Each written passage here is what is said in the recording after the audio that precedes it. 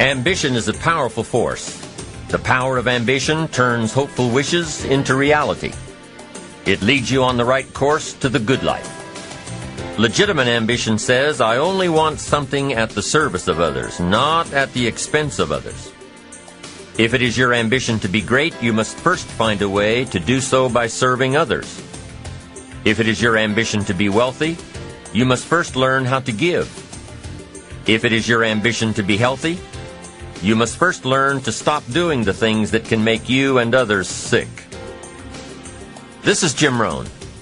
You're about to hear why ambition is at the core of every success. I encourage you to listen well and take notes on the information that is relevant to you. But remember, this is only the beginning. The insights you will learn from this program are seeds that have the capacity to lead to extraordinary achievement. My hope is that you will cultivate these ideas with your own imagination and creativity. Water them with your faith. Intensify them with your activity so that they will grow and bear fruit. I'm always intrigued with the challenge of trying to put into words the ideas that can make a difference in a person's life. And now I have the pleasure of sharing these ideas with you. For more than 30 years, Jim Rohn has focused on the fundamentals of human behavior that lead to exceptional personal and business performance. And he has established an unparalleled reputation as a dynamic and memorable speaker. The power behind his message is not just in what you learn by listening, but in what you feel. For that reason, he is uniquely qualified to present The Power of Ambition. In this program, Jim will guide you to the true source of ambition, the one that resides within yourself. His inspirational approach will help you develop your inner motivation and drive, and you'll discover the insights and strategies that can bring you to the highest levels of achievement. So let's rejoin Jim now and learn how you can harness the power of your own personal ambition.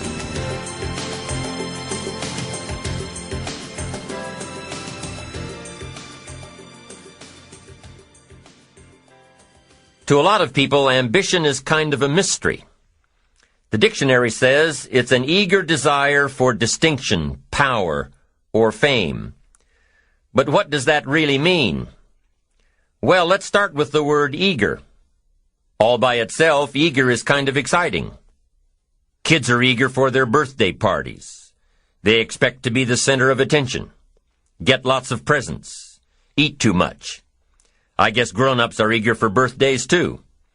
Unless, of course, they're embarrassed that the number of candles on the cake outnumber their achievements. But we can be eager to see a ball game, eager to see our kids in a dance recital, eager to see an old friend, eager to shop for a new car. Eager sounds like a lot of fun. But do you ever hear people say they are eager to live a better life, eager to have a better family, eager to make a lot of money? Probably not. And that's a problem. Because how I see it, living a better life, having a better family, and making a lot of money takes an eager desire. We have the remarkable ability to get exactly what we must have. But there is a difference between wishes and desires. We've all heard people say, "Oh, I wish I could just drop 5 pounds. I want to be a little lighter." And we've probably said it ourselves, especially after a big holiday dinner of turkey and homemade pie and every other thing we can possibly stuff ourselves with in one 8-hour period of time. And even though we may wish we could breathe a little easier in our clothing, we have to have the desire to exercise a little more and eat a little less.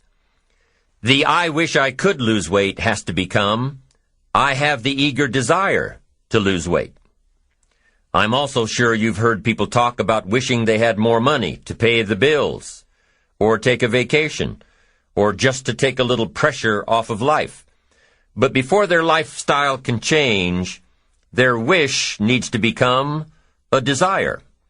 If they really desired change, they wouldn't spend their evenings just watching TV and wishing they were doing something more.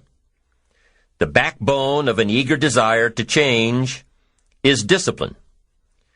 True ambition is disciplined, eager desire.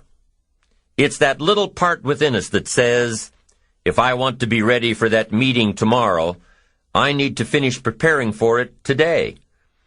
If I want to make sure I can pay for my kids' college education, I need to start saving today. If I want a better life tomorrow, I need to start working on it today. Ambition is a minute-by-minute, day-by-day mentality.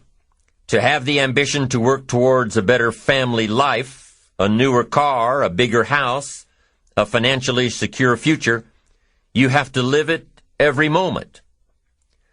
If living a successful life was easy, I'm sure more people would be successful. If just being ambitious was enough, I'm sure all of the broke and perplexed people in the world wouldn't be broke and perplexed. While most people spend most of their lives struggling to earn a living, a much smaller number seem to have everything going their way. Instead of just earning a living, the smaller group is busily working at building and enjoying a fortune. Everything just seems to work out for them. And here sits the much larger group, wondering in awe on how life can be so unfair, complicated, and unjust. So what's the major difference between the little group with so much and the larger group with so little?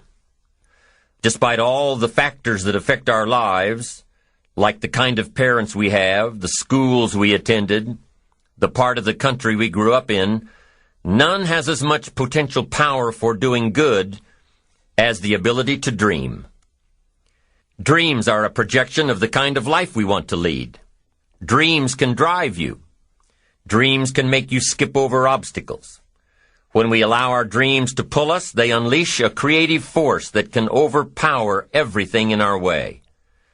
To unleash this power, though, your dreams must be well defined. A fuzzy future has little pull power.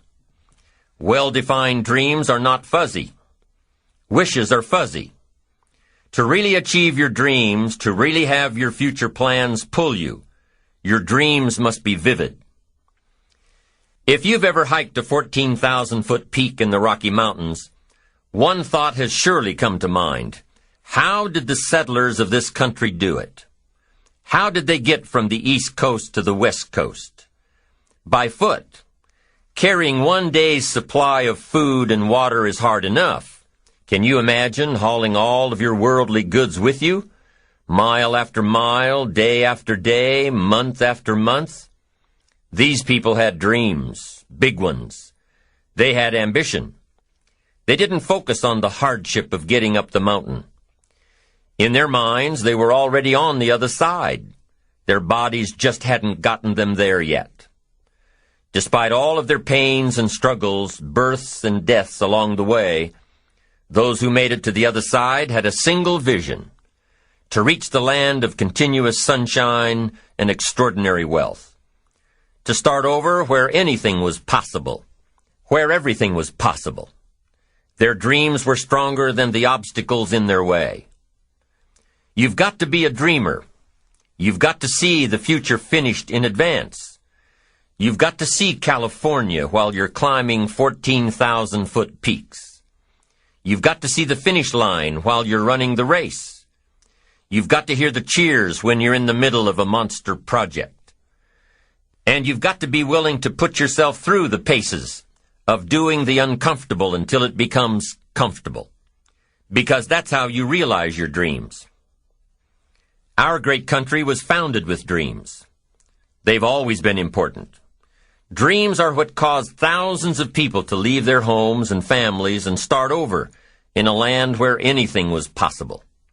To this day, dreams continue to bring people to our land of opportunity, to a country where you can start with little and end up with a lot, to America. Don't you sometimes wonder why so many immigrants who come to America can build a new life and a fortune while many of the people who were born here are barely surviving? They have a dream, a defined goal, ambition. Aside from the pioneers that crossed the prairies and the mountains to reach their vision of hope and future promises, there are other amazing examples of how ambition has shaped America. Take Ben Franklin, for instance. When most people think of Ben Franklin, they remember the kite and the lightning bolt and the discovery of electricity. What a lot of people may not know is that Ben Franklin was one of the first writers to address self-making. When Franklin started Poor Richard's Almanac in 1732, he used the blank spaces between the crop data and the weather information to insert clever bits of moral and practical advice. I'm sure you've heard the saying, fish and company start to stink in 3 days. Well, that was one of hundreds of Ben Franklin's comments on life. Another was, diligence is the mother of good luck. You know, it's amazing how hard-working, smart-working people have all the luck. We sometimes hear of a brand-new musical group, an overnight success. They must have been in the right place at the right time, knew the right people, had a friend to help them out. But if you've ever watched an interview with some of these folks, you'll probably hear that their overnight success took several years. Diligence is the mother of good luck. Now, in addition to these witticisms, Ben Franklin gave us 3 principles of success and ambition that have withstood the test of time. Number 1, happiness doesn't come from big pieces of great success, but from small advantages hammered out day by day. What Mr. Franklin is saying here is that we must be happy with what we've got when we're in pursuit of what we want. Too often we say, oh, I'll be happy when I just get that promotion. I'll be happy when I just land that contract. I'll be happy when I just have more money. I'll be happy when I just what? You won't be any happier when you reach your goals than you are right now. It just doesn't work that way. Abraham Lincoln said it best. He said, you'll be as happy as you make up your mind to be. Right now, whether you're on your way, whether you've already gotten there, you'll be as happy as you make up your mind to be now. Right now. Being happy on the way doesn't mean you can't aim for great things. After all, look at everything Franklin accomplished in his lifetime. It means that big achievements come one small advantage at a time. It means that you've got to enjoy the journey. It means that you must enjoy and take pride in your little accomplishments. It means enjoying who you are becoming in pursuit of your eager desire, every day, every single day. Ben Franklin's second principle said that life is plastic. Within each of us is the power to mold ourselves and mold our environment. It is up to each of us to begin this molding process with a final product in mind. And it is within our power to work it and form it every minute, every day, every month, every year. By using your mind and your abilities and your attitude to work a little each day on molding your life, you'll soon see how magnificent your power is to gain those small advantages each day, the little steps it takes to build up to success. Principle number 3, success is a pleasure. Success is a pleasure. If what you are doing today isn't satisfying, gratifying, guess what? You're really not successful. If you are not fulfilled with what you are doing today, you cannot possibly be successful. It doesn't matter how many worldly possessions you may have, how many cars, how many toys, how much money. If you're not happy with your life as it is, you cannot be successful. Now, I know that success is a relative term. It means different things to different people. To a school kid, success may mean a star on top of his latest test. To a homemaker, it probably means that she has a well-run household and a wonderful family. To an outside professional, it's most likely the thrill of closing a major contract, or the pride in accepting a performance bonus, or being named the top-producing salesperson. But the one thing you will hear from everyone who is successful is that they are happy with who they are and what they are doing. They are happy, content, satisfied. Success is a pleasure. What have you done today that makes this day successful? Think about it and write it down. If at the end of the day you can jot down the things that have made it a good day, you will soon see patterns forming. This really is a good habit to get into. When you can see a pattern of pleasure, you'll know you're on the road to success. So take note of Mr. Franklin's 3 principles of success and ambition. Number 1, big achievements come one small advantage at a time. One step at a time, one day at a time. Number 2, you have the power to mold your life, to make it whatever you want, to shape it and reshape it. And number 3, success is measured through pleasure. This is the key one. Success is measured through pleasure. You've got to be happy along the way. You've got to learn to give yourself a pat on the back. Good job, you need to tell yourself. I'm proud of me today. You've got to be happy. You've got to learn to enjoy the process. These are really common sense ideas. They're practical, and William James agreed. He's another American great, one of the most notable philosophers and psychologists in our history, and he founded a philosophy called pragmatism. To be pragmatic is to be practical, to test the validity of a concept by its practical results, to actually question something and rate its usefulness by what it can do for you, to hear a method of doing something and figuring out if it's even worth your while. One of the issues Mr. James dealt with in his lifetime was, what does it mean to be a success, a significant person? After years of pondering this question, William James described success as a combination of 2 things. Number 1, an inner ideal which is followed persistently with courage. And number 2, outer achievement related to that ideal. Let's go back to number 1, an inner ideal which is followed persistently with courage. I take that to mean defining a goal and having the resolve to complete it. No matter what, I'll do it or die. Promise yourself you'll read the books until your skills change. Go to the seminars until you get a handle on it. Do it until it makes sense. Practice it until you've got it right. Don't give up until you get where you want to be, however long that is. Step by step, piece by piece, book by book, seminar by seminar, do it until. Go for it. Until is a very important word. It's magic. It means that you'll never give up. Don't miss the chance to grow, to pay the price. Until you learn, change, grow. You'll discover some of life's great treasures when you pay that price. William James' second part to success dealt with the outer achievement related to that ideal. You need both aspects to really be a success. But what Dr. James realized about his philosophy of success was that the first part is indeed more important than the second. Going for it. As long as you're working toward your inner goal, your dream, then success is possible. But once you give up your inner vision, then you can never become successful. You never will become successful. Until doesn't even matter.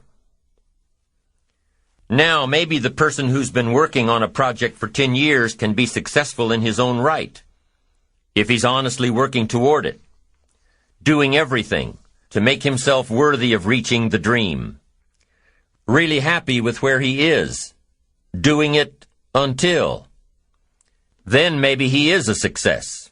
It's a personal thing, going for it one step at a time. Going for small accomplishments along the way for however long it takes.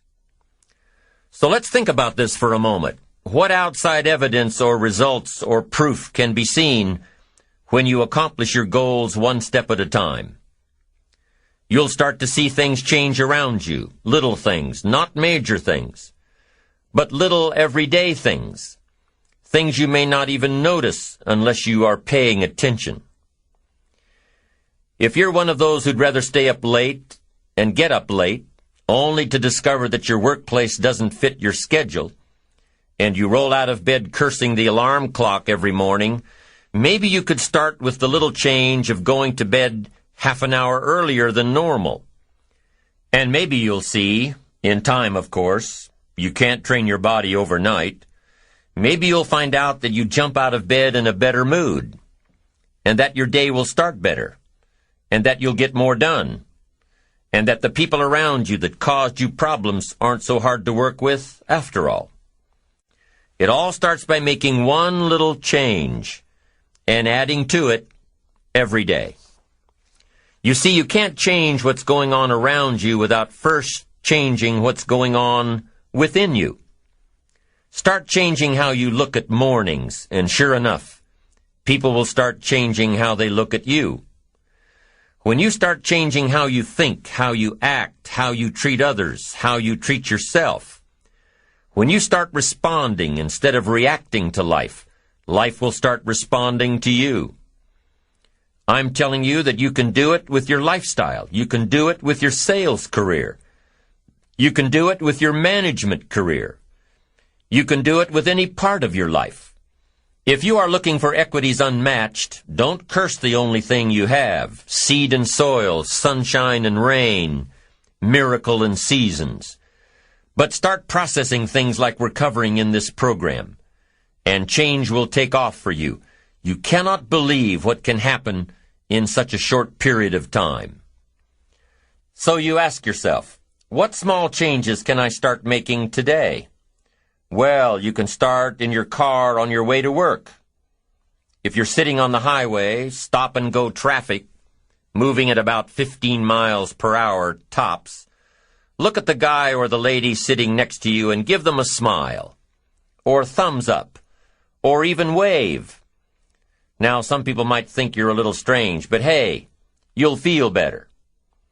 And tomorrow, when you get into the office, how about a big cheery hello to the people at the front desk? And everyone you see on the way to your office. And when you get home tonight, how about giving your wife or husband and kids big hugs instead of collapsing on the sofa? When you start with the little things that make others happy, improve their day, you'll find that these little things add up to big ones. So what happens when you start taking charge of your own personal happiness, your own life? Do you think that these little things will somehow make a difference in meeting your goals? You bet they will. You can't do it alone. You can't be successful by yourself. It's hard to find a rich hermit, you know.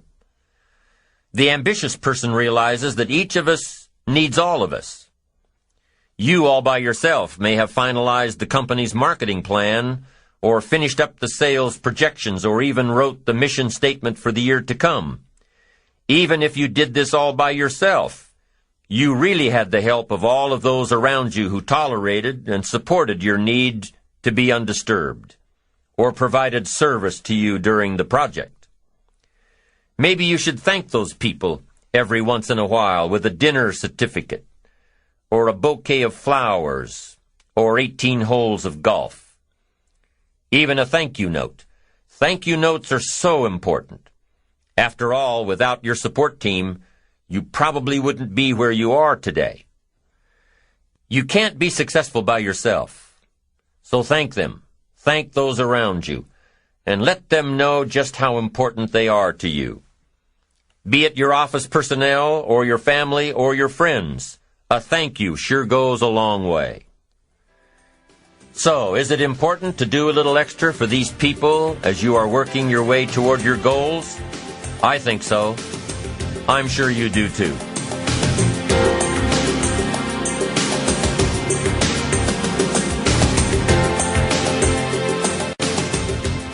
Once you've decided that you're going to set sail, go for it, and let loose on your new charted course, you don't have to worry about the winds that will most certainly blow around you, the obstacles, the negativity that will stand in your way. You don't have to worry about what other people will say. You just have to keep your mind on your course. Those winds may blow fast and furious, but if you know your path, if you know where you are going, They will help push you toward the dreams and goals and treasures that you have already decided you're going after. Your goals will push you forward, ahead of the stormy weather. There are some amazing people around that we can learn from today, people who have already braved the storms and come out on top, people who are still alive today, people who started with nothing and ended up with something great, famous people, not so famous people, maybe even people you know, but don't know their stories, people who had an early vision and ambition, people who turned their focused dreams into the reality of success. One of my friends tells this story about her dad. She thinks he's cheap. She gives him a hard time every time they go to one of those all-you-can-eat places, because he eats all he can eat, until he can't move, until he needs to take something for indigestion. But she knows where he came from, his history, and understands just why he is the way he is. He eats all he can eat because he was raised in an orphanage, a place where you had to grab all you could or you'd be hungry. But the real story behind her father is that he made himself a millionaire with nothing more than a dream. He watched his own father drown when he was 4, was taken away from his mother a few years later and put into an orphanage because he was so bad. Raised by other people, strangers. After growing up in foster homes, he decided to go out on his own. He barely finished high school, but he found a job as a vacuum cleaner salesman. He did well, really well. But the woman he loved didn't want to marry a vacuum cleaner salesman, and he really didn't want to be one. So he went to college, went on to medical school, prospered, really prospered, led a tremendously successful life as a radiologist, and is now retired, goes fishing, rides his Harley. Stories of success are all around us, everywhere. Take the time to talk to these people or read their stories. You might learn something. You might find out that they have already traveled the path you are now on. You know, when most of us think of Jesse Jackson, we think of the political Jesse Jackson.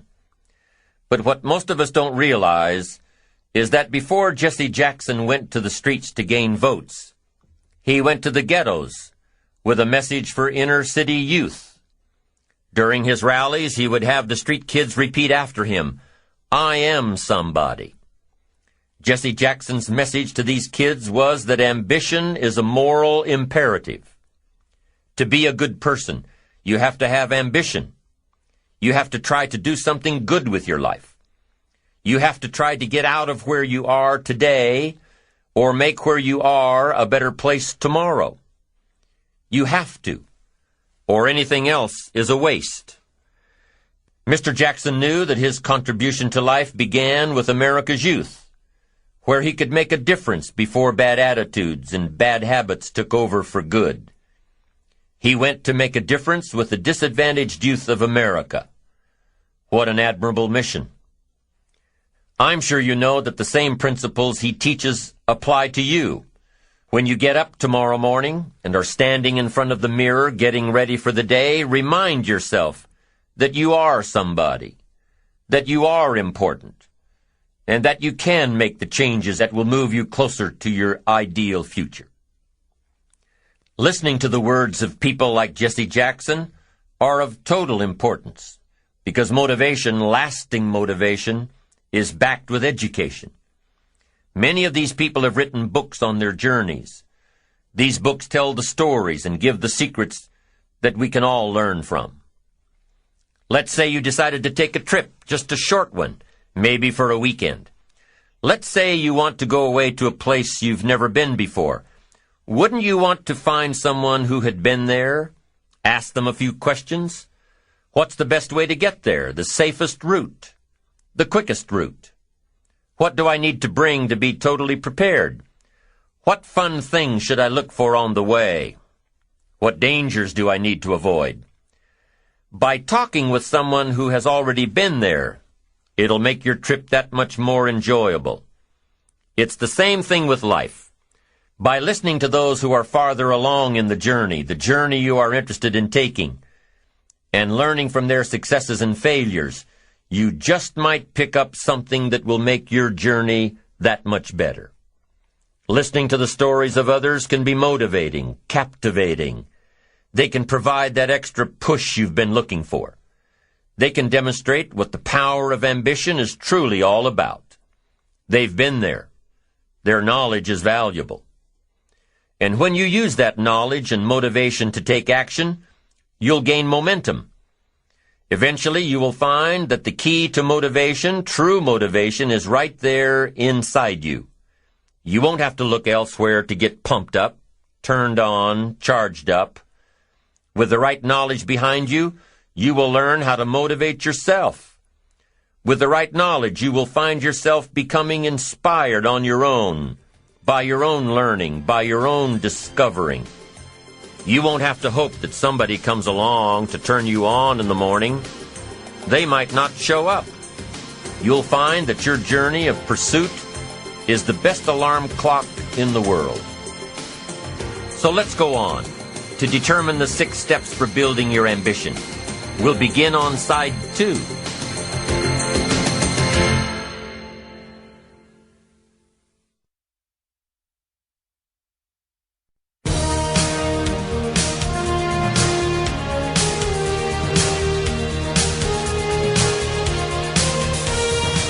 Joseph Epstein wrote a book called Ambition. In his book, Epstein defines ambition as the fuel of achievement. He says that everybody has a need for achievement, to do well, to get somewhere in life, to be better, to achieve.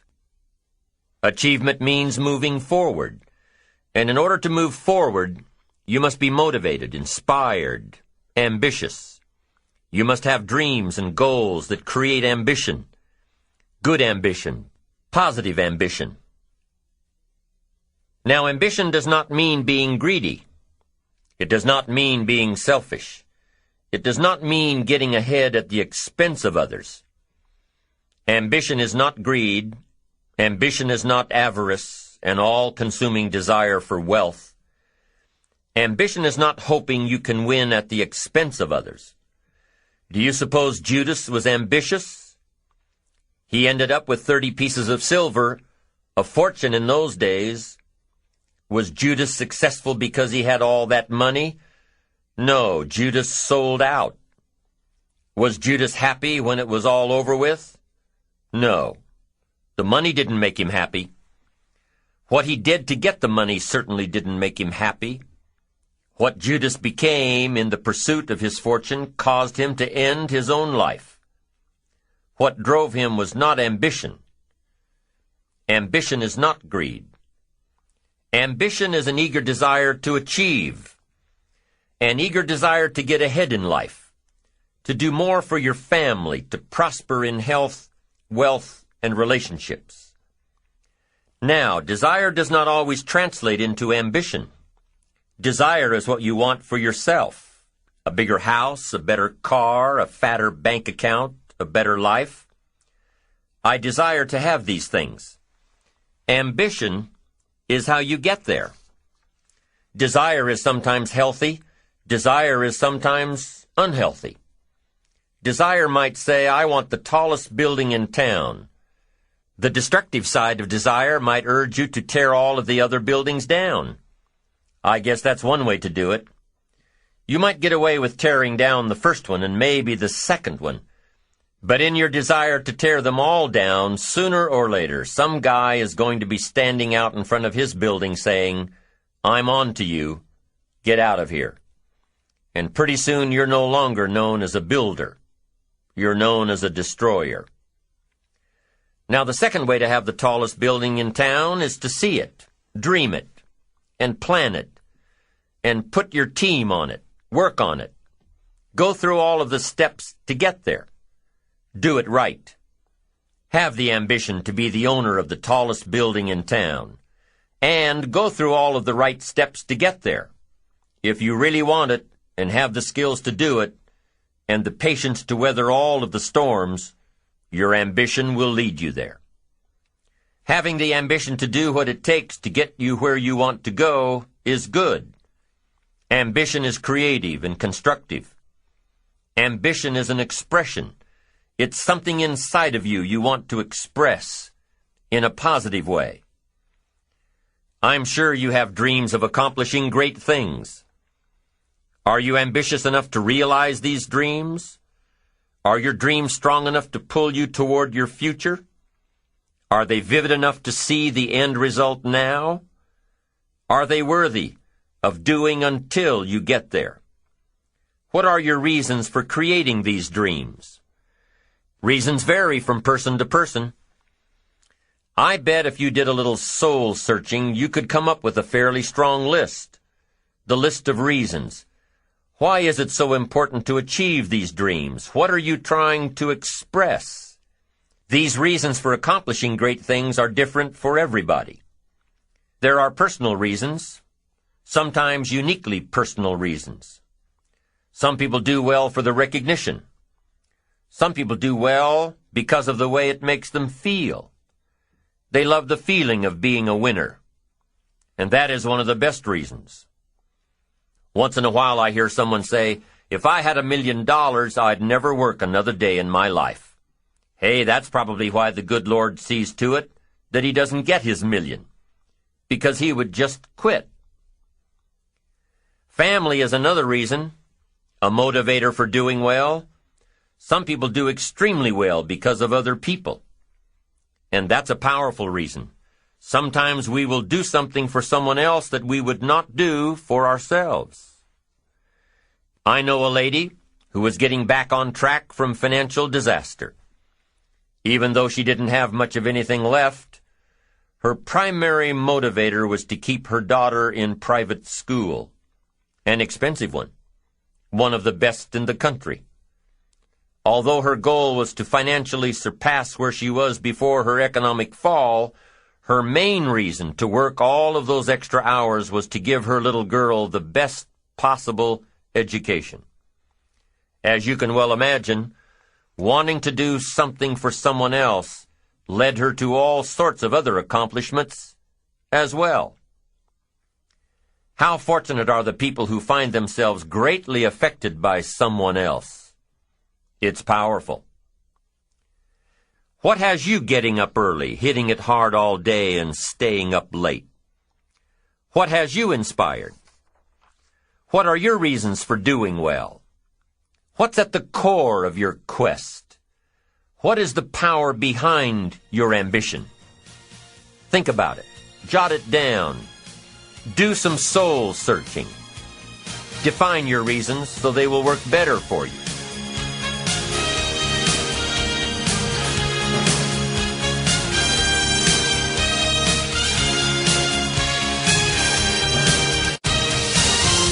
So now we have determined that it's in your best self-interest to be ambitious. Self-interest, self-preservation. As human beings, we can't help but be interested in our own self-preservation. We can't help but be self-interested. It's one of the strongest urges we have. Interested in our preservation, interested in our development, interested in our success. There's certainly nothing wrong with self-interest, but here's the clue. Self-interest must be enlightened as to what truly serves us best. When I found out that self-interest was okay, that was a big relief to me.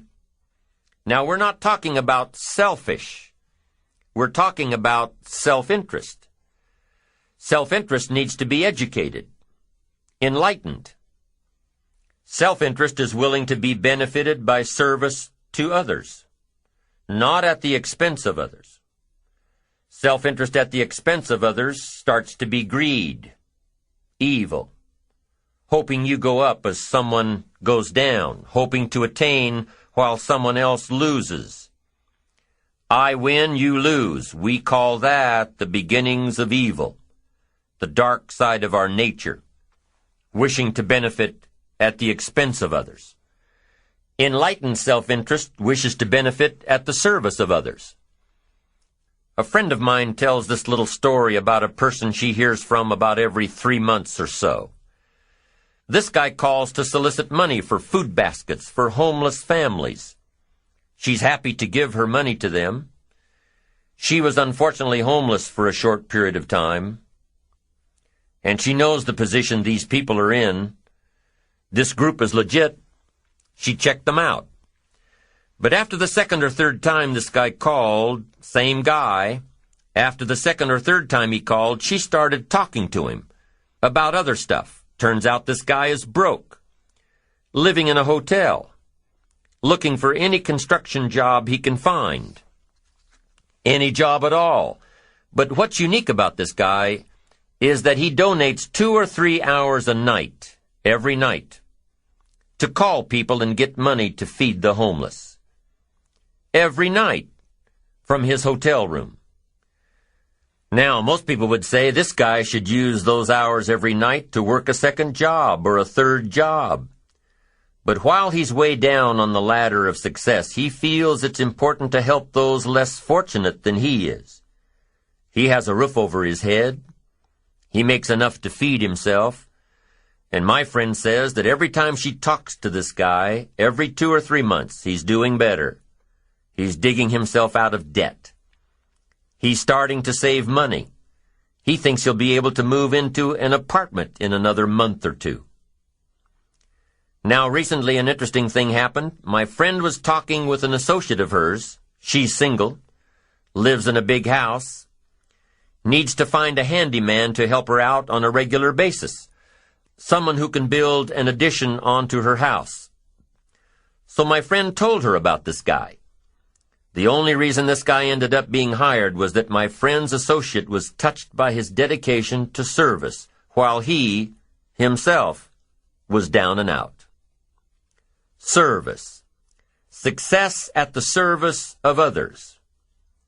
Now, this guy isn't rich by any stretch, but through my friend's network, he now has constant work, doing things around several people's houses.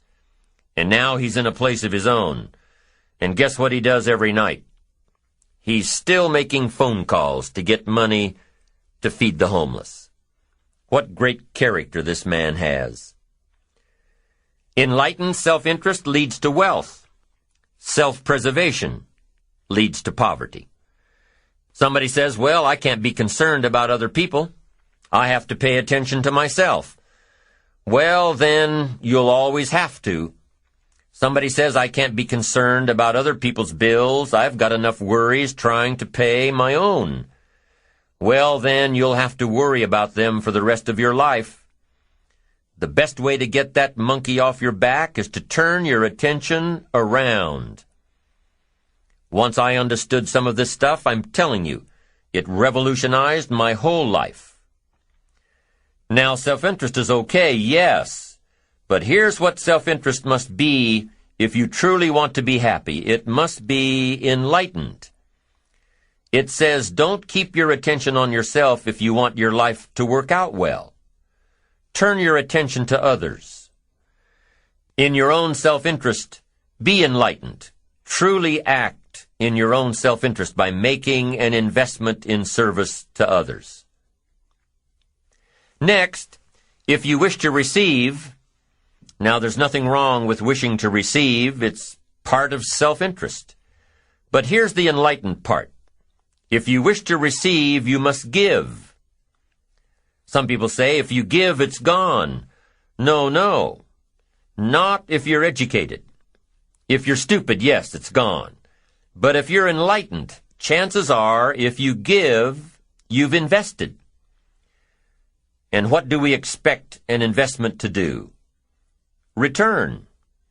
Get back what you put out? No. We expect it to return multiplied. Bigger. Greater. Better. My father taught me way back, son, always do more than what you get paid for. Now, some individuals might argue with that. They'd say, no, you're going to mess up the whole program. I know they're wrong. In my own self-interest, I did what my father taught me, to always do more than I got paid for. Why? to make an investment in my future. Do more than you get paid for to make an investment in your future, and it's paid off for me. If you're wanting that big promotion, are you going to go up to your boss and say, just give it to me? I'll work harder if you just give me that promotion. No, it doesn't work that way. You've got to do more in your current position so that you get noticed, so you stand out from everybody else. So the boss says, hey, we've got this position opening up, and I think we should give it to Nancy. She does so much more than we expect. Just imagine what she'll do if we give her this promotion. You've got to do more than you're paid for. You've got to. It's an investment in your future. It's one thing to make a sale. I'm telling you, if you make a sale, you'll make a living. If you go beyond making the sale and serve people by keeping in touch, calling them before they call you, writing a thank you note, sales will lead to multiple sales. You can make a fortune if the customer is well taken care of. People who are well taken care of will open doors you can't get through by yourself. All of us have found ways to make a living. What got interesting for me early on was to figure out ways to make a fortune. You'd say, well, Mr. Rohn, how would I deserve to make a fortune? It's easy. Render fortunes of service. People will do things you cannot believe for people who give them good service. Here's one of the greatest gifts you can give anybody, the gift of attention. In return, they will do extraordinary things for your career, take you by the hand, and lead you to more people than you could meet by yourself. Always do more than you get paid for. Next, in enlightened self-interest, life responds to deserve, not need. Life responds to deserve, not need. Life was not designed to give us what we need. Life was designed to give us what we deserve. What we deserve. Once you understand that little life principle in your own self-interest, I'm telling you, it's life-changing. The ancient law does not go like this. If you need, you will reap. No, it doesn't work that way. A lot of people out there are hoping it works that way, but no, it doesn't. The ancient law goes like this. If you plant, you will reap. If you sow, you will reap. Somebody says, well, I really need to reap. Well, then you really need to plant in your own self-interest. Your own self-interest needs to be educated in how to plant, how to do it so everybody wins, because life doesn't respond to need. You can't go to the soil and say, I need a crop. The soil just smiles at you. And here's what the soil says. Don't bring me your need, bring me some seed. Bring me some effort. Bring me some discipline. Bring me some interest. Bring me some service. Bring me these things, and I'll return to you multiplied by 2 times, 5 times, 10 times. You can't come with need. You've got to come with seed. You've got to come with willingness. You've got to come with skills. You've got to be willing to learn, willing to change, willing to grow, willing to put yourself out, willing to stand up to the bad weather, willing to pull out the weeds, willing to nurture. That's the only way you get a return. Once you understand these principles, self-interest now truly becomes an exciting challenge, making sure everybody wins. Enlightened self-interest makes sure that everybody wins. Now here's another one. If you want to find, you must search. And if you search, you will find. In order to find, you must search. You must go to church. You must go to the seminar. You must go to the library. You've got to go to the bookstore. You've got to go to the class. You've got to go to the training. You've got to go searching. Why? If you search, you will find. You'll find ideas. You'll find inspiration. You'll find hope. You'll find contacts. But you've got to be out there, on the search, on the look. Life reserves its treasures for those who deserve it, not those who need it. Enlightened self-interest, giving so that you will receive, searching so that you will find, making sure that everybody wins all the way around. Enlightened self-interest needs to be educated. Enlightened self-interest says, I will learn that life is not just the passing of time. I will learn that life is the collection of experiences, ups and downs, highs and lows, laughter and tears. You must decide to act. You must have the discipline to act. Now here's what's important about discipline. One discipline affects another discipline. All disciplines affect each other. In fact, here's a good philosophical phrase. Everything affects everything else. Nothing stands alone. Don't be naive and say, this doesn't matter. Of course it matters. It all matters. Some things may matter more than others, but everything matters. If you'd rather sleep in than go for a walk around the neighborhood, pretty soon it will matter. If you'd rather spend your money instead of saving it, pretty soon it will matter. If you'd rather put off a letter to an old friend instead of corresponding regularly, pretty soon it will matter. If you'd rather work late every night instead of going home and spending time with your family, pretty soon it will matter. It all matters. Every letdown affects the rest. If you won't walk around the block, you probably won't eat right. And you probably won't buy the books. And you probably won't attend the seminars. And you probably won't spend your money wisely. And after years of this, it all adds up. So the key to reversing this process is to start picking up the disciplines. It does matter. It all matters. Now, here's the positive side. Every new discipline affects the rest. Every new discipline makes a difference. That's why action is so important. The smallest action, the least action, the action that you won't think will matter, it all matters. Take it. Because when you start accomplishing and the value starts to return, you'll find inspiration to do the next one and the next one and the next one. If you start walking around the block, it'll inspire you to start eating right. You start eating right, it'll inspire you to get a book. You get a book, and it'll inspire you to get a journal. You get a journal, and it'll inspire you to develop some skills. Disciplines affect each other. Lack affects the rest of your life. The key is to diminish the lack. One of our greatest temptations is to just ease up a bit, to do just a little bit less than you're capable of, to take a little break. Somebody says, it'll just affect my sales. No, it'll affect your consciousness. It'll affect your philosophies. It'll affect your home life. It'll affect everything. No, you can't ease up a bit. That's what vacations are for. When you're at work, work. When you're on vacation, rest. Wherever you are, be there.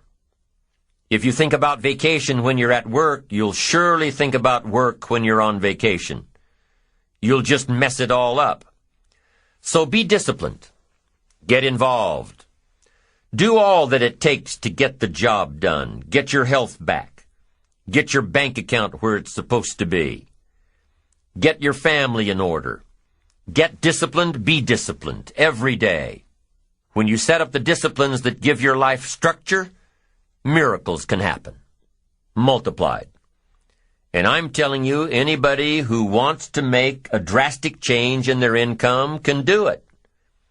I was broke at age 25 and a millionaire at age 31. Everything around me was the same. I changed. I refined my philosophy. I read the books. I took the classes. Started looking at life a little differently. I'm telling you, it works. Now, there are 6 principles of building ambition that we will discuss as we go through this program. These principles work together, creating and directing energy. Directing your energy toward achievement. Directing your energy toward self-expression. Right now, we'll touch on the 6 principles in definition only, and later in the program, we'll get into each one separately. Here they are, the 6 principles of building ambition. Number 1, positive self-direction. Knowing who you are and where you want to go. Accumulating the knowledge and being prepared for opportunities that come your way.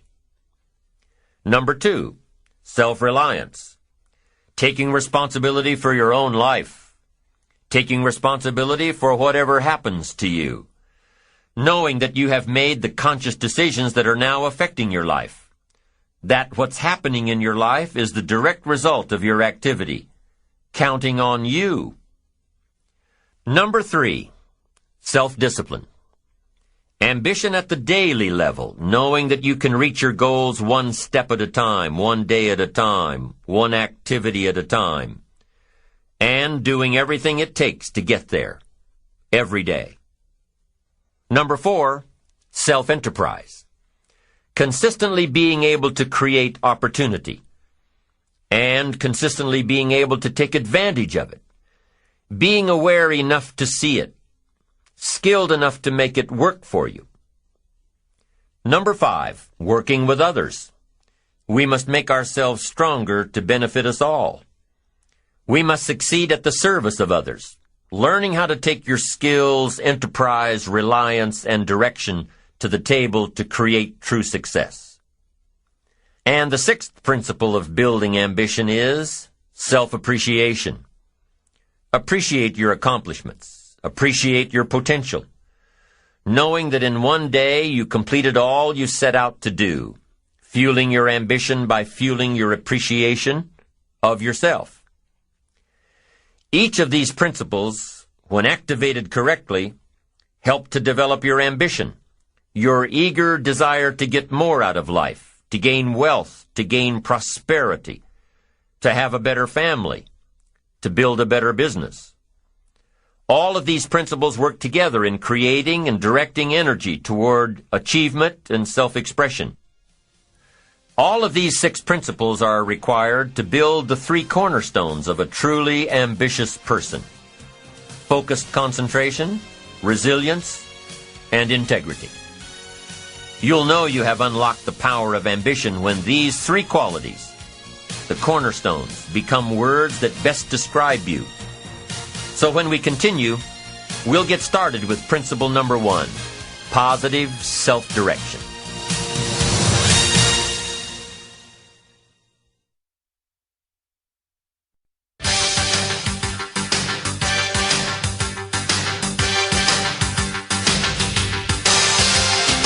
In the last session, we discovered that ambition is the fuel of achievement. That achievement is truly self-expression in its strongest and clearest form. So if achievement is based on self-expression, then it only makes sense that there is one true place to find ambition: inside yourself. In every thought, in every movement, in every motivation. Self-expression. Isn't self-expression really self-direction? How you think, how you move, how you motivate yourself? It is. And ambition is a result of self-direction, one of the 6 principles for building ambition. Positive self-direction says, I know who I am, and I know where I want to go. I am accumulating knowledge and experiences and feelings and philosophies that will help prepare me for opportunities that I know will show up without notice. Positive self-direction. You know who you are and where you want to go. You've already spent a great deal of time thinking about it. You've been working on the parts of your personality that will make you better. Working on your attitude. Working on your health. Working on your time management skills. Putting it all down on paper. And you constantly see yourself in the place that you want to be. As you talk with yourself every day, how often do you ask, is what I am doing today getting me closer to where I want to be tomorrow? Am I making the daily adjustments necessary? Am I doing all that it takes? Will I keep on doing it until? Direction determines destination. Here's a question you need to ask yourself. Are all of the disciplines that I'm currently engaged in taking me where I want to go? Are all of the disciplines I am presently engaged in taking me where I want to go? What an important question at the beginning of the month, at the beginning of the week, at the beginning of the day. Because here's what you don't want to ever do. Kid yourself. You know, kid your neighbor and kid me and kid the marketplace if you want to, but gosh, you can't kid yourself. With your fingers crossed hoping you'll arrive at a good destination when you're not even headed that way. You say, well, maybe the wind will take me. Well, there's a chance. But you've got to take charge. You've got to ask yourself often, am I? Am I doing the disciplines that are taking me in the direction that I want to go? I don't want to be faked out here and think I'm on the way to financial success when there's not a prayer, not a hope. I don't want to be faked out hoping that there's someone else who's going to take care of it. Take care of me. They're not going to take care of it. They're not going to take care of me. What if all of your negative relatives turn positive? What'll that do for your fortune and your future? Not much. If prices come down a little, what'll that do for your fortune and your future and your sophistication and your culture? What'll that do? Not much. If the economy gets a little better, what'll that do? Answer, not much. If you don't make plans of your own, you'll fit into someone else's plans. And guess what they have planned for you? You're right. Not much. Most people wake up every morning counting on this not much list. And that's why what they have is not much. Not much hope, not much promise, not much progress. They're driving what they don't want to drive, living where they don't want to live, doing what they don't want to do. Forget the thief waiting in the alley to snatch your purse. What about the thief in your mind? Lazy, not stimulated by thoughts and questions. Don't become a victim of yourself. Ask yourself these questions. Is this the direction I want for my life? Is it someone else's direction? Is it a goal that I have been ingrained with since my childhood? Is it my parents' or my spouse's or my boss's or my children's? Is it mine? Ask yourself these questions. Debate them if you will. Debate the ideas I am sharing with you on this program later. After you've heard all the ideas, debate what will work for you and won't work for you. But most importantly, get into the debate of your inner mind. What am I doing that works? What am I doing that doesn't work? Debate it all. Work with your mind to figure out the best possible direction for you. Your self-direction. Your self-direction. You hear stories all the time of kids, middle-class kids, upper-middle-class kids. You hear stories all the time about good kids that are having problems. Their parents are highly successful. They want their kids to be highly successful. But the kids are having problems. Maybe not with their grades, but with how they feel about themselves. The parents push their kids into one career direction, probably to take over the family business or follow in the family footsteps. It's the parents' direction, not the kids' direction. The kids know that something's just not right. And for these kids, something goes wrong. I know this lady that comes from a medical family. Everybody's in medicine. All of the kids grew up and went to school to be in medicine. It's just what you did. You grew up and became a doctor. Now, it wasn't a bad upbringing. They had everything they needed, but they also had the extra push to go into medicine. As a matter of fact, my friend says that they were raised with such tunnel vision that she didn't even have the slightest idea how food got into the grocery store, how cars got into the lots, how money got into the banks. She didn't know. The issues were never brought up at the dinner table. She remembers back in the late 70s, the first time she went to look for a job to make extra money in college, that the best jobs in the paper, the ones for qualified people, were only advertising a monthly salary of $900. $900. She thought the average person on the street, the average non-qualified person, made at least $3,000 a month. What a difference. What a shock. To be so sheltered from real life, to be so far off in what the average person made for a living, it was a real revelation. So she started asking questions. I mean, if she was that far off in her judgment of average earnings, maybe she was way off on other thoughts in life, too. Maybe there was more to life than being in medicine. Maybe this wasn't what she wanted to do after all. Maybe she finally found the reason why she hadn't been happy through all of her academic achievements. Sure enough, she figured out that the medical goals were not her own, only those of her parents. And even though she was chastised by her family for not following through with the family goals, she is now much happier following her own path. Direction must be your own, or it can end up being damaging. Damaging to your soul, damaging to your spirit, damaging to your health. Now, there's one more part to my friend's story of growing up in a medical family.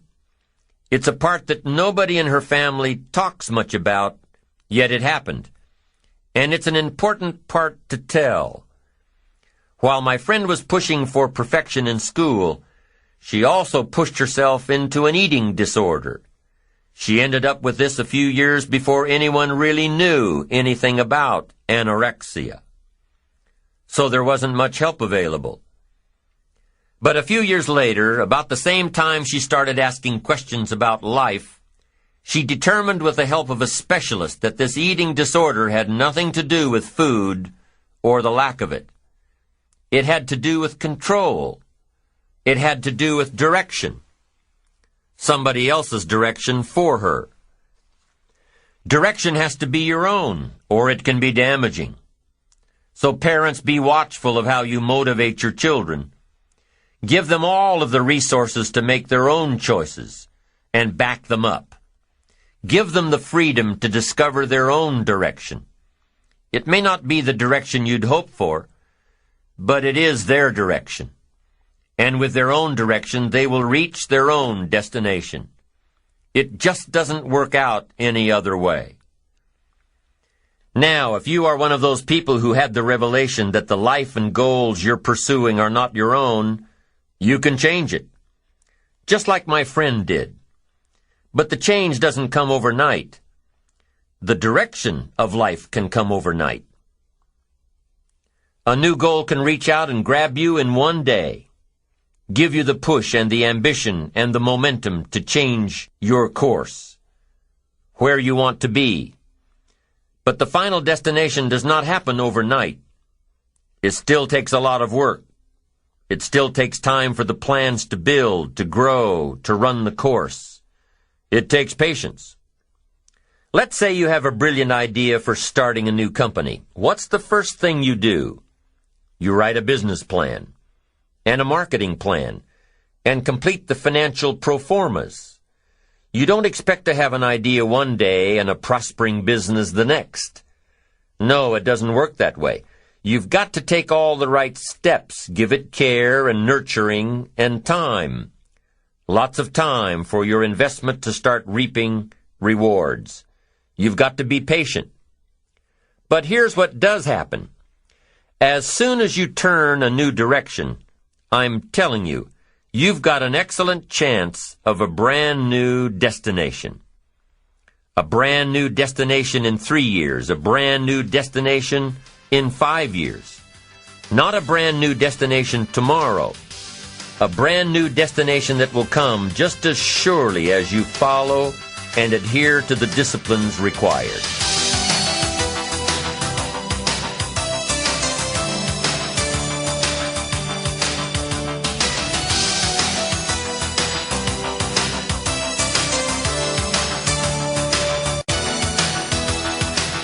Now, there are two parts to self-direction, positive self-direction. Part 1, self-knowledge.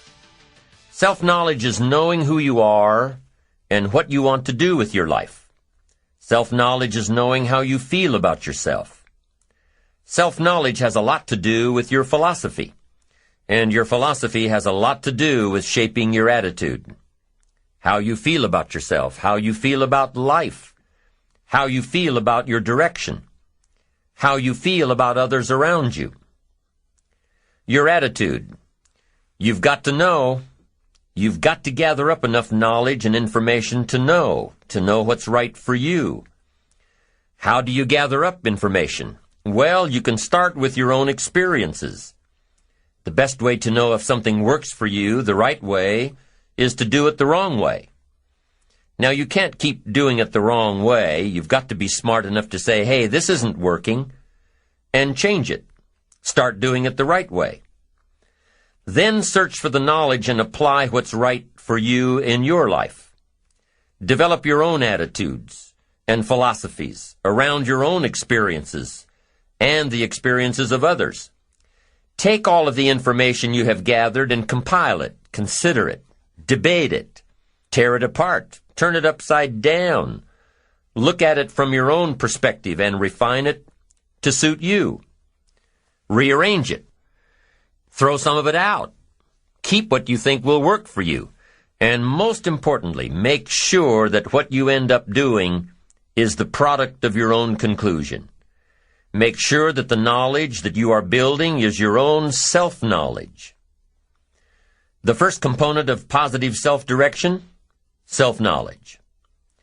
The second component of positive self-direction is self-preparation.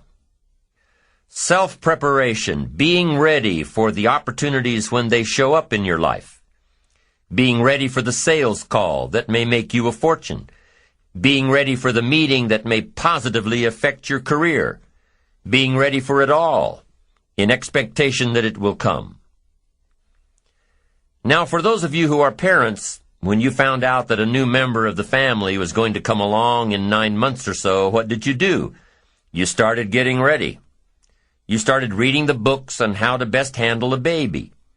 You started buying everything you needed to care for the baby. You started asking advice from friends and relatives who've already had a baby or two. You asked questions, defined your parenting style, got ready for a major change in how you live and the hours you keep, and the financial obligations you have to live up to. You started getting ready. Well, preparing for your own life is pretty much the same. Defining a goal, planning a goal, knowing that with enough planning and dedication and hard work, you'll meet your goal. You know that it will be tough for the first few years, but the sacrifice is well worth it. So in the meantime, you've got to be ready for it. If you wish to be ruler over many, you've got to be faithful with few. If you wish to have power and influence over many, be the leader of many, and get the return from many. Be faithful when there's just a few. Faithful meaning disciplined. Be disciplined when there are just a few. And in your own enlightened self-interest, that gives you the best chance to be the ruler, or to have power, or to have influence, or to have a place of honor among the many. Be faithful when there's just a few. Someone says, if I had a big organization, I'd really pour it on, but I've just got a few and I don't know where they are. Come on, when you've got just a few, you could know where all of them are. What if we interviewed parents who had a fairly large family who have all grown up and gone? What if we said to them, what happened to all of your children? What if they said, I don't know, they just all wandered off? And we asked, well, where did they all go? And they say, who knows, they're just all gone. We're just going to have some more. No. If you've got a few employees, if you've got a few distributors, if you've got a few people, that's the time to sharpen your communication skills of being in touch, getting prepared, giving the most of your heart and soul.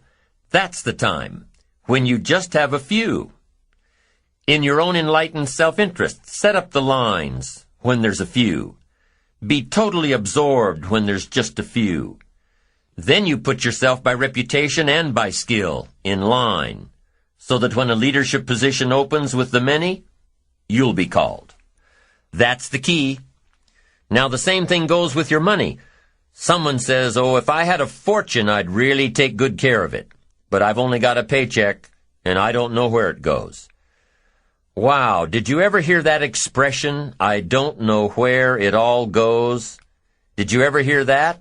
Oh, we'd love to have you run our company. You don't know where it all goes? Wow, we'd love to have you run the world. It just gets away from you? It just disappears? Come on. Positive self-direction says, in your own enlightened self-interest, pay real close attention to just a few dollars. Really know where they come from and know where they go. Set up the disciplines when the amounts are small, and you'll be on your way to handling it when the amounts are many.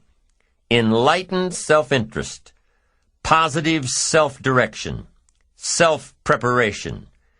Be ready for tomorrow by doing all that you can today, setting your goals.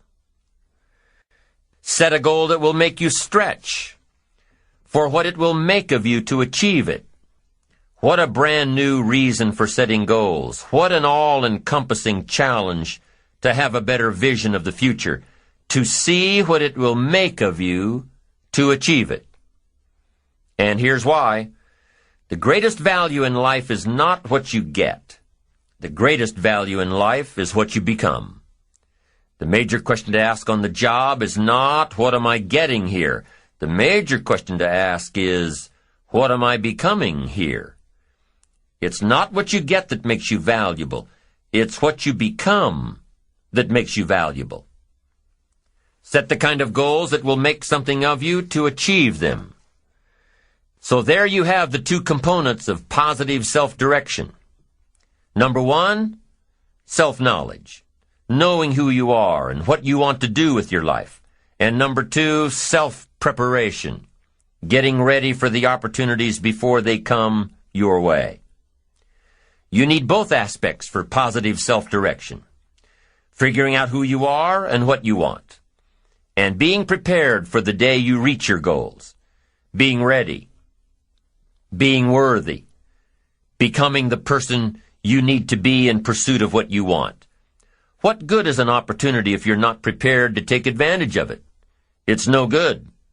Won't do a thing for you. Be prepared.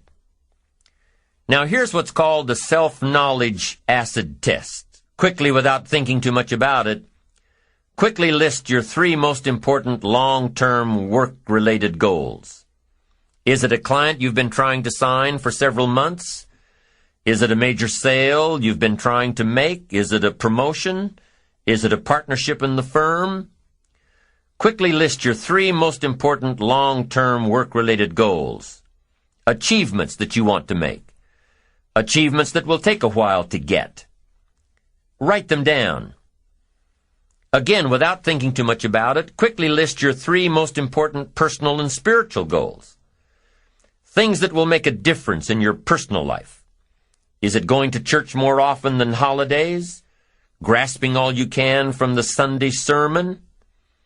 Is it spending more quality time with your kids? Is it turning the TV off during the dinner hour and actually talking about the important things in life with your family? Is it making more dates with your spouse? Is it planning a much-needed family vacation? What is it? What are the important goals in your personal and spiritual life? Is one of them making a conscious effort to exercise more, to eat better, to lose some weight, to get in shape? What are the 3 most important personal and spiritual goals that you have? Write them down. Doesn't matter what they are, just write them down. Now, take some time to really visualize what the achievement of these goals would look like. What does your future hold for you if you landed that big client? What does your future look like if you got that promotion? If you spent more time with your family? If you planned more outings with your spouse? What does your future look like? Really spend some time on this now. It's important stuff. What does it all look like? Ask yourself, is this really my goal? Is this truly what I want? Is it a positive goal? Is it important enough to me to become what it takes to reach this goal? Is it mine? Is it worth it?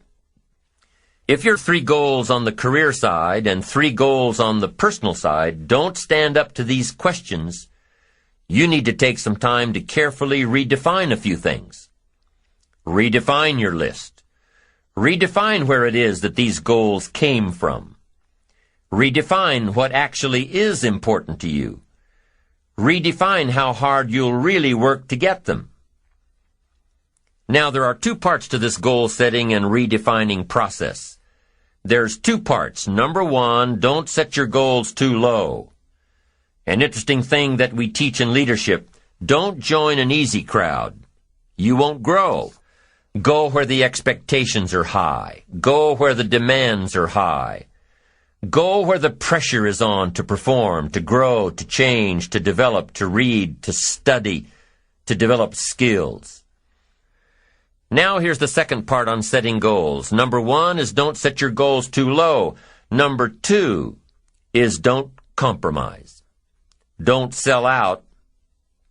There were some things I went for back in those early years that I paid too big a price for. If I'd known back then how much it was going to cost me, I never would have gone for them. But I didn't know. Don't sell out. An ancient phrase says, count the cost. Count the cost if it won't make you happy to get it.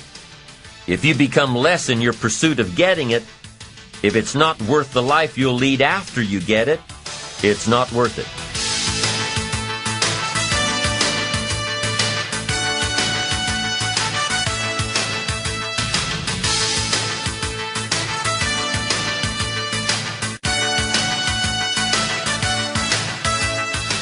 Now let's talk a little more about self-preparation. Self-preparation has 2 benefits. The first benefit of self-preparation is that it moves you toward your goal. You've already got it in mind. You know where you want to go. You're getting ready for it. You're doing all the things you're supposed to do. And by getting ready to achieve your goals, you're moving closer to your goals. That's how it works. The second major benefit to self-preparation is that it refuels your ambition. Your activity refuels your ambition. The things that you are doing today are getting you ready for tomorrow. It's exciting. You know that you're getting closer every day. Ambition must be kept alive, be kept active, must continue to move forward. Otherwise, you're just daydreaming.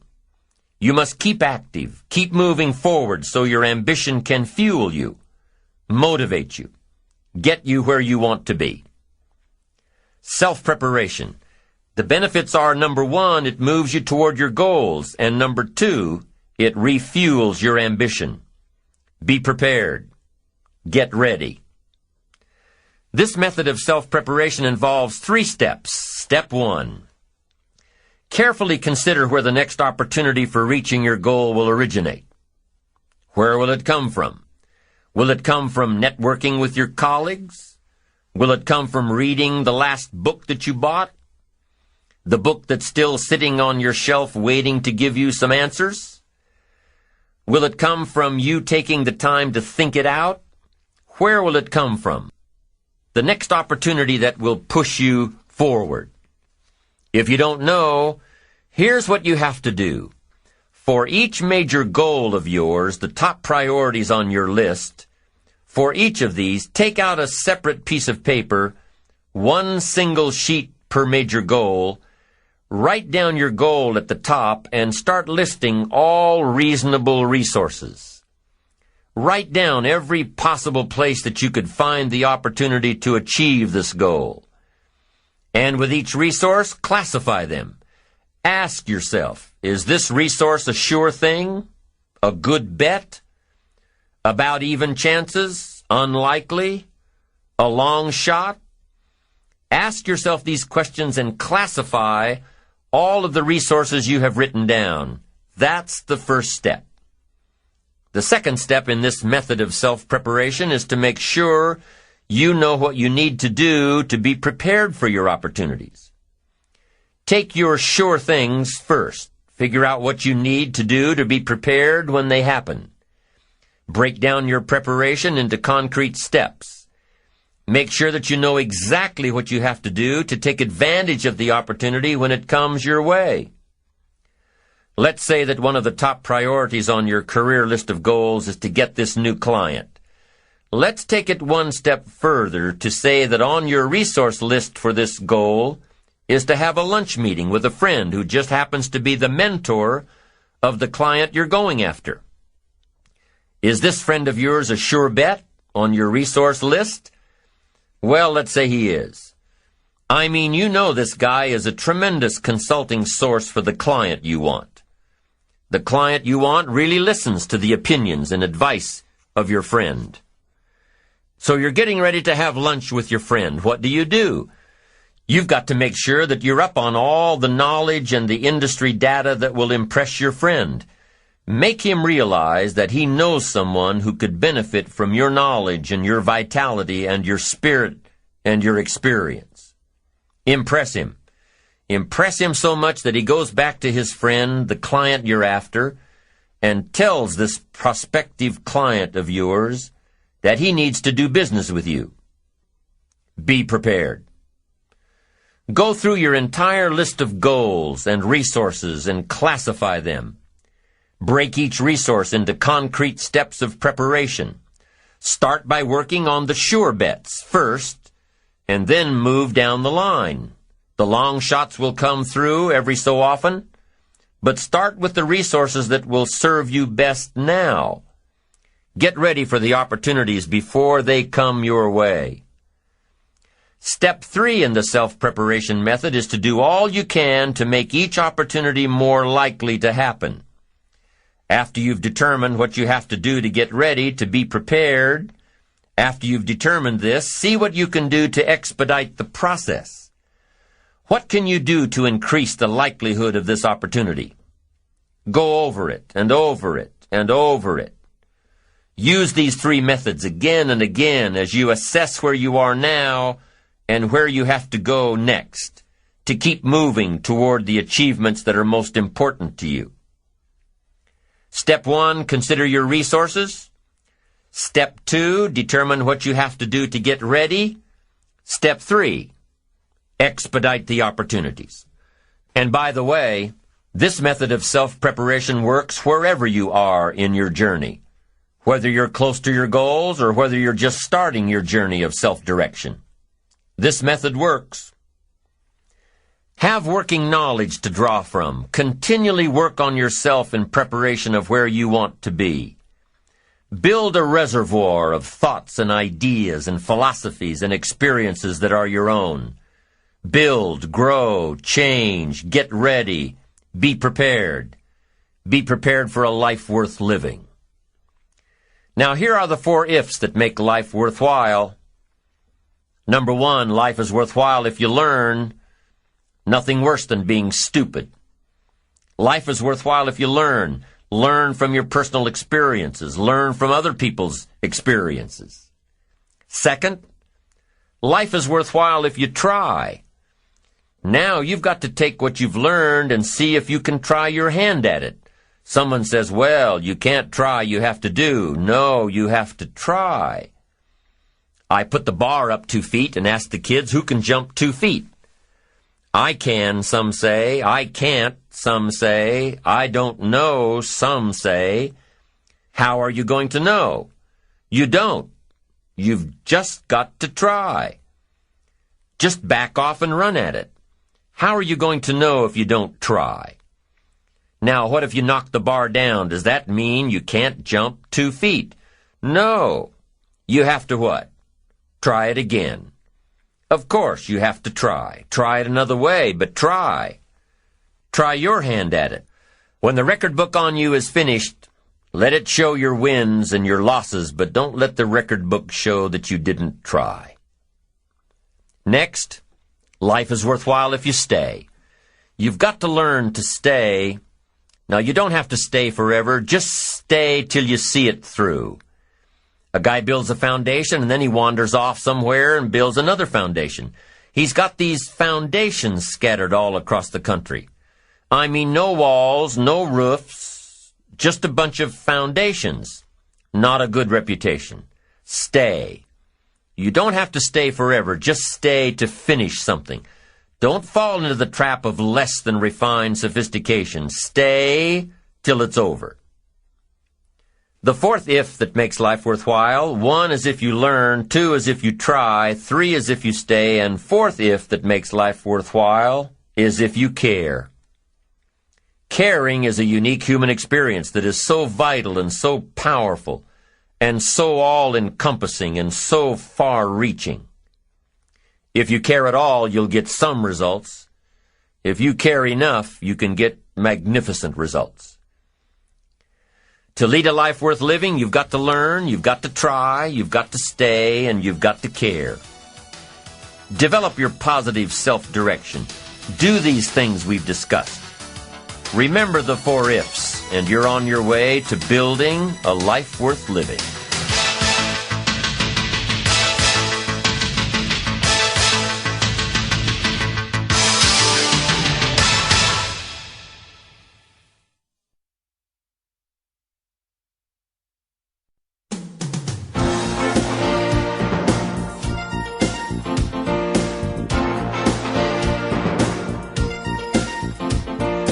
The second principle of building ambition is self-reliance. Number 1 is self-direction. Number 2 is self-reliance. Taking responsibility for your own life. Taking responsibility for whatever happens to you. Knowing that you have consciously made the decisions that are now affecting you. Knowing that what is happening now, today, is the direct result of your activity, what you did yesterday. Self-reliance is basically counting on yourself. Now, being self-reliant doesn't mean you can't work with others or trust others. Self-reliance means counting on yourself, trusting yourself, being confident with yourself, being responsible to yourself, trusting your own instincts, trusting the conclusions that you have developed from your study of experiences and philosophies. Taking the credit that is due you, learning from the mistakes that you have made, being self-reliant. Gestalt psychologists give an example of being self-reliant. They say that you're responsible for getting caught in the rain. They say that by deciding not to carry an umbrella every day, you have made the decision to endure an occasional drenching. Translation: by not being prepared, you make the choice of getting caught in some of life's unpleasant circumstances. Be they rain, failures, economic losses, relationship losses, professional losses, personal losses. By not being prepared, thinking ahead, it's your choice. Now here's the other side of it. By being prepared, you increase your chances of success. You increase the likelihood. By being prepared, you increase your chances of success, of seizing opportunities when they come your way, of being ready within yourself to take advantage of once-in-a-lifetime situations. Some people tend to blame others for their mistakes, blame others for their failures. Somebody says, it's not my fault the report isn't done, so-and-so didn't do their part. Of course it's your fault. It's your report too. It's your responsibility to see that everyone you delegated work to does their part. Now, you can't control what others around you do, but it's in your own best self-interest, your enlightened self-interest, that you stay on top of things, especially if it's going to affect your future. You think your boss cares that John didn't do his part? You think he sees John as the bad guy? Of course not. All he sees is that the report isn't done. Bottom line. Be responsible for the things that affect you. You can make sure you're more responsible by checking in with those people who are working with you, the people who make up your team. You can be more responsible by saying, "Hey, John, how are you doing with your part? Do you need some help? Can we put somebody else in here to help you finish?" Now, if John consistently doesn't handle his part, you've got to replace John. If he isn't doing his share, you've got to find somebody that will. Or what? It will negatively affect you.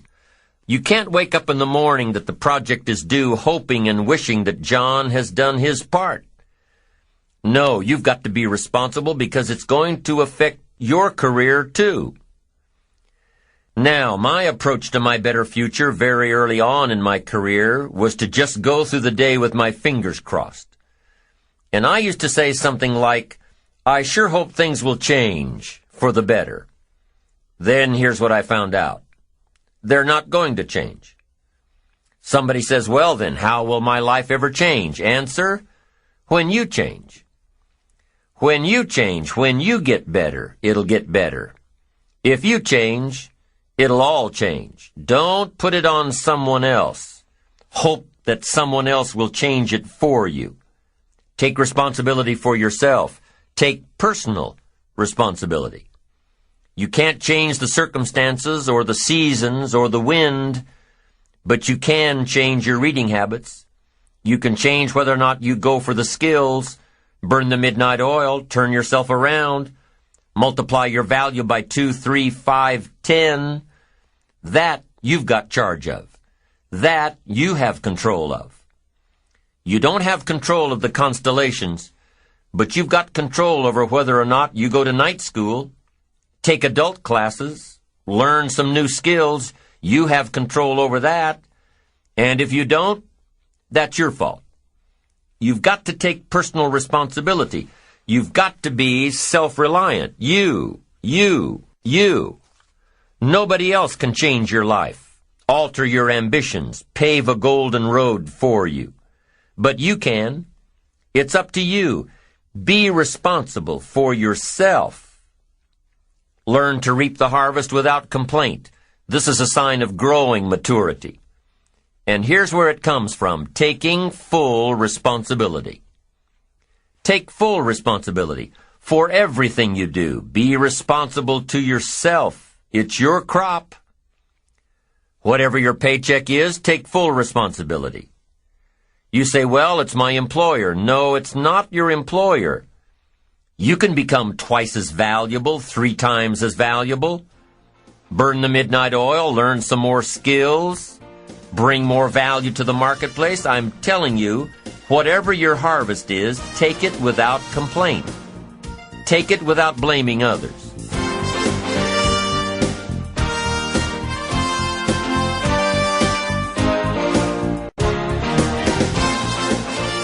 Self-preparation leads to control over your life. We discussed this in the last session. Whenever you prepare correctly, taking all of the steps you're supposed to take, doing everything in your power to stay on track, whenever your preparations lead to success, achieving your goals, you reinforce the disciplines that got you there. Success leads to reinforcement of the proper disciplines. If what you're doing is working, keep doing it. If what you're doing isn't working, change it. When you are doing all that you can possibly do and are successful at reaching your expectations, keep doing it. Success is a reinforcement. Psychologists call this positive reinforcement. We all know about positive reinforcement.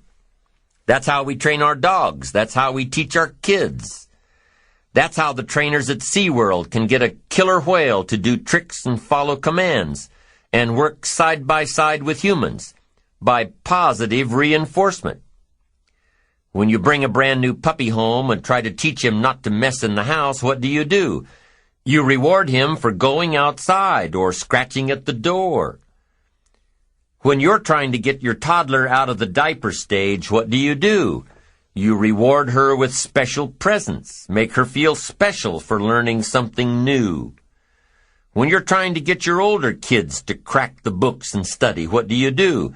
You reward them when they get good grades. You teach them that the skills they are developing now will have great positive effects on their lives later. But you reward them now.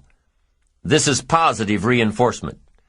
Learning that there are rewards for doing something good, something worthwhile, something of value. The greater the value, the greater the reward. The better you do, the better your reward. The greater the value, the greater the reward. A bigger paycheck, a better house, financial freedom. It's all a reward system. Now, there are two major benefits of positive reinforcement. Number one, positive reinforcement builds good habits. If what you are doing, the habits you've gotten into, are building your ambition and increasing your success, keep doing them. Your success is reaffirming that these habits are good. Your success tells you that you need to keep doing what you are doing.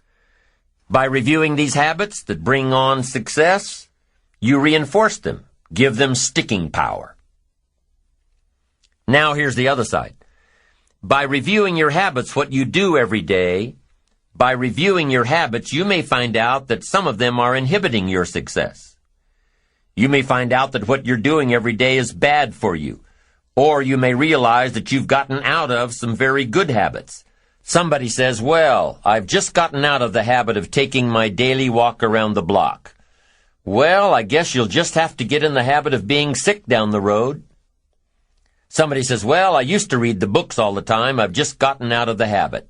Then change it.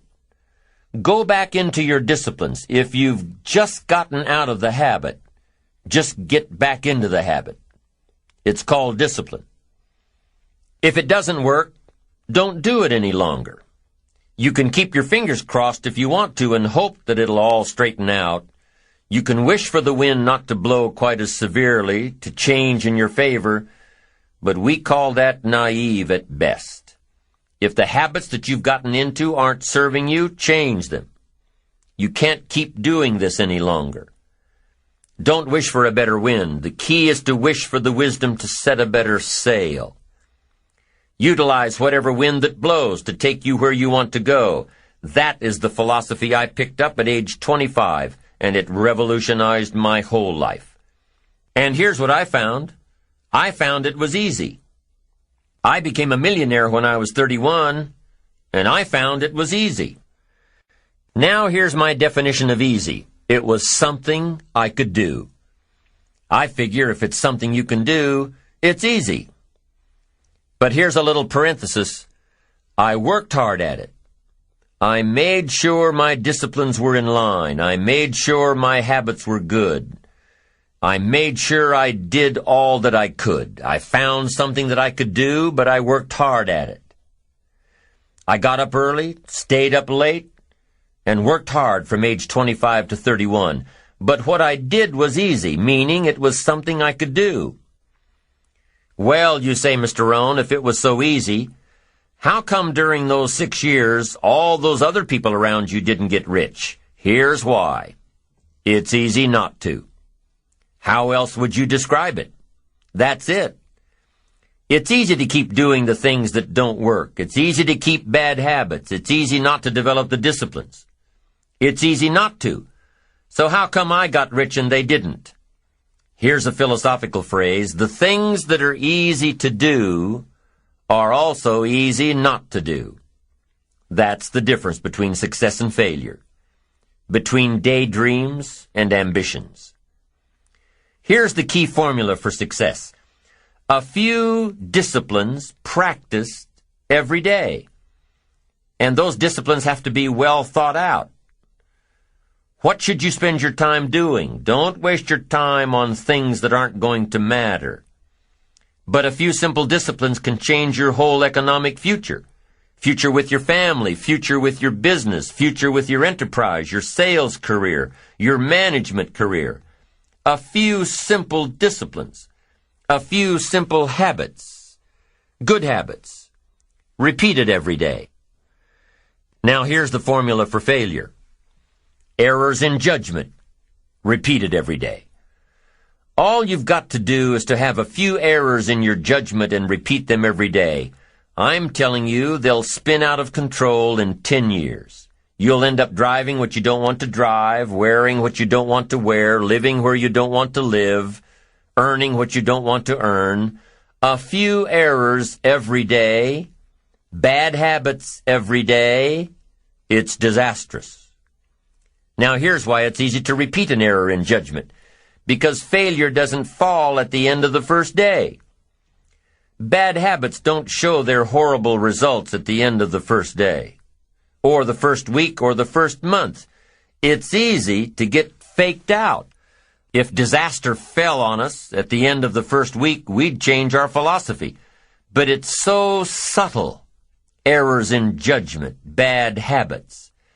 They're so subtle. They get you a little off course, a little off course, a little off course. You keep drifting off course, and all of a sudden you're caught. So you've got the choice right now of one of two easies. Easy to do or easy not to do. I can give you in one sentence how I got rich by the time I was 31. I did not neglect to do the easy things I could do for 6 years. I did not neglect. That's the key. I found something easy I could do that led to fortune, and I did not neglect to do it. The major reason for not having more of what you want in America, more health, more money, more power, more influence, more everything, the major reason is simple neglect. Neglect. And if you don't take care of neglect, it becomes an infection, and then it becomes a disease. So if you're in the habit of not doing it, doing all it takes to get ahead, get in the habit of doing it. Doing all it takes. That's the first benefit of positive reinforcement, building good habits. Now the second benefit of positive reinforcement is that it creates the energy to fuel additional achievement. It gives you the drive to do more, to not only keep on doing what's right, but to do more of what's right. The disciplines that will help you grow and get ahead of it all. The knowledge that what you're doing is paying off creates more energy to keep going. How easy is it to get up in the morning when you know you're not doing all that it takes? It's not very easy at all. You can just lay there awake thinking, oh, what's a few more minutes in bed? It won't matter much anyway. Wrong. It does matter. It will matter. Now, how easy is it to get up in the morning when you're pouring it on, doing the best you can, anxious to get going, make progress toward your dreams? It's a whole different story. When you're resting to renew your reserves, it's much different than resting to avoid your day. When you're psyched up and excited for your life, when you're excited for what you've planned to accomplish for the day, it's amazing. You'll wake up before the alarm clock even tries to startle you awake. Your successes fuel your ambition. Your successes give you extra energy. Your successes pave the way for more successes. It's the snowball effect. With one success, you're excited to meet another, and another, and another.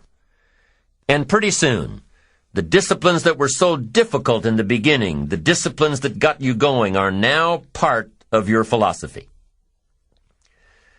How do you know when you're successful? Do you have to be a millionaire? No. All we ask of you is that you earn all you possibly can. If you earn $10,000 a year and that's the best you can do, that's enough. God and everything else will see to it that you're okay.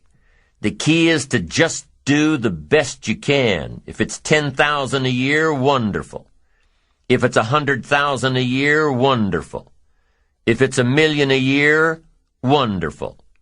It doesn't matter $10,000 a year or $1 million a year. It doesn't matter as long as you've done the best you possibly can. Earn the most you possibly can. Be the most you possibly can. And here's why.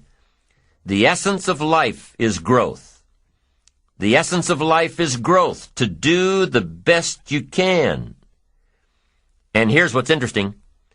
Humans are the only life form that will do less than they possibly can. Humans are the only life form that will settle for less. Every other life form except human beings strive to its maximum capacity. How tall will a tree grow? Approximately. As tall as it possibly can. You never heard of a tree growing half as high as it could. No, trees don't grow half. Trees send their roots down as deep as possible, stretch their limbs up as high as possible, produce every leaf possible and every fruit possible. As a matter of fact, you never heard of a human physically growing half. We keep growing until we're done. Now that's a part of life we can't control. It's genetically coded. And that's probably why we keep growing till we're done. Because we can't control that part. It's the rest of our growing that we control. The growing of our minds, the expansion of our minds, that we can control. And that's what tends to get away from us. All life forms inherently strive to their max except human beings. Now, why wouldn't human beings strive to their maximum possibility? Here's why. Because we've been given the dignity of choice. It makes us different than alligators and trees and birds. The dignity of choice makes us different than all other life forms. And here's the choice. To become part of what we could be, enough to get by, or to become all that we can be. My best advice for you is to choose the all. Earn all you can, make all the friends you can, read as many books as you can, develop as many skills as you can, see as much as possible, do as much as possible, make as much fortune as possible, give as much of it away as possible. The max. There's no life like it. I'm telling you, once I got on track, I've never looked back. Pick up the challenge. Go for it. Take the best of the two easies. Take the route of it's easy to get ahead. It's easy to do all you can. It's easy to succeed. It's easy to have financial freedom. The more you do, the more you get. So the two primary benefits of positive reinforcement are, number one, to build good habits, and number two, to create more energy to fuel your ambitions, your desires, your achievements. How can you isolate what's working for you and what isn't? How can you make sure that you are reinforcing your positive disciplines? Well, if it isn't apparent, easy to see right away, if what you're doing is happening in such small increments that you're not sure if you're on track, then you need to be writing it down. You need to keep a journal anyway. But if you really aren't sure that what you're doing is making measurable progress, you need to keep a written record. You need to write down everything that may be relevant in your day. What you did, who you saw, what you felt, how it may or may not affect you now and in the future.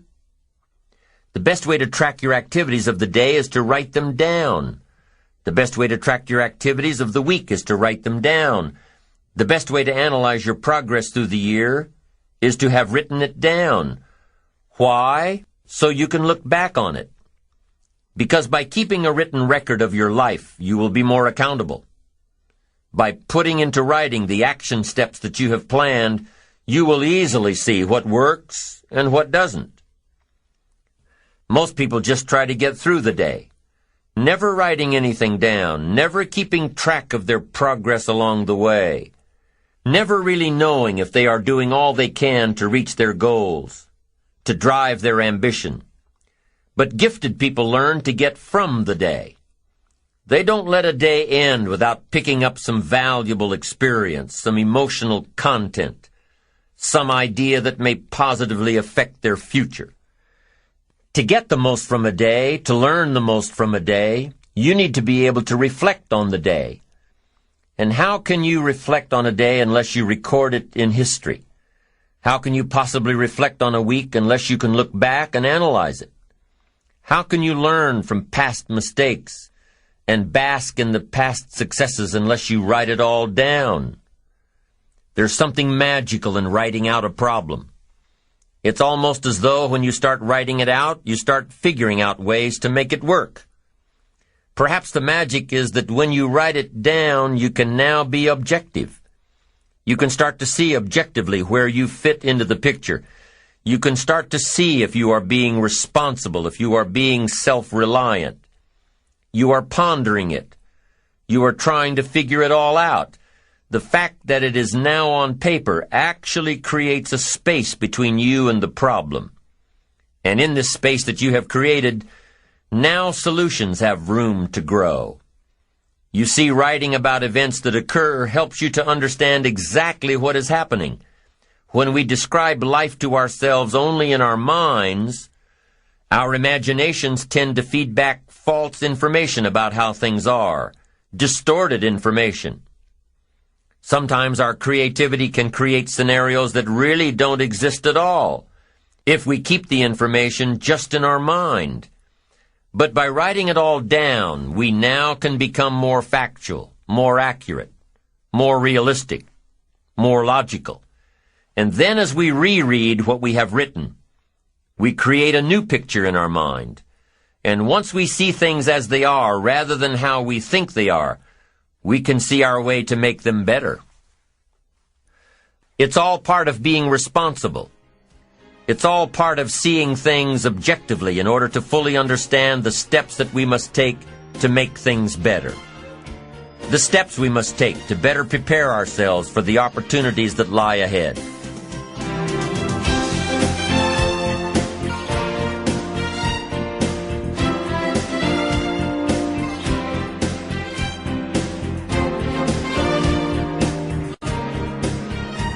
Now let us turn to those times when you thought you were prepared, and things just didn't work out.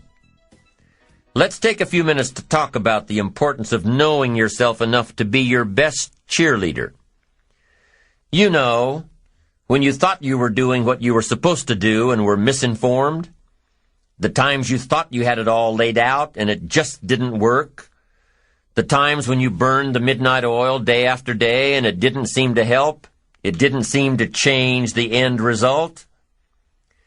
These are the times that you have to rely on your own self-encouragement. And there are two ways to use self-encouragement. Number one, take responsibility for the missed opportunity or the misrepresentation. Learn from the fact that even though your client wanted it one way and you presented it the right way, it didn't work. Be prepared for the letdowns that happen every so often. Know that this lost opportunity just sets you up better for the next one. Realize that you can make the necessary alterations next time. Make the changes that will make the difference. Study your mistakes and learn from them. Don't dwell on the mistakes. Acknowledge them. Learn from them. Encourage yourself that you're smarter than your bank account leads you to believe. The second way to use self-encouragement, remind yourself that you're bound to get better. Don't get down on yourself. Don't beat yourself up. It's the next opportunity that matters, not the last one, the next one. Now, the last one matters only in that you must learn from your mistakes. But the next one gives you the opportunity to show that you have learned from your mistakes. You can do it better next time. You just have to practice. Keep trying. Keep trying until what? Until you've got it down. If you figured out what went wrong last time, then you know how to make it right next time. If you figured out what it was in your presentation that didn't work, don't say that next time. If you figured out that the reason you didn't close the deal this time was because you didn't have all the facts and figures in place, have all the facts and figures in place next time. Don't beat yourself for messing up. Pat yourself on the back for figuring it out. You need to encourage yourself. You need to pump yourself up. You need to be your own cheerleader. Why? Because you can't wait and hope that someone else will come along and cheer you up, make you feel better, tell you that you'll do better next time. You have to rely on yourself. You have to have faith in yourself and your ability to figure out what works and what doesn't, what's right and what's wrong. You have to have the inner belief that everything you're doing for a positive outcome in the future. You have to encourage yourself with future successes. Number one way to use self-encouragement: take responsibility for missed opportunities and study your mistakes. Number two, don't get down on yourself. Encourage yourself with your future. Encourage yourself with your goals, your dreams, your ambition. Knowing that you've got a plan, knowing that you're taking the right steps, knowing that you're going to do it until. When you miss an opportunity, are unprepared for an opportunity, or suffer a setback while realizing your goals, when you miss out, you need to encourage yourself by immediately getting back into line. There's an old cowboy saying, fall off a horse 7 times, and you're a real cowboy. If you fall off a horse, get right back on. If you fall off track, get right back on. If you fall away from your disciplines, get right back to them. If you fall out of habit, get back into the habit. If you fall off, get back on. If you fall off the horse of habits or disciplines or progress. If you fall off the horse, get back on. It may be hard, it may be a bit frightening, but get back on. Keep your ambition alive and active and well. We must all suffer one of 2 pains, the pain of discipline or the pain of regret. If you don't spend an ounce of discipline, you'll most likely suffer tons of regret. Discipline weighs ounces, regret weighs tons. It's much easier to be disciplined and have the money than to try to rationalize why you don't. I'm telling you, better a few disciplines than a lack of dignity. Don't wish for less problems, wish for more skills. Don't wish for less challenge, wish for more wisdom. Don't wish for it to change out there. Develop yourself to the point that you can truly and totally rely on yourself. Develop yourself into self-reliance, the second part of building your ambition. Self-reliance, self-responsibility, counting on yourself, believing in yourself, doing it yourself, disciplining yourself. And now we're ready to move on to the third principle of building your ambition, which is self-discipline. I'll meet you on side 5.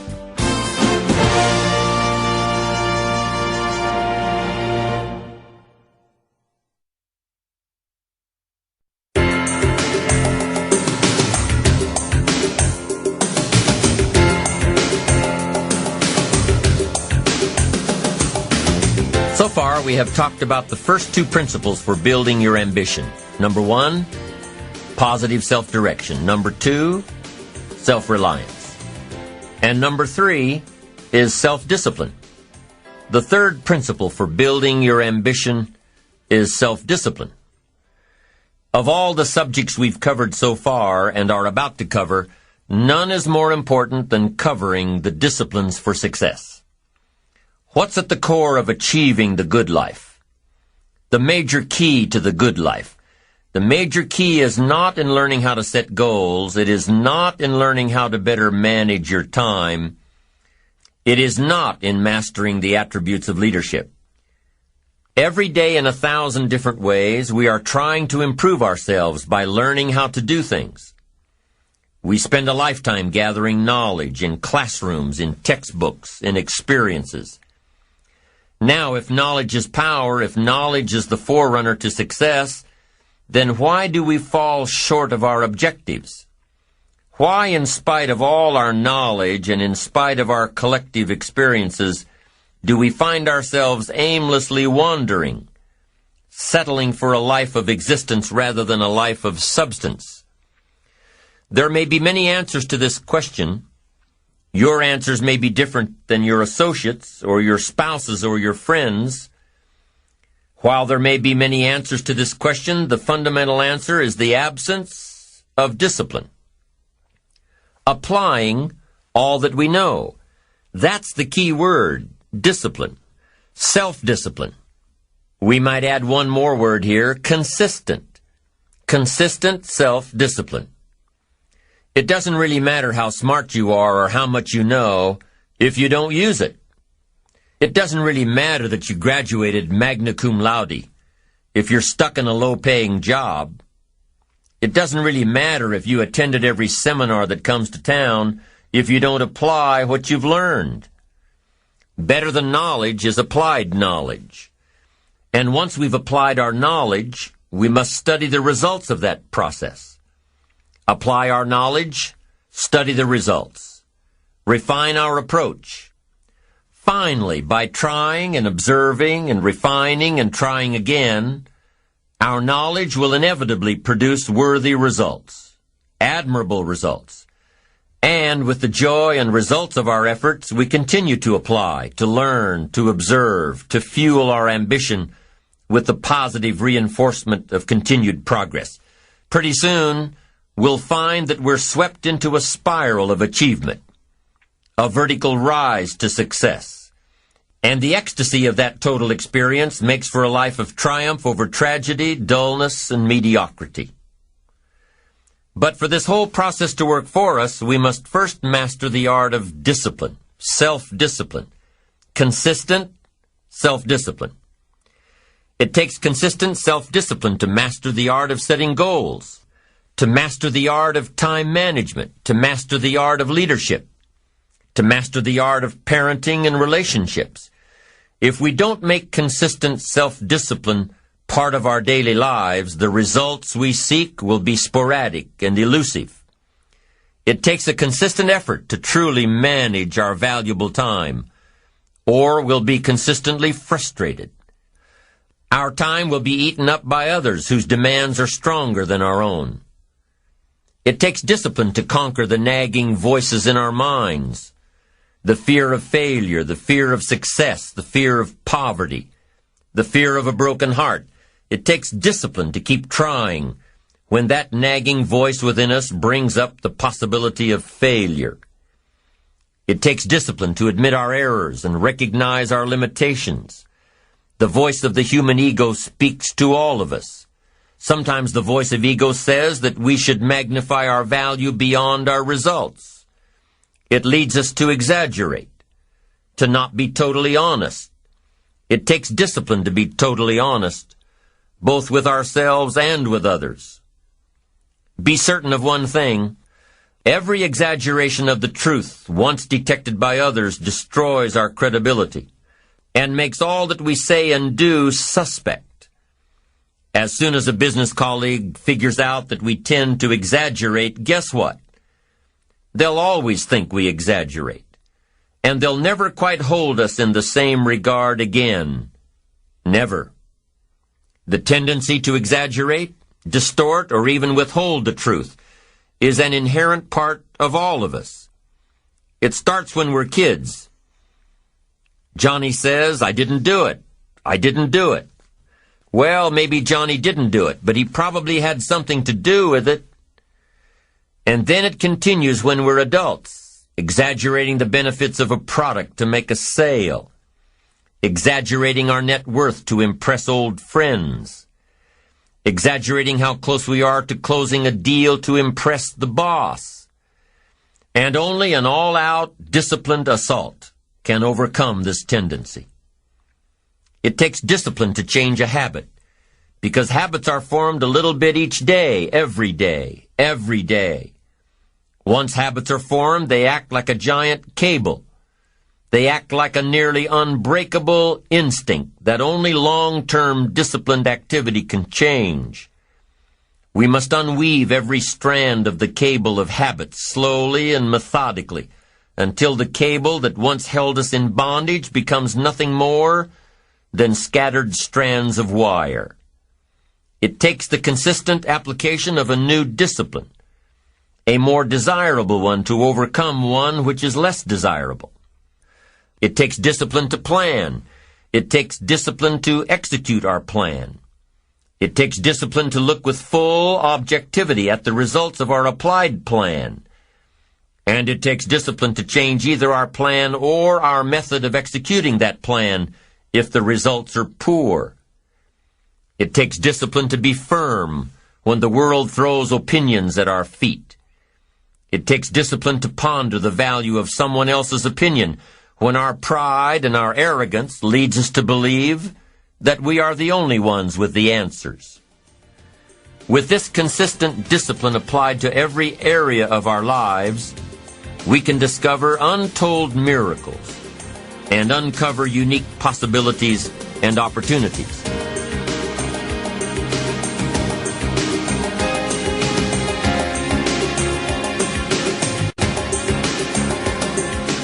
Now, if discipline is the key word and if discipline is the key action, then what exactly is discipline? One good answer might be that discipline is a constant human awareness of the need for action and a conscious act by us to implement that action.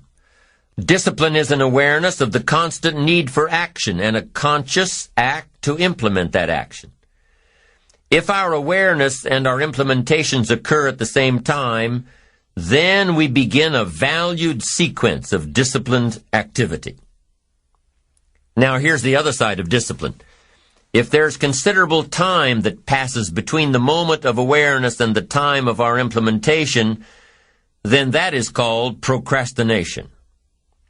Procrastination, doing it tomorrow instead of today. Procrastination, an almost exact opposite of discipline. The voice within us says, get it done. Discipline then says, do it now. Do it to the best of your ability, today, tomorrow, and always, until finally the worthy deed becomes instinctive.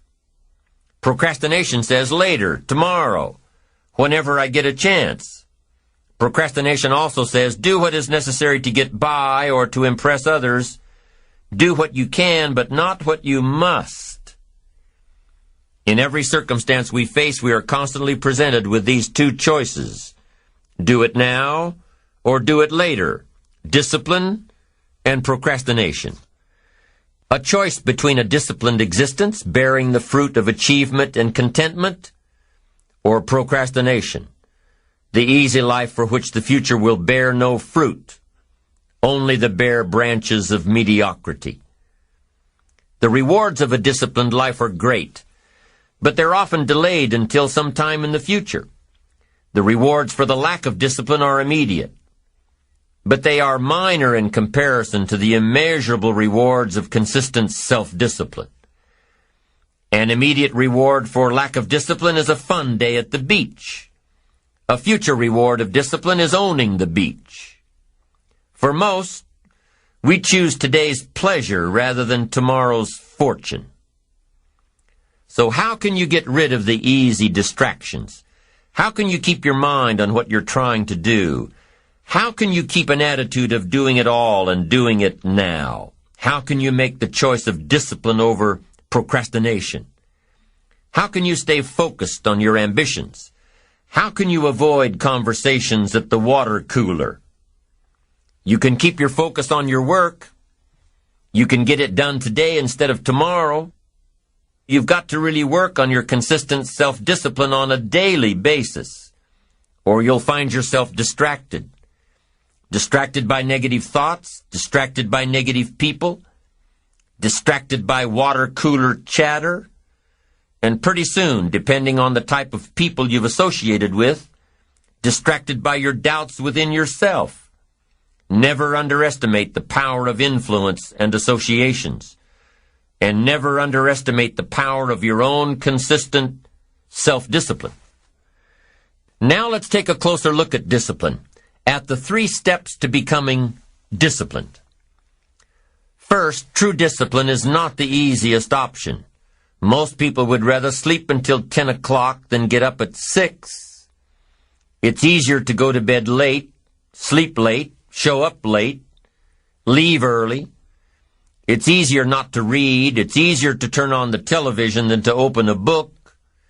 It's easier to do just enough than to do it all. Waiting is always easier than acting. Trying is always easier than doing. Imagine what life would be like if we didn't have to make our bed in the morning, or keep our garage clean, or pay our taxes, or show up for work tomorrow. Wouldn't it be fascinating if we didn't have to do these things? Wouldn't it be fascinating? What do you suppose would become of us? You're right. Not much. For whatever the reason, the system we live in and contribute to is designed to make the easiest things in life the most unprofitable. Profitable seems to be the most difficult. Our world is and always will be a constant battle between the life of ease and its momentary rewards and a life of discipline and its far more significant rewards. Each has its own price, the price of discipline or the price of regret. We will pay one or the other. What we wish we had done is the voice of regret, speaking in a sorrowful tone at a time when there is no going back. This is regret. No second chance. No, what would I do differently? Choose one or the other, but both will have their price, the price of discipline or the price of regret. One costs pennies, the other a fortune. Dostoevsky said, "There are hundreds of young men who would die for the truth, but very few who would spend 5 years studying to know what the truth is." Dying for the truth is much more dramatic than the discipline of studying it one little piece at a time, one day at a time, 1 month at a time. But in the big picture, is dying for the truth really easier than adhering to the daily disciplines? The first lesson of discipline is that it isn't the easiest option. The second lesson of discipline is that it's a full-time activity. And we've said that the best form of discipline is consistent self-discipline. You see, the discipline that it takes to make your bed every day is the same discipline necessary for success in the world of business. The discipline to organize your garage is the same discipline to organize your business.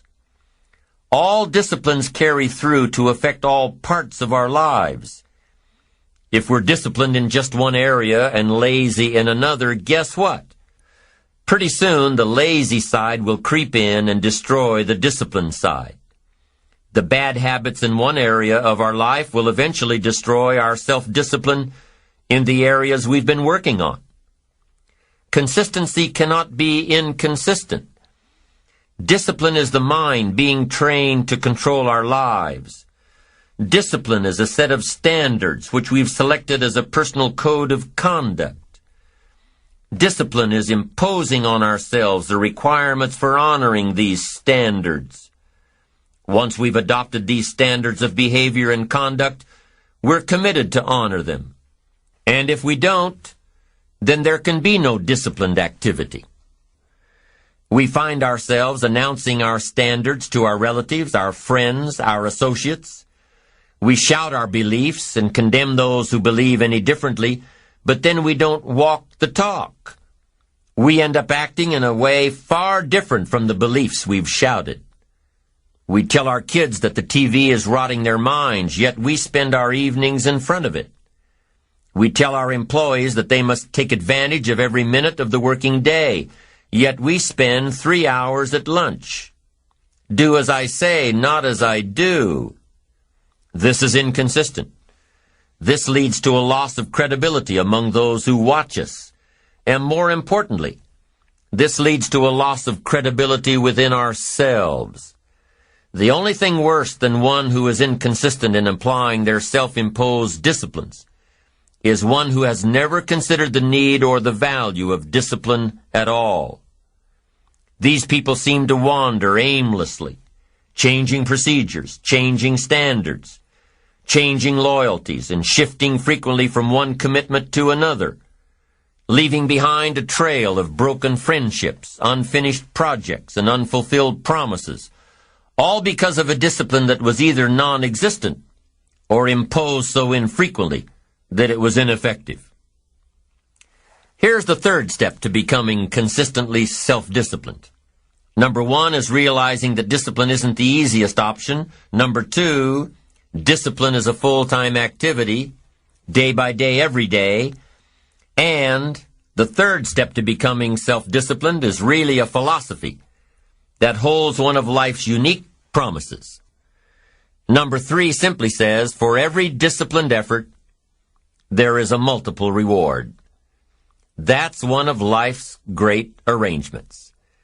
It's like the law of sowing and reaping. In fact, it's an extension of the biblical law that says if you sow well, you reap well. Now here's a unique part of the law of sowing and reaping. Not only does it suggest that we'll all reap what we've sown, it also suggests that we'll reap much more. Life is full of laws that both govern and explain behaviors. But this may well be the major law we need to understand. For every disciplined effort, a multiple reward. For every disciplined effort, a multiple reward. What a concept. If you render unique service, your reward will be multiplied. If you're fair and honest and patient with others, your reward will be multiplied. If you give more than you expect to receive, your reward is more than you expect. But remember, the key word here, as you might well imagine, is discipline. Everything of value requires care and attention. Everything of value requires discipline. Children require discipline. They must have a structure built for them. They must have boundaries to work within so they feel secure and comfortable to explore and grow. They must learn to recognize what's right and what's wrong, what's acceptable behavior, what's not acceptable. Children require unwavering discipline, consistent discipline, or they'll be confused as to how they're supposed to behave. Likewise, our thoughts require discipline. We must set up our inner boundaries, our codes of conduct, or our thoughts will be confused. And with confused thoughts, we'll end up being confused, hopelessly lost in the maze of life. And confused thoughts produce confused results. Look around you at this very moment in time. What might you be doing that needs attention? Perhaps you're listening to this program as you drive along in traffic, blowing your horn at someone ahead of you who isn't driving at the speed you'd like to. Perhaps you're listening alone because you've had a disagreement with someone you love or someone who loves you, and your anger won't allow you to speak to that person. Wouldn't this be an ideal time to examine your need for a new discipline? Perhaps you're on the brink of giving up or starting over or starting out, and the only missing ingredient to your incredible success story in the future is a new and self-imposed discipline that will make you stay longer and try harder and work more intensely than you ever thought you possibly could. The most valuable form of discipline is the one that you impose on yourself. Don't wait for things to deteriorate so drastically that someone else must impose discipline into your life. Wouldn't that be tragic? How could you possibly explain the fact that someone else thought more of you than you thought of yourself? That they forced you to get up early and get out into the marketplace when you would have been content to let success go to someone else who cared more about themselves? Your life, my life, the life of each one of us is going to serve as either a warning or an example. A warning of the consequences of neglect, self-pity, lack of direction and ambition, or an example of talent put to use, of discipline, self-imposed, and of objectives clearly perceived and intensely pursued.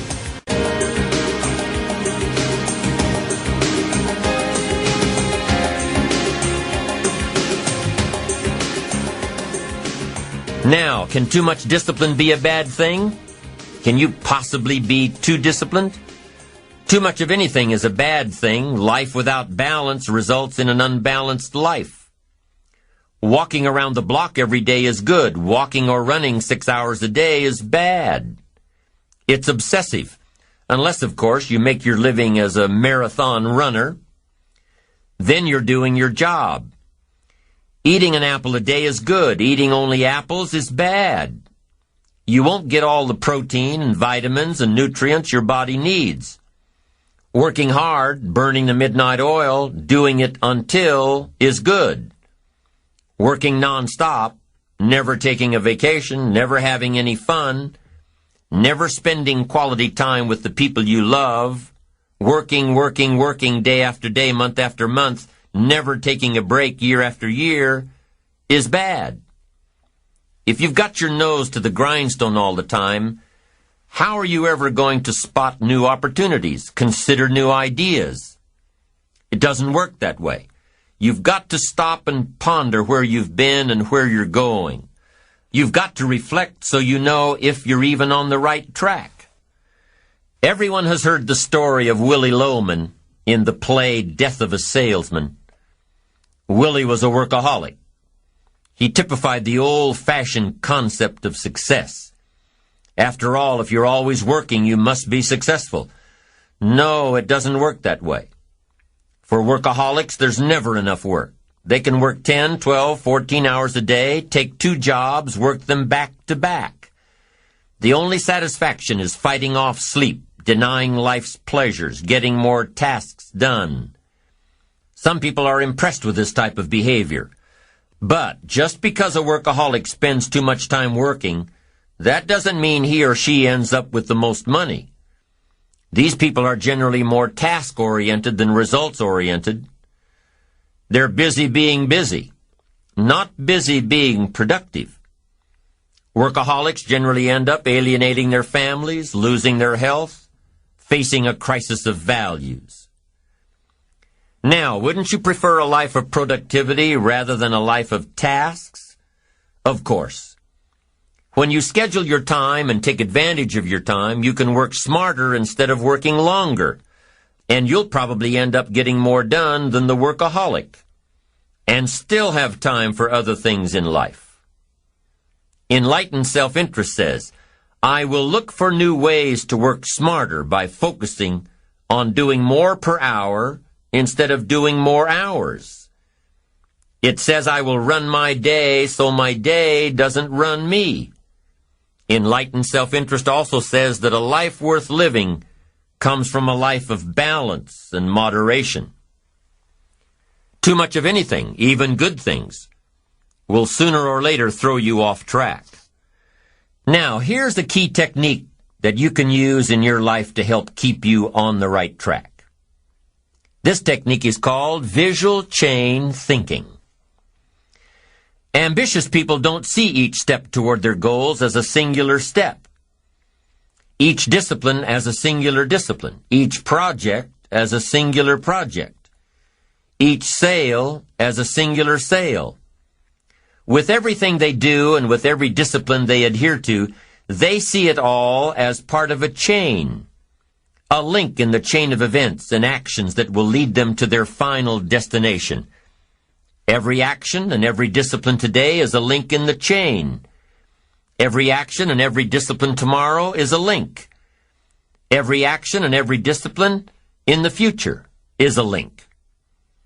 When you can see that every link in the chain will eventually lead you to the things you want most out of life, to the person you want to become, then you won't grow discouraged or fearful or impatient with today. When you can see where you're going through visual chain thinking, even on the toughest days, you'll keep building your ambition by knowing where you're going, not just where you are today.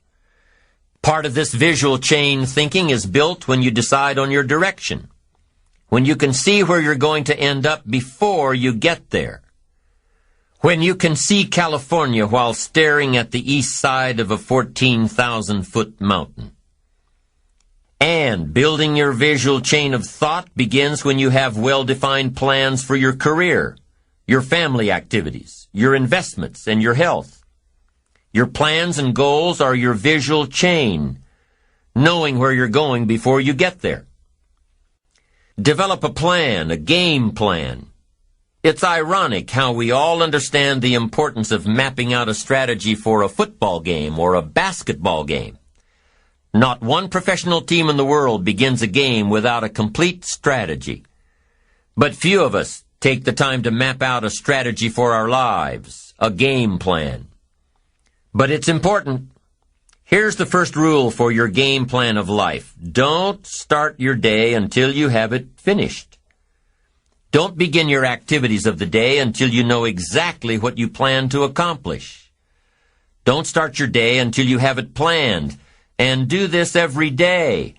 I know all this writing takes time and a disciplined effort, but remember that value is the fruitful result of discipline, not hope. Once you've mastered the art of planning your day, you're ready for the next level. Don't start your week until you have it finished. Don't begin your activities of the week until you know exactly what you plan to accomplish. Don't start your week until you have it planned. Just imagine what life would be like if you took time out of every Sunday to plan your week. Come Friday, you won't be saying, "Boy, did this week fly by. Where did it go? What did I do?" No, if you plan your week before you start it, you'll know exactly what you want to do, what you want to accomplish, what you need to work on. If you learn to plan your days as part of your overall game plan for the week, the parts will fit much better. Your days will be better, more effective. You'll be working smarter, not harder. And when you've learned to plan your week, guess what? You've got to plan your month. Don't start your month until it's finished. By developing a game plan for your days, your weeks, your months, by developing and following your game plan, your days and weeks and months all become part of a bigger plan, a bigger design, a long-term view of your life, a visual chain. You'll start gaining a greater perspective of it all because you are planning. It takes great discipline on your part, but it will soon lead to a new habit, a habit of mastering your time, a habit of discipline that will lead you to the good life. Now, if visually seeing the future is new to you, if you've never developed a game plan before, let me offer a few tips. There are two things that you need to understand before you create a game plan.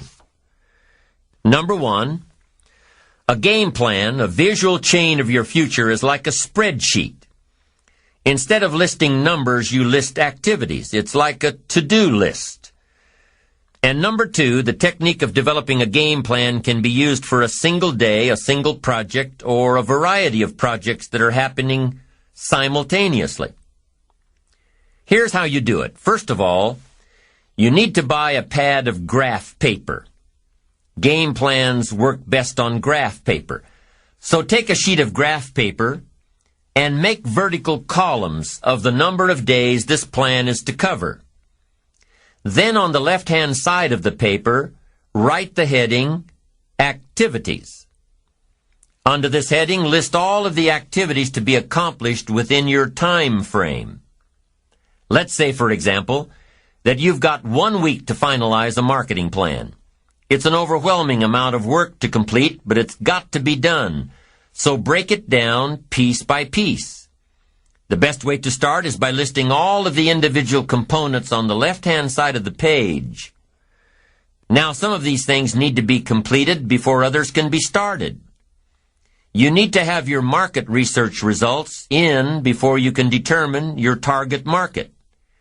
You need to know your target market before you can develop your marketing strategy. You need to have your marketing strategy before you can create a budget for collateral materials, and so on. When you break down the project piece by piece, deadline by deadline, you can be more effective in delegating the appropriate pieces of the puzzle. And you can be more effective in doing your own work while orchestrating the rest. The final result of developing a visual chain, your game plan, is a clear visual presentation of the tasks before you. Keep your game plan in plain sight. Put it up in your office where you can easily look at it. Have a copy of it at home and tape it to the refrigerator. Keep a copy in your journal for quick reference. Your game plan will serve as a constant reminder of all that you need to do to get where you want to go. If you're doing all that you're scheduled to do, game plans are very rewarding. And the discipline of developing and following a game plan is exciting. Day by day by day, week by week by week, month by month by month, you'll see the magic of your dreams and plans turning into reality. It's an incredible feeling of being in charge of your life, your surroundings, your future. It's like creating a work of art on the biggest canvas imaginable. It's creative. It's beautiful. This is powerful stuff, to dream a dream, plan for the dream, and then to watch your dream turn into reality. And what's really powerful about creating game plans is that you can see your future right before your eyes.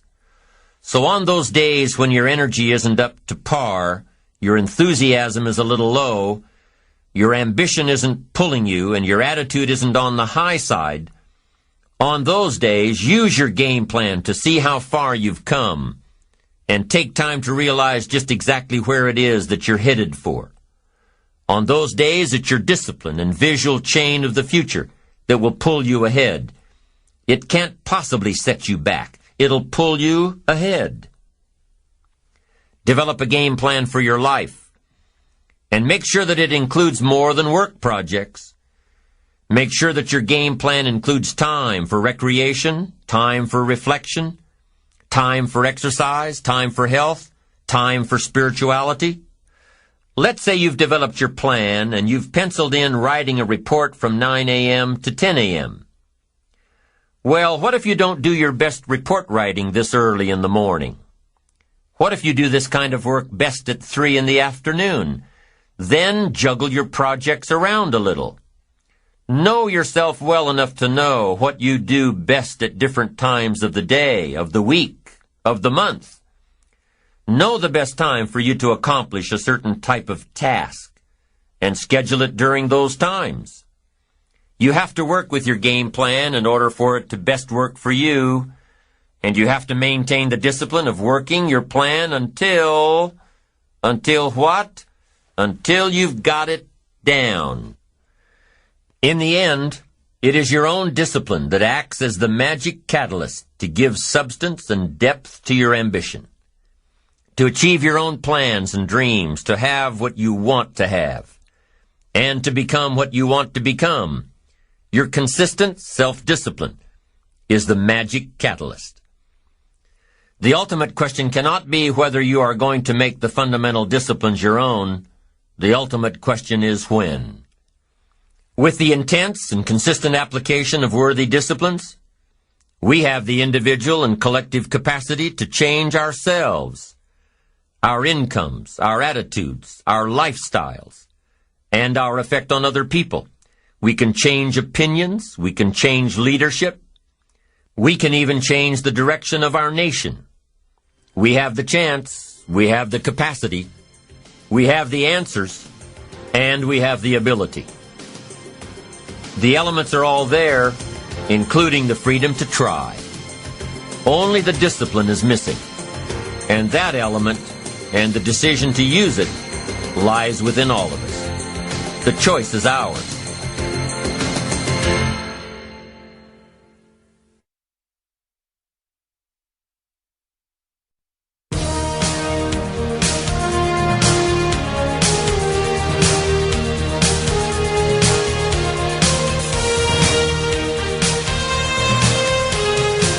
So far, we've discussed the 3 principles of building your ambition. Number 1, positive self-direction. Knowing who you are and where you want to go. Number 2, self-reliance. Taking responsibility for your own life. Taking full responsibility for whatever happens to you. Number 3, self-discipline. Creating the need for action and implementing that action every day. Every day. Every day until it becomes a way of life, a good habit. And the 4th principle of building your ambition is building your enterprising skills. Building your skills to be self-enterprising. To consistently create opportunity. New opportunity. To consistently take advantage of the opportunity that you've created. To be aware. To face life with your eyes and ears open to the possibilities that may be just around the corner. An enterprising person is one who comes across a pile of scrap metal and sees the making of a wonderful sculpture. An enterprising person is one who drives through an old, decrepit part of town and sees a new housing development. An enterprising person is one who sees opportunity in all areas of life. To be enterprising is to keep your eyes open and your mind active. It's to be skilled enough and confident enough and creative enough and disciplined enough to seize opportunities that present themselves, regardless of the economy. An enterprising mortgage banker will develop creative financing strategies during slow markets. An enterprising lawyer will study new laws and market herself to people who may need help in those areas.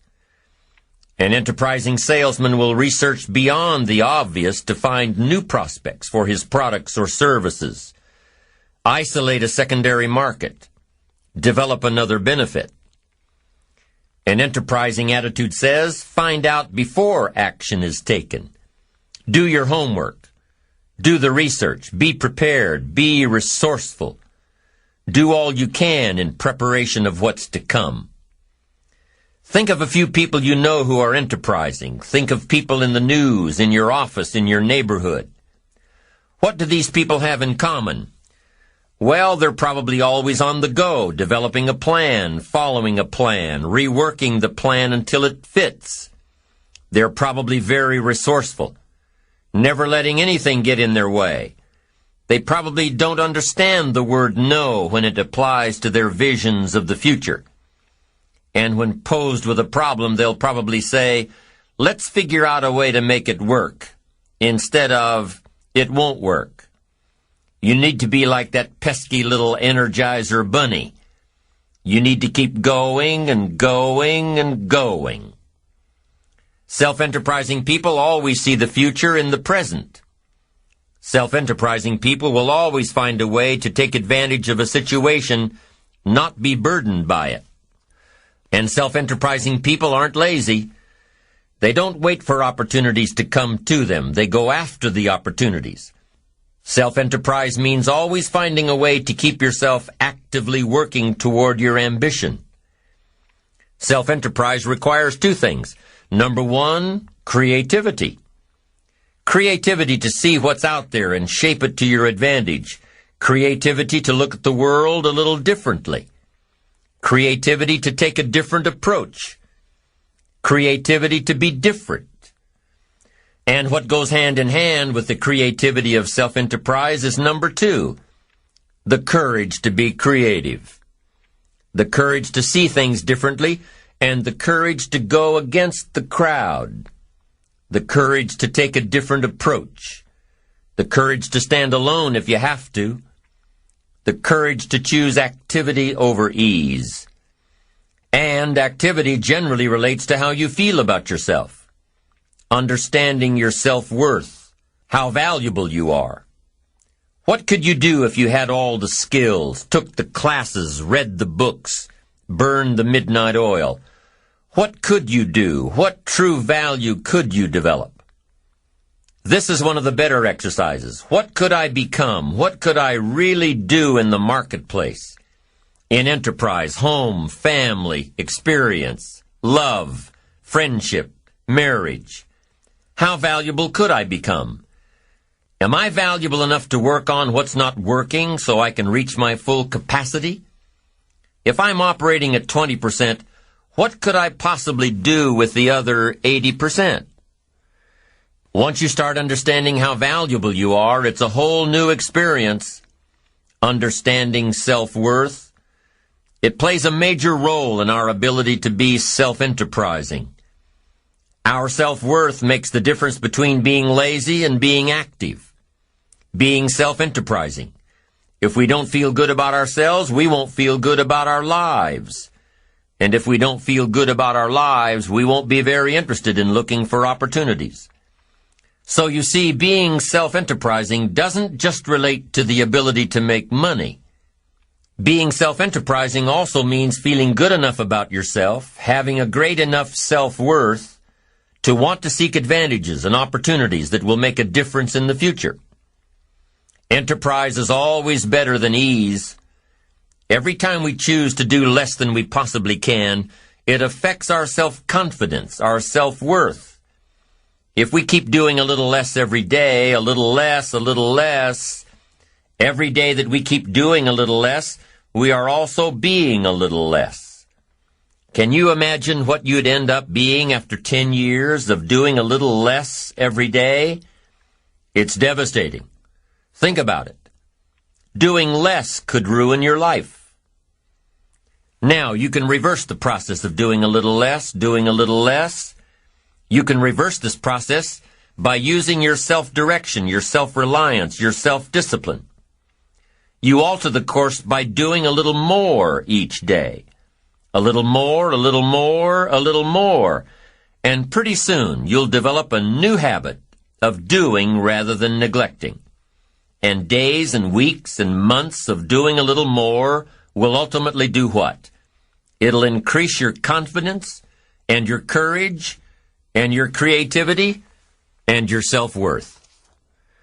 In the end, it's how we feel about ourselves that provides us with the increased courage and creativity for self-enterprise. It's how we feel about ourselves that provides the greatest reward from activity and enterprise. It's not what we get or what we accumulate that makes us valuable. It's what we become that makes us valuable. Success isn't in the having. Success is in the doing. It's the process of doing that brings value. It's the activity that transforms our dreams into reality, that converts ideas into actuality. Self-enterprise is found in the activity, for without activity we'll miss the opportunity. Let me tell you what I think most messes with the mind. I think that simply doing less than you can messes with the mind. It causes all kinds of psychic damage. I think being less than you can be, trying less than you could try, doing it with less enthusiasm than you could do it, messes with the mind. It somehow damages the mind. It damages our self-image. Because here's what I've discovered happens. The minute you turn this around and start extending yourself, you'll see immediate rewards. Maybe not monetary ones, not yet, but it's how you feel about yourself that's the greatest value. You see, it's not what we get that makes us valuable, it's what we become.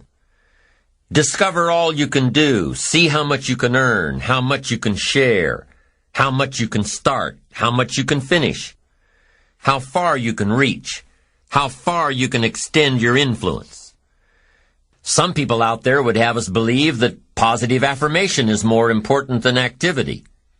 Instead of doing something constructive to change our lives, they would have us repeating slogans and canned affirmations like every day and in every way, I'm getting better and better. Well, getting better and better doesn't just happen from wishful thinking. Getting better and better only happens with the discipline of doing better and better. Discipline is the requirement for progress, and affirmations without discipline are in reality delusions. Now, don't get me wrong here. There's nothing wrong with affirming the good life as long as we are disciplined enough to take action. Affirmations can be effective as long as we remember two very important rules. Number one, we should never allow affirmation to replace action, activity, enterprise. Feeling better is no substitute for doing better. And number two, whatever we choose to affirm must be the truth. If the truth happens to be that we're broke, the best affirmation would be to simply say, I'm broke. Wow, face it, accept it, be responsible for it, and change it. By admitting that you're broke, by saying it out loud, you'll probably be disgusted enough to start the thinking process on how to change it. Anyone saying I'm broke with conviction will most likely be driven from ease into action. Confronting harsh realities has an incredible effect. Confronting the truth and then applying the discipline to express the truth, instead of disguising it, inevitably leads to positive change. And reality is always the best beginning. You see, within reality lies the possibility to create our own personal miracle. Our own personal miracle. And the power of faith starts with reality. If we can bring ourselves to state the truth about a situation, then, as the saying goes, the truth will set us free. Here's another old saying: faith isn't faith unless it's all you're holding on to. If your life and circumstances have resulted in a situation that is ugly, call it ugly. If you've lost it all, admit that you've lost it all. Be responsible to it. And if faith is all you've got left, use it. Create your own personal miracle. Once we understand and accept the truth, the promise of the future is freed from the shackles of deception. Once we accept the truth, the promise of the future will pull us. Here are some creative techniques that'll help keep you on the right track toward that promising future. Remember, creativity is the first requirement for self-enterprise. Number 1, think on paper. You can't take a trip to somewhere new without a road map. You can't build a house with the plans in your head. You can't build a company with the business plan in your head. You can't seek venture capital with the financials in your head. But here's what you can do. Put it all on paper. Your roadmap, your blueprints, your business plan, your financial projections. When you put it on paper, you can analyze your path, solve your problems, and isolate what works and what doesn't. You can use this for your life as well. If you're faced with a mental roadblock, put it all down on paper. Like we talked about before, when you put a problem on paper, you take the emotion out of it. With the emotion gone, you can look at the roadblock objectively. You can figure out what you did right, and you can figure out what you did wrong. You can figure out how to change it. So here's what you do. Pick a problem out of your head and pull out a piece of paper. Then draw a line down the middle. On the left-hand side, jot down the problem. Just what is the problem? Write it out. We've got so much going on in our heads that we can't figure things out until we take a piece of it out and put it on paper. What is the problem? This is the problem. State it the best you can. The doctor says, "Oh, you look good. Come and see me in a year." And you say, "No, doc, I'm hurting here." He says, "No, that's negative. Just be positive." No, we've got some negative stuff we need to deal with. So what is the problem? State the problem. Write it down. Now, on the other side of this paper, you put the answers or the solutions. And I've got 3 questions to ask in order to find the answers. And by the way, these 3 questions can be used to solve almost any problem. Here they are. The first question you need to write down is this: what can I do? What can I do? Because you don't want to go any further than that if you can solve it yourself. What can I do? Then what you do is develop working papers. You start jotting down. I could do number 1. I could do number 2. I could do number 3. Here's some alternatives. Then you start analyzing them. Let's see, number 3. No, that one would take too long. I haven't got that much time. Okay, number 2, not sure. Okay, let's look at number 1. Maybe this is my best one, the one I thought of first. Now, if that won't work, here's number 2. What could I read? Maybe there's a book on my problem. Somebody spent a lifetime trying to figure out this problem. Maybe it's written out in concise language somewhere to give you the instant benefit of someone's advice. You don't need to reinvent the wheel. Do your homework and find the solution. And then you start developing some working papers on what you're reading. Book number 1, this guy's crazy. Book number 2, this guy's too shallow. Book number 3, this guy's got some interesting things to say about this problem. I'm telling you, if you want to solve a problem, the best questions to ask are, number 1, what could I do? And number 2, What could I read? Don't miss the book that could help. So I'm asking you, don't sell yourself short here. You can find some answers. Now first, try to find them yourself from your own experience. Then second, if you can't find them yourself, now ask, what could I read? Go to the library. Go to the bookstore. Search your own library. Go back through your own journals to find the stuff that's been helpful and valuable to you. And see if maybe you've made some notes that could be helpful in your situation. Now, if that doesn't work, then ask question number 3. And question number 3 is, who could I ask?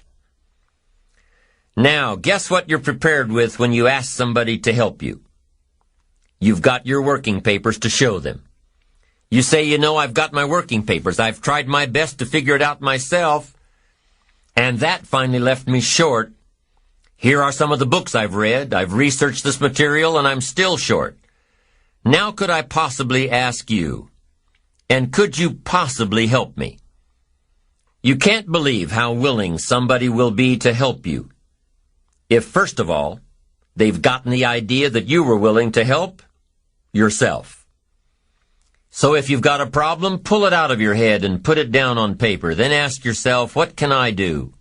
And if that doesn't work, ask yourself, what can I read? And if after researching all you can, you still can't come up with the answer, ask yourself, who can I find to help me? I promise you, if you try these ideas and ask these questions, when you've got a problem, you'll be able to solve about anything that gets in your way. The second step to keeping yourself on the right track and being self-enterprising is to develop the ability to brainstorm. Develop the ability to brainstorm. We hear this term all the time, but what is brainstorming? Just what it sounds like, letting your brain go. Being free from all the inhibitions and objections and negatives. Just putting an idea into your brain and letting it take off. Free associating. Not planning a train of thought, but thinking freely. Now, if you're planning a creative strategy session with your associates, a brainstorming session, let me give you a little hint. Effective brainstorming can only happen if you're free from your ego. You can't be worried about saying something stupid or silly or something totally off the wall, because your silly thought may trigger someone else's brain to take it one step further. Brainstorming in a group is an experience of collective thought, an experience of developing one idea or several ideas through a variety of thought processes. Here's another hint on brainstorming. It can't be effective unless everyone involved is comfortable with each other. If you don't feel comfortable within the group, you may withhold the very thought that provides the solution to the problem. You may withhold it because you don't want to appear stupid. How do you think all the advertisements you see on TV and in the magazines get created? How do you think some of those crazy campaigns are born? The process happens through hours and hours of creative brainstorming and working papers. Every member of the team jots down notes, and one idea builds on another idea, and another, and pretty soon a campaign is born out of the collective thoughts of the group. Now, I don't believe that the best decisions are made by committee, but great ideas are often created by committee. That's number 2 to keeping on the track of self-enterprise. Finding answers through brainstorming, whether you're letting your brain go by itself or whether you're part of a group. Brainstorming can often lead you to solutions. Solutions you'd never have thought of if you'd imposed parameters on your thought process. Here's number 3 for creatively keeping on the track of self-enterprise. And it's really an extension of number 2. Number 3 says, imagine outlandish solutions. Get your brain out of the ruts by considering ideas without considering their practicality. Consider ideas without considering how practical they are. You see, if you allow yourself to think without confinement, you may come across a solution that seems totally inappropriate. But guess what else this type of thinking will do? It'll allow you to open up the process, which will eventually lead to totally appropriate solutions. The fourth creative technique for keeping yourself on the right track to self-enterprise is through flowcharts and doodles and formulas. That's right, doodling. The thing you got in trouble for in grade school is actually quite stimulating to the brain, because the way you think while doodling is quite different than the way you think while creating a flowchart or writing a formula. Your doodles may end up looking like some symbol that will trigger your brain to think of an alternative solution. Drawing creative doodles wakes up a different part of your brain. Try creating a flowchart showing the path to success. What does it look like? Is it a straight course? Is it a varied course? Does it have a lot of curves and corners and different angles? Try creating a flowchart to success. It doesn't matter if it ends up being accurate or not. What matters is that it's stimulating the creative thought process. And once you awaken that creative part of you, you'll be amazed at the opportunities that were always there, ones you never saw before.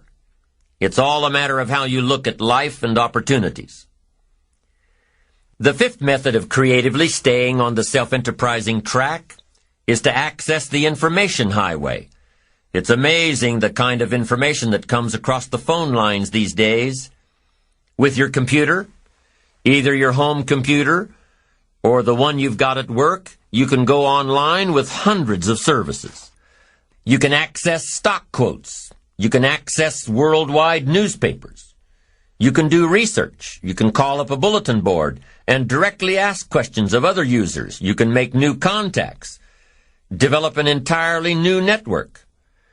By taking advantage of the electronic age, you can learn more than you could otherwise learn. Meet people that you'd otherwise never meet. You can find information that your library may not have. You can share information and transfer files that you've never before been able to share. Many people are afraid of their computers. They don't take advantage of all their system has to offer. Work with your computer. Find out what types of information and services you can access. Use it as a new resource, a new specialized resource that's yours for the taking. The sixth technique for staying on track: commit yourself to learning. Feed your mind. Sharpen your interest in two major subjects, life and people. Learn how you can better interact with others. Learn more on how to get the most from life. Learn all that you can so that you can become all that you can become. Learning is the beginning of a life worth living. Learning is the beginning of wealth. Learning is the beginning of happiness. Learning is the beginning of health. Learning is the beginning of spirituality and faith. Learning and searching is where the process of creating your own personal miracle begins. Learning is the beginning of self-enterprise. So there you have the 6 steps in creatively building your self-enterprise traits and ultimately building your ambition. Number 1, think on paper. Number 2, develop the ability to brainstorm. Number 3, imagine outlandish solutions to your challenges. Number 4, try to think in a different way using doodles, flowcharts, and formulas to spur your thought processes. Number 5, access your computer's capabilities to reach the information highway. And number 6, commit yourself to learning all that you can learn in an effort to become all you can become. Those are the 6 steps to creatively developing your self-enterprise. Now here are some tips on the second component of self-enterprise: courage. Ambition requires courage. Ambition requires that you stand up for what's right and fight what's wrong. Ambition requires that you hold on to your values in pursuit of your success. Ambition requires that you fight off fear. Fear is one of those things, one of those emotions that can stop people dead in their tracks, foregoing success and achievement. Fear can stop people from taking all that life has to offer them. Fear can rear its ugly head in many ways. Remember the old saying, "You have nothing to fear but fear itself." You can be afraid of success. You can be afraid of failure. You can be afraid of looking ridiculous. You can be afraid of change, either positive or negative change. You can be afraid of the competition. You can be afraid of loss and destruction. We're not always born with courage. We're not always born with all the fears either. You ever hear of a baby that's afraid of the dark? Of course not. They grew in the dark for 9 months. They should be afraid of the light. But do you ever hear of a 3 or 4-year-old afraid of the dark? All the time. Where'd they learn that fear? Who taught them that the dark outside is any different than the dark inside? Where'd they learn that? Well, probably from their parents who decided they needed a night light on. The kids probably think that they should be afraid of the dark if their parents insist that a light be kept on. And what about other fears in life? Are they learned? Well, maybe. Maybe some of your fears are brought on by your own experiences, by what someone has told you, by what you've read in the papers. Now, some fears are valid, like walking alone in a bad part of town at 2 in the morning. If there isn't fear, there's probably a bit of ignorance. And that type of ignorance can easily be solved by either education or experience. Once you learn to avoid that situation, you won't need to live in fear of it.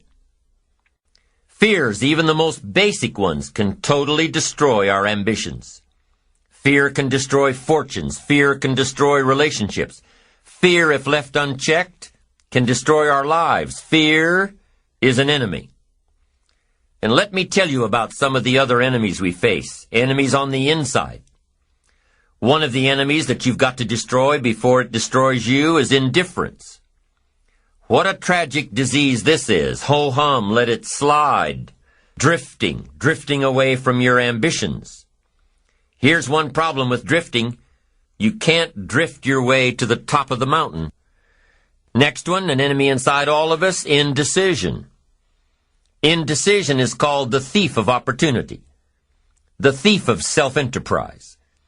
It'll steal your chances for a better future. Take sword to this enemy, indecision. Next enemy on the inside is doubt. Sure, there's room for healthy skepticism. You can't believe everything, but you can't let doubt take over. Doubt the past and doubt the future and doubt each other and doubt the government and doubt the possibilities and doubt the opportunities and doubt yourself. I'm telling you, it'll destroy your life and destroy your chances and empty your bank account and empty your heart. Doubt is an enemy. Go after it. Get rid of it. Next is worry. We've all got to worry some, but don't let it conquer you. Let it alarm you. We've all got to be alarmed, but we don't want to be conquered. Worry is useful. 3 o'clock in the morning, your daughter's not home yet. You've got to worry. Step off the curb and one of those zealot taxis is coming. You've got to worry. But you can't let worry loose like a mad dog that drives you into a small corner. Here's what you've got to do with your worries. Drive them into a small corner. Whatever's out to get you, you've got to get it. Whatever's pushing on you, you've got to push back. Guess where illness is in your life? Illness is constantly testing the outer edges of your health plan, looking for a weak spot. And if illness can find a weak spot, it'll muscle in and take the territory. Unless you've got enough discipline and power to say, I'm not going to let that happen. I'm going to fight illness like an enemy. I'll work on my health plan enough to destroy it. The next enemy inside is overcaution, the timid approach to life. Timidity is not a virtue. It's an illness. And if you let it go and go and go, it'll conquer you, leave you without a promotion. Timid people don't get promoted. They don't advance and grow and become powerful in the marketplace. And it's possible to conquer it. Do battle with the enemy. Do battle with your fears. Do battle. Build your courage to fight what's holding you back. keeping you from your ambition. Do battle. Have the courage to fight back. Be courageous in your life and in your pursuit of what you want and who you want to become. Here are a few techniques to help build your courage. Number 1, put all remote possibilities out of your mind. Don't worry about things you have no control over. Don't spend your time thinking about all the bad things that might happen to you. Don't spend your time plotting and planning ways to make sure these things will never happen to you. Courageous people don't worry about the unlikely, things out of their control. They concentrate on what they can control. Number 2, face your fears before you start something. Imagine difficult situations before they occur. Make a list of the worst that could happen, and you'll probably see that it's not so bad after all. A friend of mine lost everything a few years back: home, cars, possessions, antiques, art, jewelry, credit, lost it all. So now, on her way back up, whenever she's faced with a tough decision, she asks herself, what's the worst that can happen? And guess what? She's already been through the worst and survived, so it's not an issue anymore. Now, you don't have to lose everything to lose that particular fear, but what I'm saying is, once you face your fear, you can move on. Once you've itemized out the worst that could possibly happen, you'll see that you have the inner strength to deal with it. And if you've looked at the possibilities beforehand, you'll probably never be faced with the situation at all. Why? Because you've already thought about it. You've already thought it through. And by contemplating what might happen, you'll chart your course to make sure that it doesn't. So the first courage-building technique is to put the remote possibilities out of your mind. The second, to face fears beforehand. And the third technique to build your courage is to imagine the alternative. See in your mind the end result of giving in to your fear. Really feel the cost of being ruled by fear. Then really feel the gain of following your ambition courageously. Weigh the two. See the difference. If you've been invited to address your national sales convention and are scared to death of public speaking, what should you do? Well, you could decline the invitation, knowing full well that your fears are holding you back, or you could take some classes, read some books, practice in front of a video camera, and see yourself stepping up to a whole new league, gaining more notoriety in your field, increasing your opportunities for future success. Once again, it's your choice. Be fueled by your fears or face your fears. It all depends on how you can live with yourself, always afraid of taking the next step. When you plot out your course for success, you know that there'll be some touchy moments when fear may get the best of you. But remember, if you use your visual chain thinking, if you can see your future ahead of you, if you really want what you're going after in pursuit of what you'll become, if you really have ambition, then you know that true success comes from taking the enterprising route.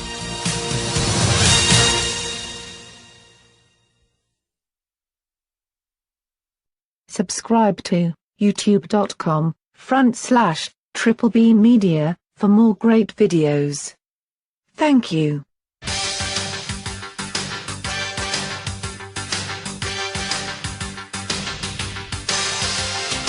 As we're talking about the principles of building your ambition, let me give you the fifth one: working with others. The fifth principle for building your ambition revolves around working with others. Now, why do you think that your ability to work with others has an effect on building your ambition? This may sound a bit like a paradox, a contradiction, especially since we've stressed self-reliance and taking personal responsibility for all you do. But a successful life does involve other people: family, associates, kids, parents, employees, friends.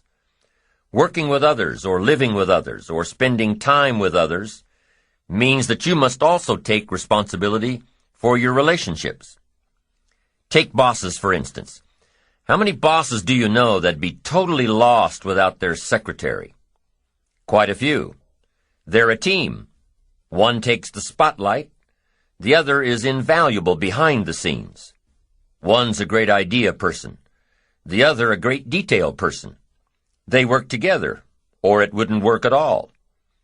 Of course, you need to be responsible for yourself and to yourself before you can be responsible to another person.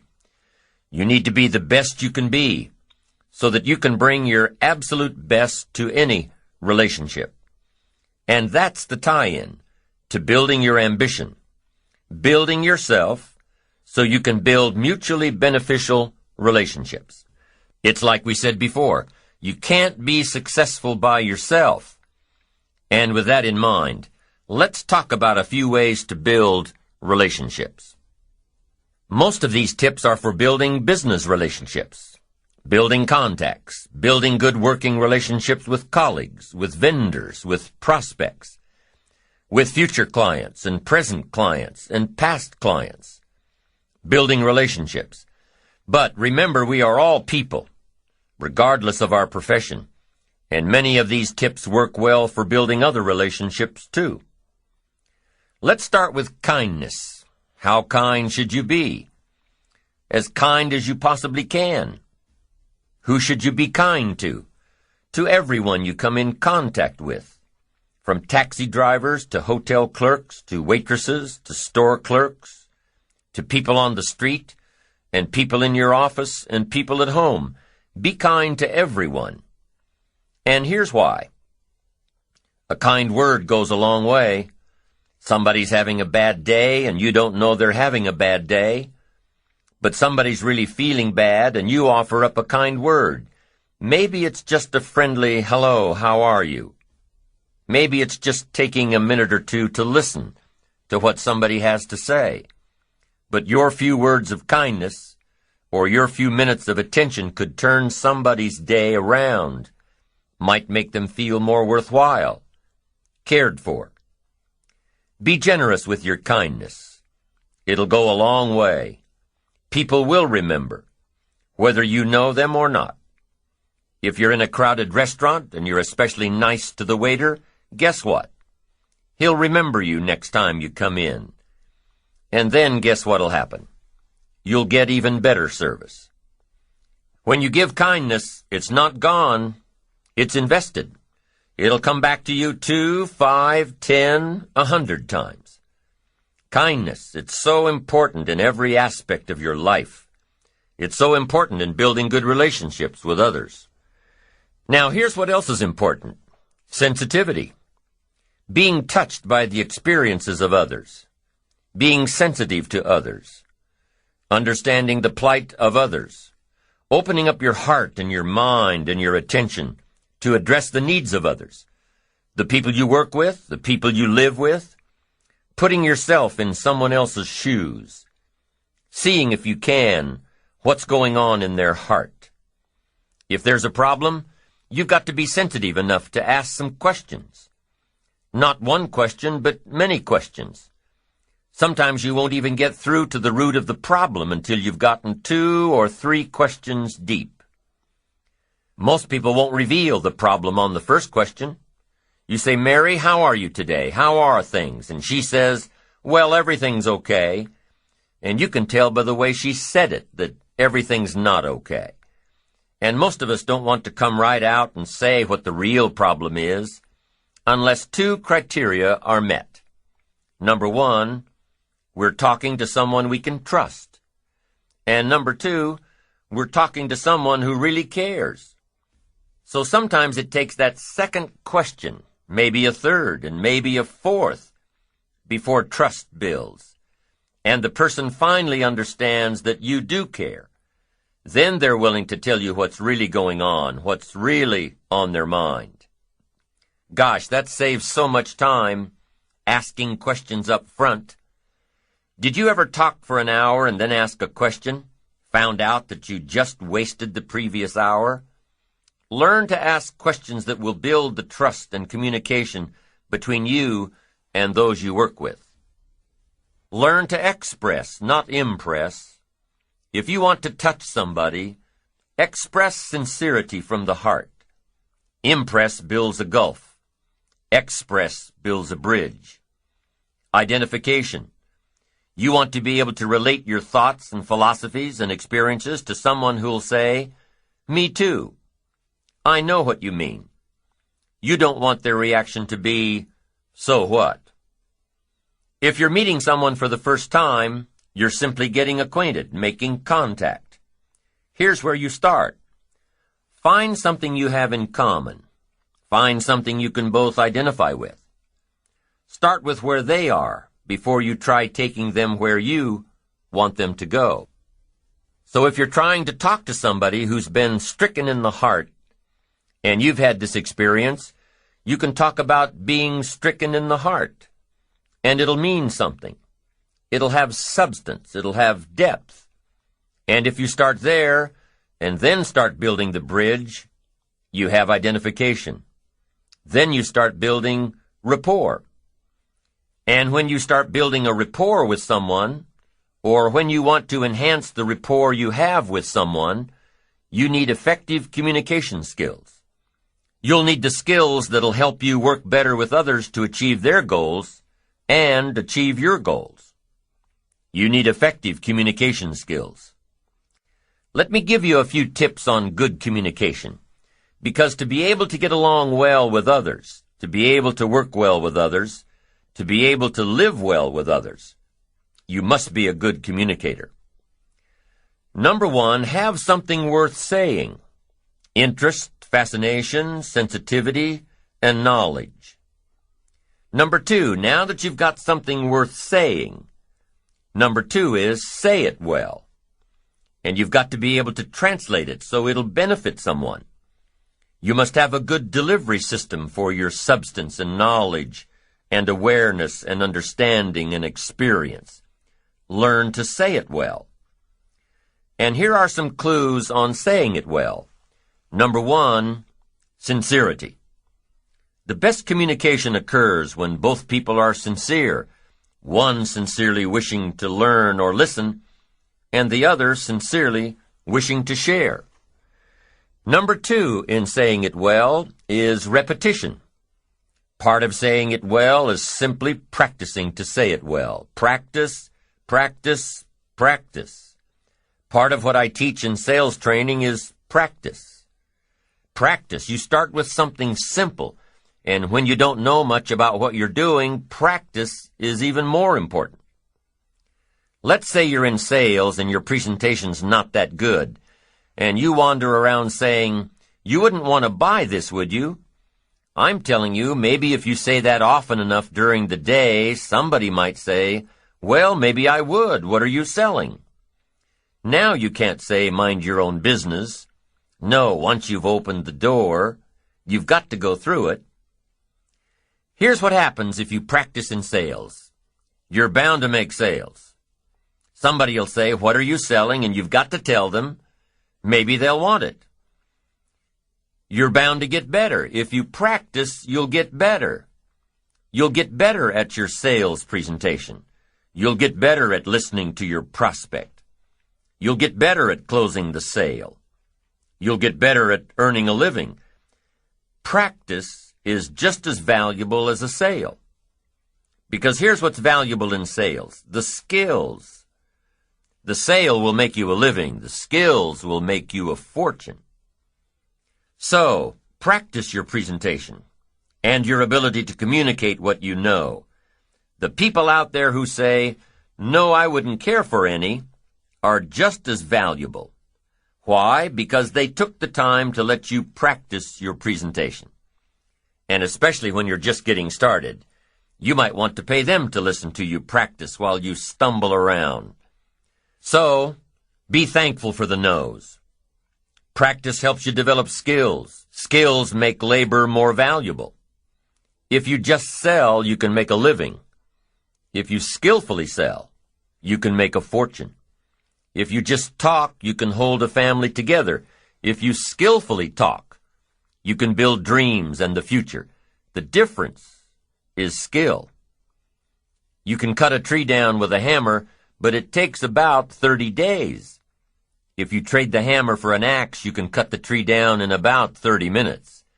The difference between the 30 minutes and 30 days is the tool. and your best communication tool is your skill. So practice to get the skill of saying it well. Part of saying it well is sincerity. The next part is repetition. Now here's another part of saying it well. Brevity. Sometimes you don't need too much, just enough. The more you know, here's what I found out. The more you know, the briefer you can be. Because you can learn to make words more effective. Jesus was brief when he was putting his team together. He just wandered around the countryside, and every once in a while he'd see somebody he wanted on his team and said, "You follow me." Now that's short. That's brief. Now why could Jesus be so brief and yet be so effective? Here's what I think. For all that he was that he didn't have to say. For all that he was that he didn't have to say. When you become bigger, when you become wiser, when you become stronger, you become a person of better reputation, so that when you arrive, maybe your reputation has preceded you. And when you get there, you don't have to say much. You don't have to launch into a 2-hour harangue if your reputation has preceded you. Your reputation will get a lot of the job done for you before you ever arrive. Next is style. Part of saying it well is style. Be a student of style, a variety of styles. Then make sure you develop your own. Be a student, but develop your own. Don't be someone else. Let someone else influence you, but don't become them. Develop your own style. Here's another tip on saying it well, vocabulary. You've just got to have a good vocabulary to say it well. Vocabulary.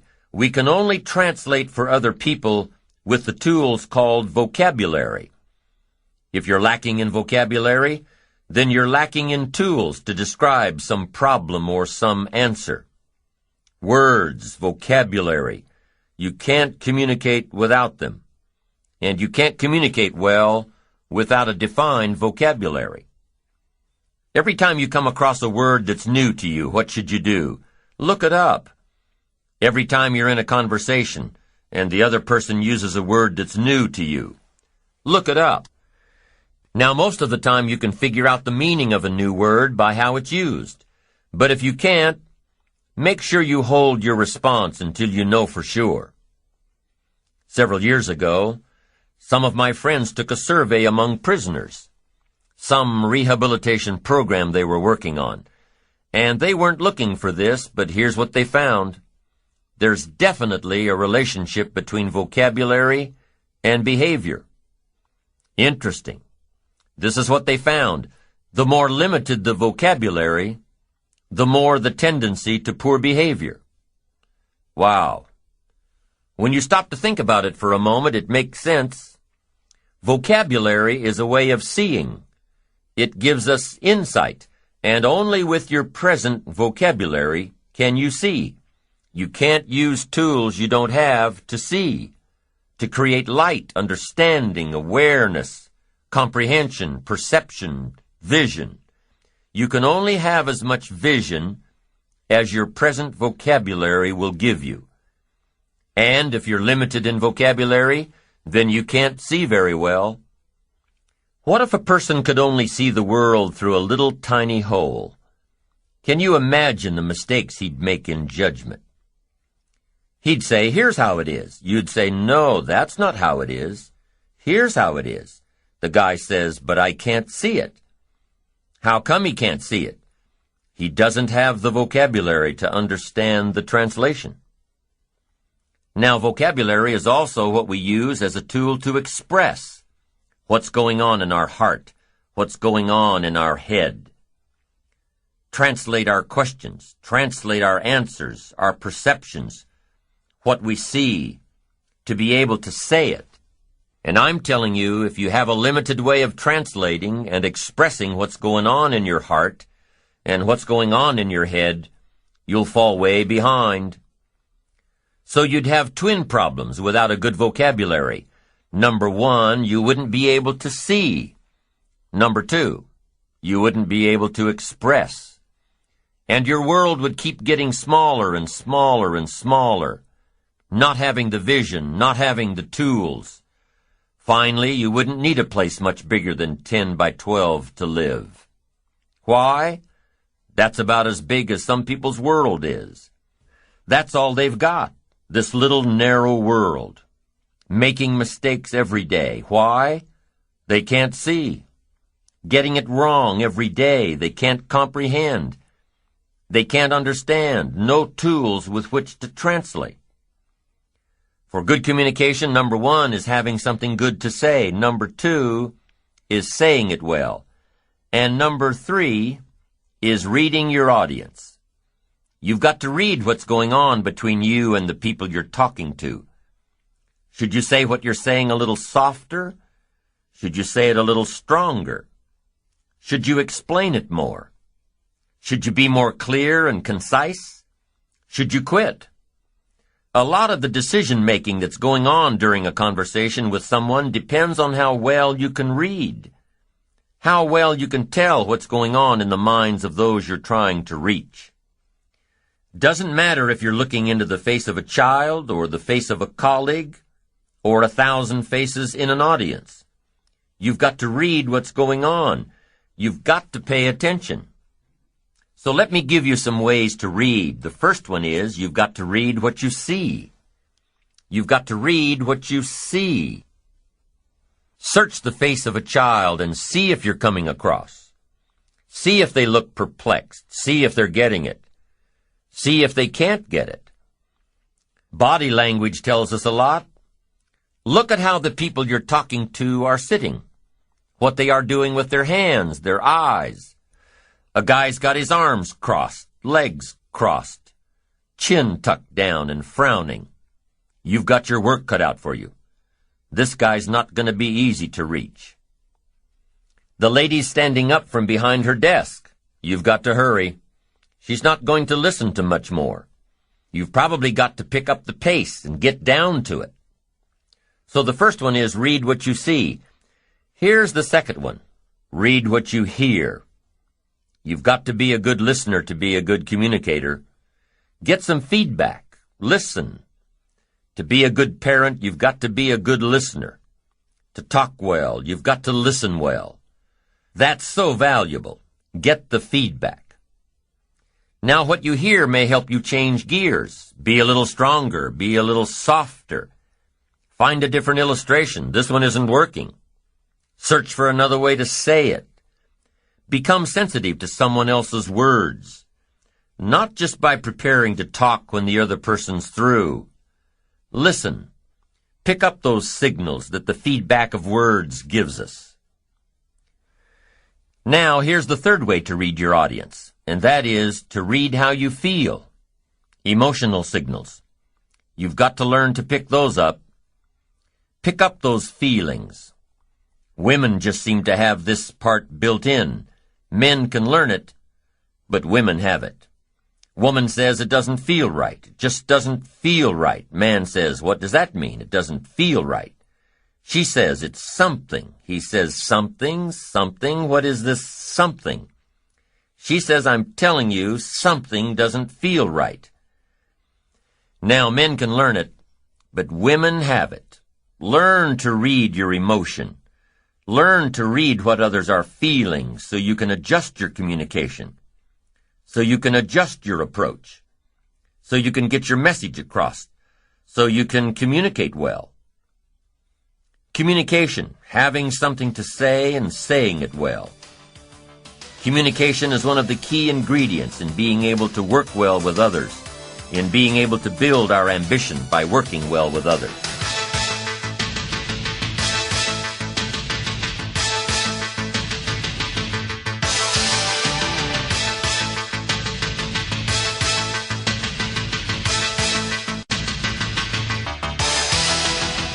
Now that we've talked about some basic communication skills, you need to understand how best to apply them. What you can do and cannot do in the marketplace. How you talk and act while playing volleyball on a Saturday afternoon probably isn't the same as how you'd talk and act around a group of people who want to invest in your company. How you communicate with your old friends and family members is probably an abbreviated version of how you should communicate in a high-powered business setting. When you meet a new group of people, you must watch and listen and be alert before you decide on the appropriate communication style. You might greet old friends with a slap on the back and a tasteless joke, but you certainly wouldn't greet a multi-million-dollar opportunity that way. You must take a few moments to study the temperament of your audience. Listen to how they communicate with each other. Watch how they react to situations and comments. Study your audience, lest you engage in some behavior that will prove inappropriate and costly. Some people would make about $150,000 a year, but they have to be satisfied with about $50,000 because their behavior is costing them the rest of it. They've got the skills, but their behavior is costing them. Keep setting them aside.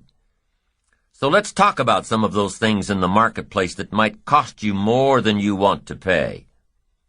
Here's one: bad language. You've got to be careful with language in the marketplace. You've got to be careful here. Some language is more appropriate for the bar. So what should you do? Leave it in the bar. Or else what? You'll have to pay the consequences. We must all be students of consequences, things that cost us, and language is one of the most important ones to consider. Language in the marketplace. Now, if you cuss and tell dirty jokes in the marketplace, that's acceptable to who?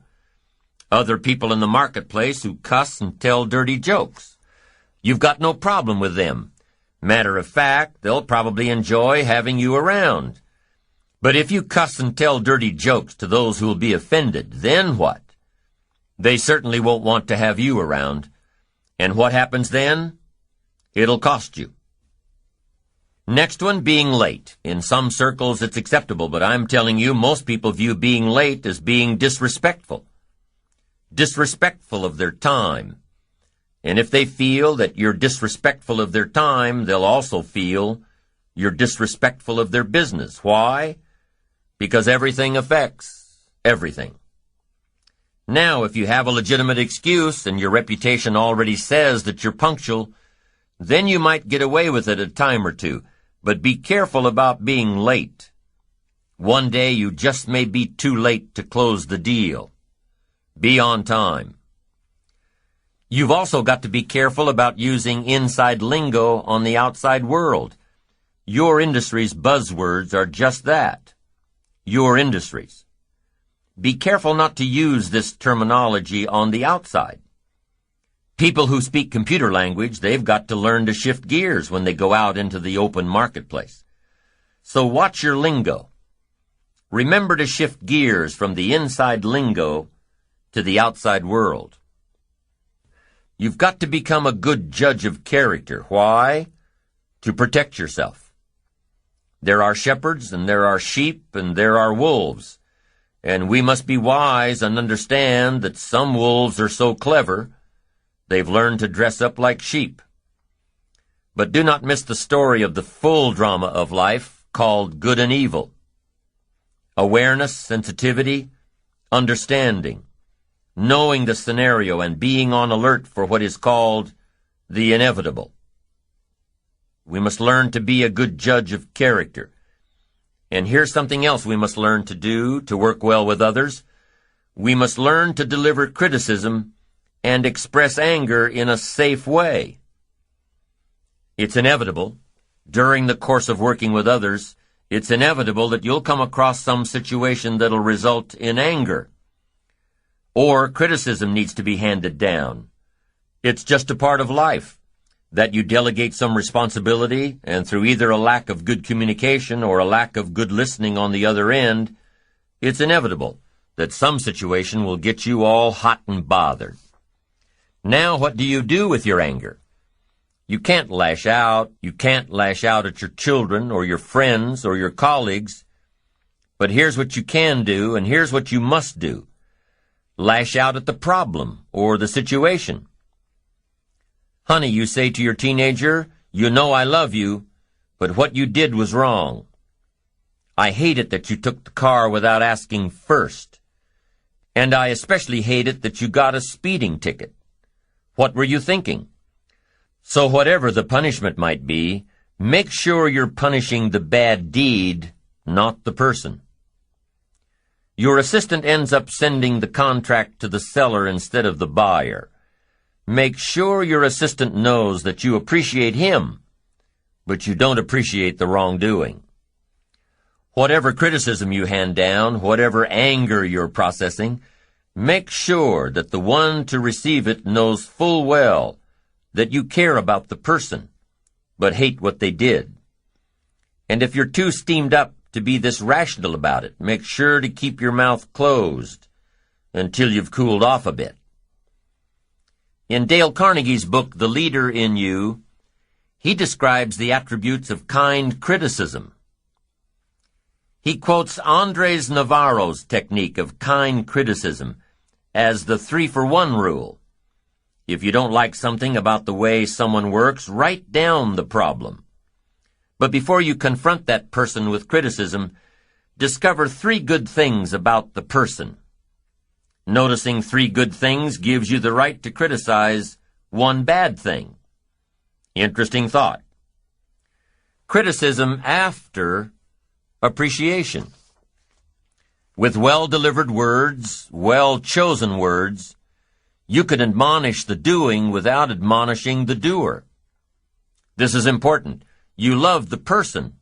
You hate the act. Make sure they know the difference. You don't have to couch the words. You don't have to hide your anger or disappointment. But you do have to make sure that your communication is effective so that the wrongdoing will never be done again.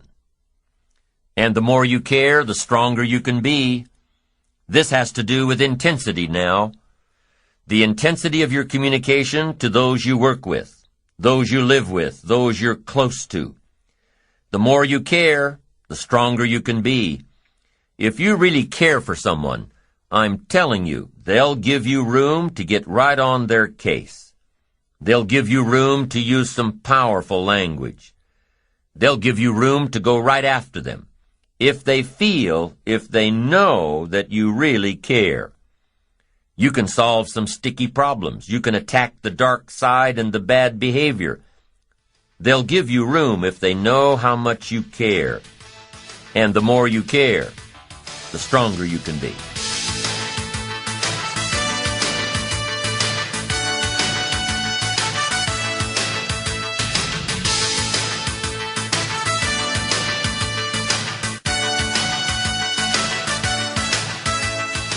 Now that we've discussed communication skills, let's move on to see how we can translate these skills into creating more business.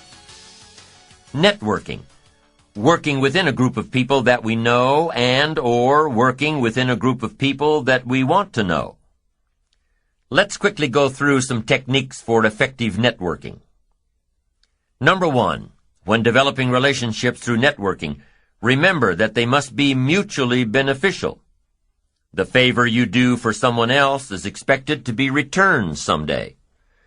For each contact you give someone else, you expect one in return. For each tip you give out, you expect one back. Or as the law of sowing and reaping says, it'll come back to you multiplied. That's number 1. Make sure your networking relationships are mutually beneficial. Number 2, keep the relationship active. Schedule quarterly lunches. Plan to meet at Chamber of Commerce networking events. If you see a story about your contact in the newspaper, clip it out and send it to her with a note of congratulations. Send articles that may be relevant to his or her career. Keep in touch. Don't just call when you need something. Keep in touch. Number 3, express your gratitude and appreciation. Make it clear that you're appreciative of the contact or tip that was sent your way. Send a finder's fee if your latest deal was the result of your contact. Send a special gift if a tip panned out. A man I know got a stock tip in passing from an acquaintance of his. Well, the stock made this man thousands of dollars richer. What'd he do? Sent a bottle of Dom Perignon and 2 very expensive gold-rimmed crystal glasses and a thank you note. Now, he didn't have to do that, but I'm telling you, the recipient will never forget this guy.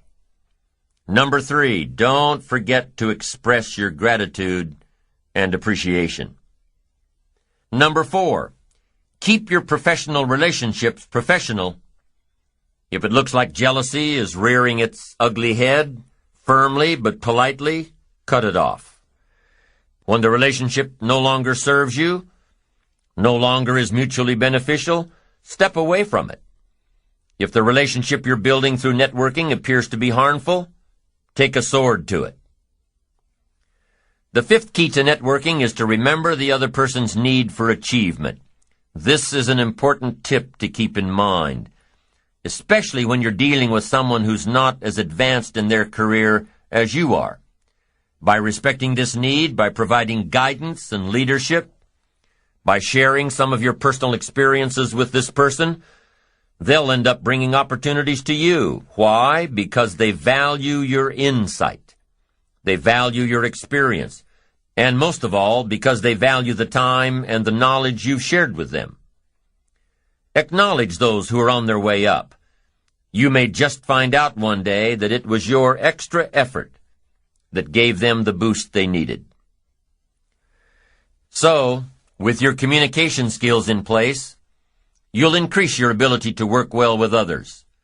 Listen, talk, share, sympathize, empathize, and when you extend your reach to work well with others that you know, you'll be able to extend your reach to work well with those you don't. You'll be able to develop networking skills. And once you do, you'll find that networking is an incredible way to increase your opportunities, tip by tip, contact by contact. And now recall the laws of sowing and reaping, of giving and receiving. The more you give of yourself in an attempt to communicate well with others and work well with others, the more you give, the more you'll receive as you strive to build your ambition. And here's the last but most important key to working well with others. Learn to work with others that deserve it, not those who need it. You must follow the guidelines of life itself. Life responds to what? Deserve. So work with the people who deserve it, not the people who need it. And here's what else you've got to do. Show people how to deserve it. How to deserve your work. How to deserve your time. How to deserve your attention. Show people how to make small steps of progress and reward them along the way. And show them how to deserve it one step at a time. One step at a time, until finally they work themselves out of need and into deserve. Out of the shadows of despair and poverty into the light of ambition.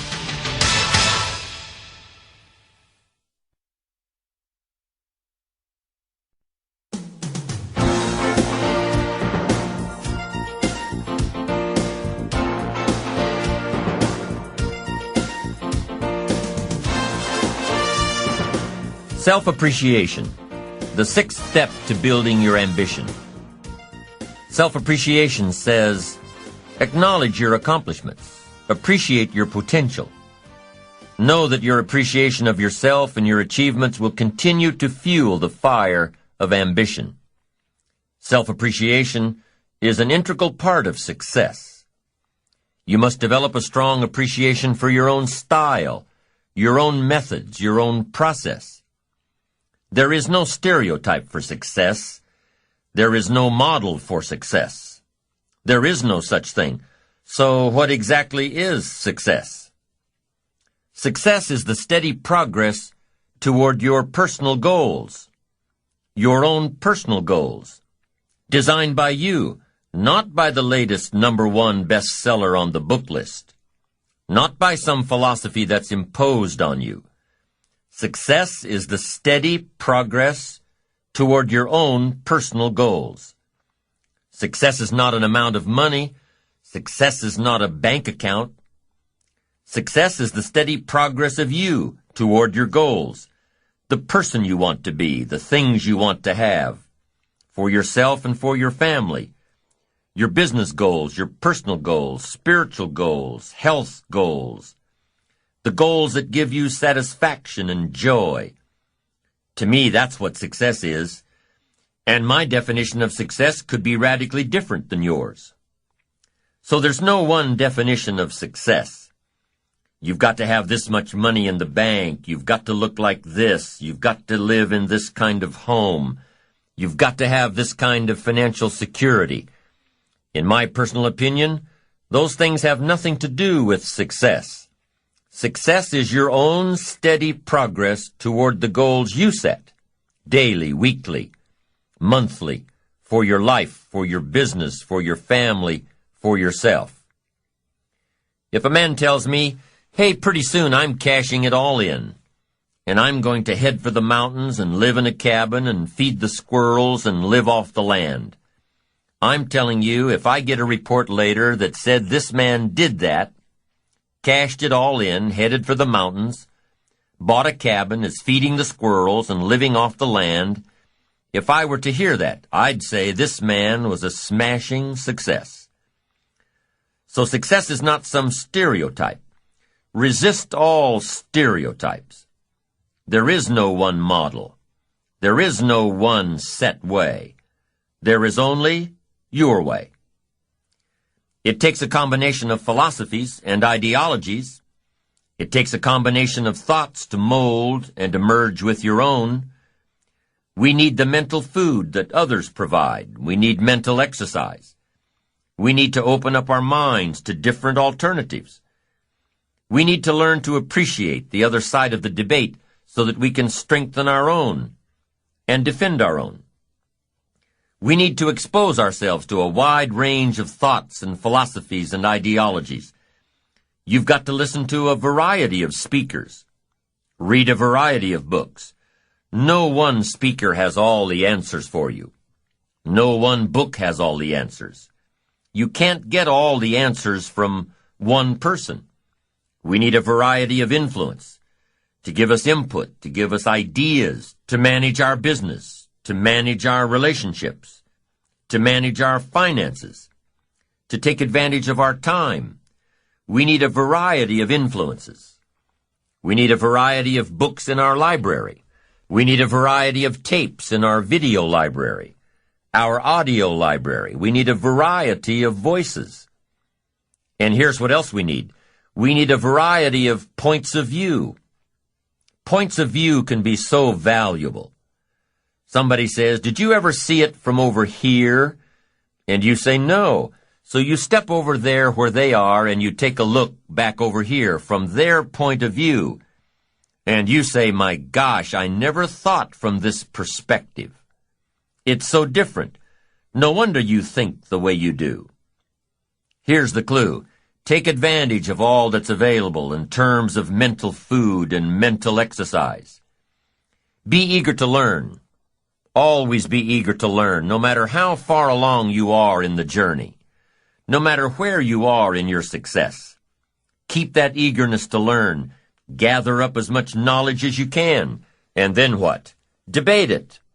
Put it all on the table and look at it. Dissect it. Turn it around and stare at it. Ask questions. Make statements.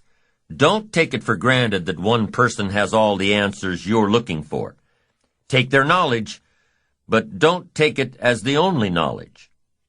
Make sure that what you finally do, the model you develop of strong appreciation for your own style and your own methods and your own process for achievement, make sure that what you finally do is a product of your own conclusion.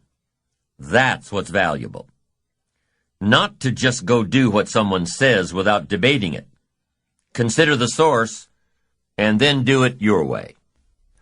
You can take an interest in what someone says, digest it, take notes on it, but then debate it. Look at it from all angles. Be a student, not a follower. Building your ambition is a process unique to each and every one of us. Gather all the knowledge that you can. Then develop your approach as a product of your own conclusions.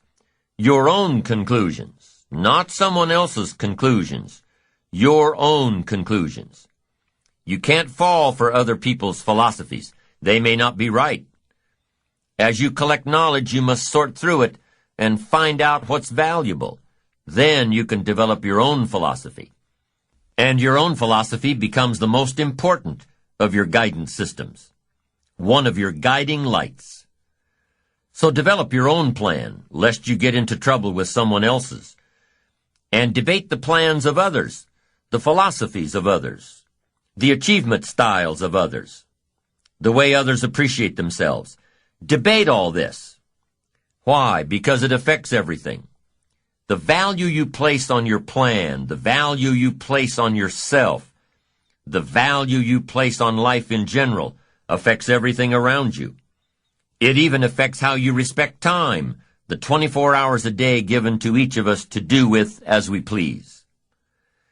There's a connection between appreciating yourself and appreciating and respecting time. People who appreciate themselves understand and respect the use of time. Here's what I call the best-kept secret of the rich. Interesting discovery that I made one day.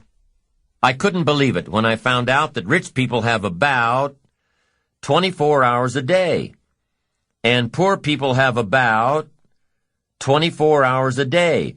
Wouldn't that drive you mad until you found out what the difference was? I'm telling you, the difference is in the management of the time. A few simple disciplines practiced every day, and your whole life can change. Your future can change. Your income can change. But the rest of it is getting a handle on the management of time. Now, we invested one whole session in this series to proper self-discipline. And guess what?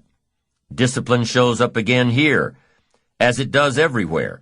Discipline is also important in how you manage your time, the 24 hours given to you every day. So I want to give you a few things that might help you to get a handle on the management of time. Here's the first one. Ignore the subject. Ignore the subject. That's not a bad suggestion. Somebody says, well, I've been behind all my life. Doesn't look like that's going to change. Forget it. I like that approach. At least it's honest. Nobody's ideas of success and time management are right for you unless they can be applied by you. We've already said that it's important to resist all stereotypes for success, to resist all models of success. So here's one alternative to time management. Ignore the subject. Don't let somebody pressure you by saying, here's what you've got to do with your time. Resist all that. Take advice, but don't take orders. Let somebody give you their opinions and then accept the ones you want to accept. And the ones you don't want to accept, don't accept. Resist all attempts to pressure you into becoming the model of success. Resist all that. Do it on your own time, the time that's right for you. Now here's another alternative to time management. Step down to an easier task. Step down to something more manageable. Something that doesn't require that much time, that much effort. That's an alternative. Some people in sales are promoted to being manager. They say, oh, now I've got to be a manager. Heck with this, it takes 14 hours a day, worrying about everybody. I'm getting back out in the field. Get my sales job back. And that's a good alternative. Somebody works for a company and says, oh, I'd love to own one of these companies. Then they find out what it takes to own one of those companies. What kind of pressure, what kind of hours. Can't play golf 3 days a week. And finally says, hey, you know, I've had it up to here with all the headaches and trauma and dealing with all these people's lives and running a company and being responsible for all the stuff. I'm going to step down. And that's a good alternative. It really is. Don't let yourself be pressured when stepping down might give you a better lifestyle. Little girl complained that her father never played with her. She said, Daddy comes home, got his briefcase full of papers, says hello to me, pats me on my head, and disappears. She said, "How come my daddy can't play with me when he comes home?" And her mother explained and said, "Look, your daddy works very hard. He loves you very much. But at the office he's got so much to do that he can't get it all done. So he has to bring the rest of it home. So that's why your daddy can't play with you." And the little girl says, "Why don't they just put him in a slower group?" Not a bad idea. And I offer that here. If you're too busy to play with your kids, you need to join a slower group. You've got to have time for your family. I went for some things that cost me too much in those early days. If I'd known how much it was going to cost, I never would have paid the price. So you've got to weigh the consequences, how to make everything fit. Sometimes that extra money isn't worth it if it pressures you into losing touch with somebody you really care about. So family must be considered here as well. But here's the best alternative to time management, and that's to get more out of you.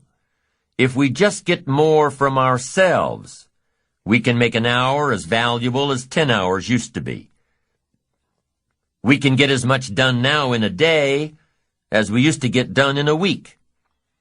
Efficiency, skills, knowledge, awareness, practice, getting better, all of that value we can bring to the marketplace, bring to the job, and that's where the real time management comes in.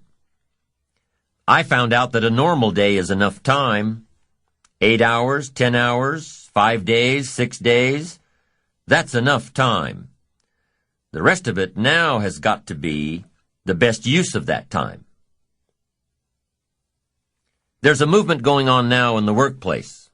The movement is people setting up home offices, telecommuting to work, working at home and communicating with the office through fax machines and computers and modems and delivery services. People are even starting to work in one state and live in another. They don't need to be at the office all the time. For some jobs, they don't need to be at the office at all. And guess what some of these folks find out? The projects that used to take 2 days, they get done in a few hours. Why? Because they have no distractions. No people stopping by their office to chat. No unsolicited phone calls to take. No unexpected visitors to deal with. When they work, they work. When they play, they play. Now, not everybody has the luxury of having a job that can work like this. But maybe some of the same principles can be applied at the office, like do not disturb times, like scheduling your day so that you're totally undisturbed during those hours in which you complete your best work, like setting certain hours each day to take appointments and phone calls. And that's really where the magic of personal development comes in, knowing who you are, becoming more valuable. Being more valuable, knowing the value of your rhythms in getting certain tasks done. Getting things done more efficiently in a shorter period of time. Working smarter, not harder. Let me give you some more thoughts now on time management. Just a list of things you should consider. Number 1, you run the day or it runs you. Part of the key to time management is just staying in charge. But here's what usually happens. We start something and we're in control. But as time starts to unfold, pretty soon we start losing control. You know, you start a business and you're running it. And pretty soon, what? It's running you. You have to stop every once in a while and say, hold it, hold it. Who's in charge here? So here's a good phrase to jot down.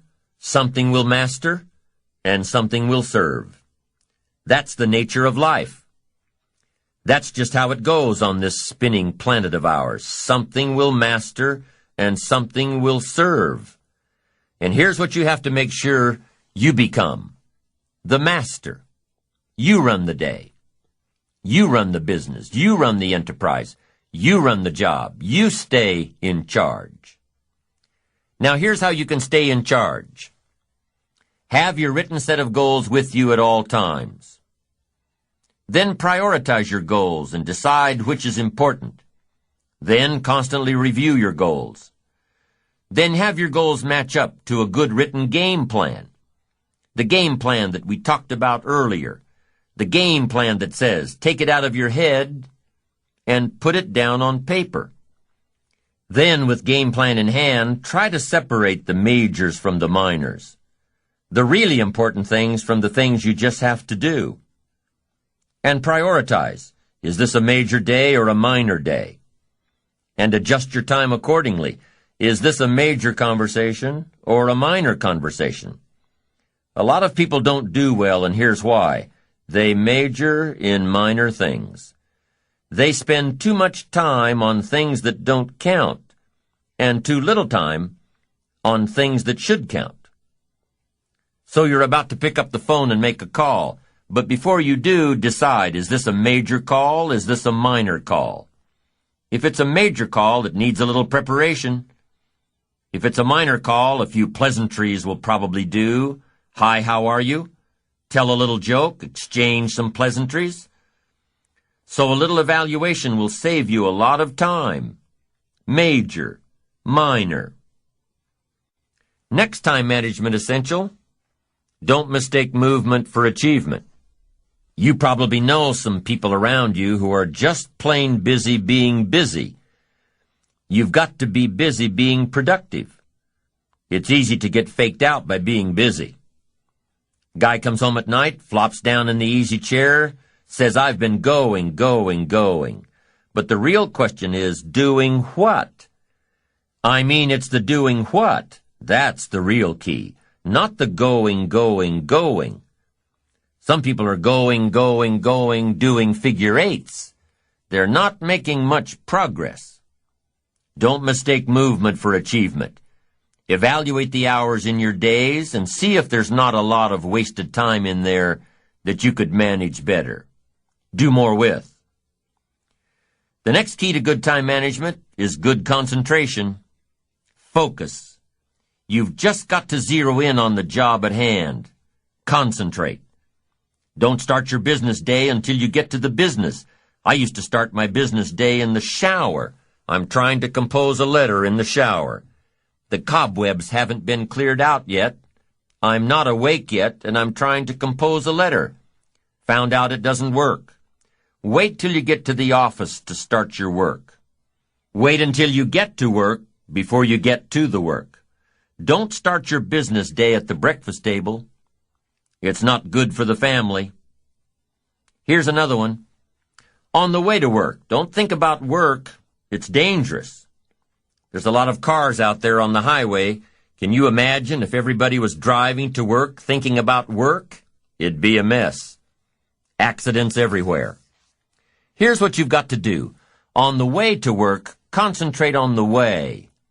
In the shower, concentrate on the shower. At the breakfast table, concentrate on the family. Wherever you are, be there. Don't be somewhere else. Give whatever you're doing the gift of attention. Give people the gift of attention. The gift of attention. Concentration. Next time management essential, learn to say no.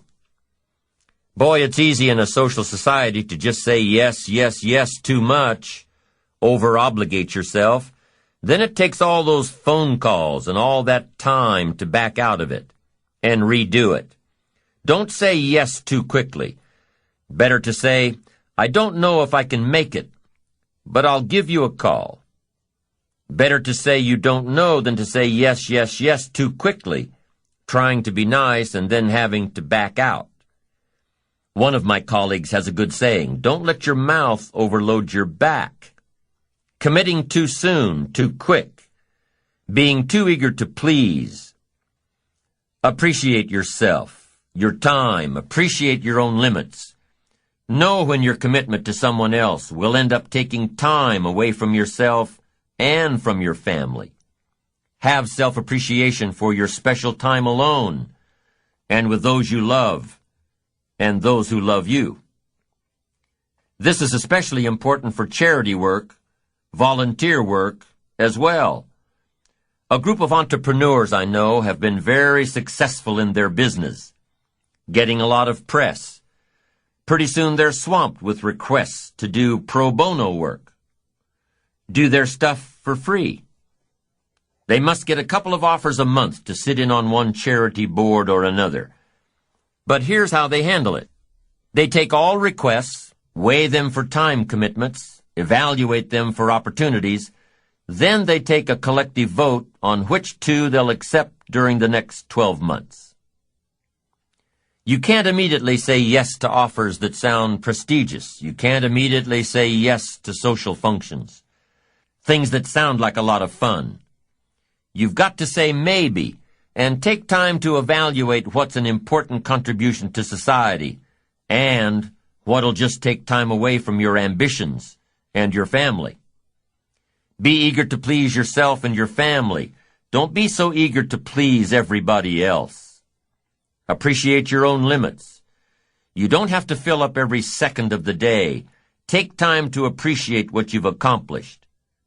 Take time to enjoy the fruits of your labor. Your success should be a pleasure. Appreciating what you've got and what you've done and who you've become is important. It's an important component in fueling your future achievements. Just knowing that you've accomplished in one day what you laid out in your game plan. Just knowing that you finished all you started out to do that day. That's encouraging. And it's these little daily advantages that you're gaining that continue to fuel your achievement. Let's say you're figuring out tomorrow's game plan tonight, and tomorrow looks pretty light. So all you write down for tomorrow is cleanup day. You know, clean up all the little notes on your desk. Write all the thank you notes you haven't gotten around to writing all week.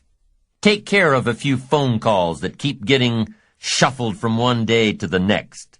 Nothing major, just minor stuff. But nonetheless, little stuff that keeps nagging on you until you get it done. So you spend your day in a cleanup mode.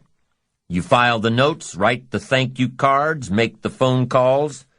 Not a major day, but at the end of the day, you feel you've accomplished so much. Why? Because you've taken care of so many little details.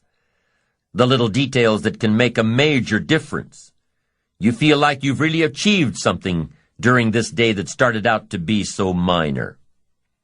Little achievements are just as important as big achievements. Why?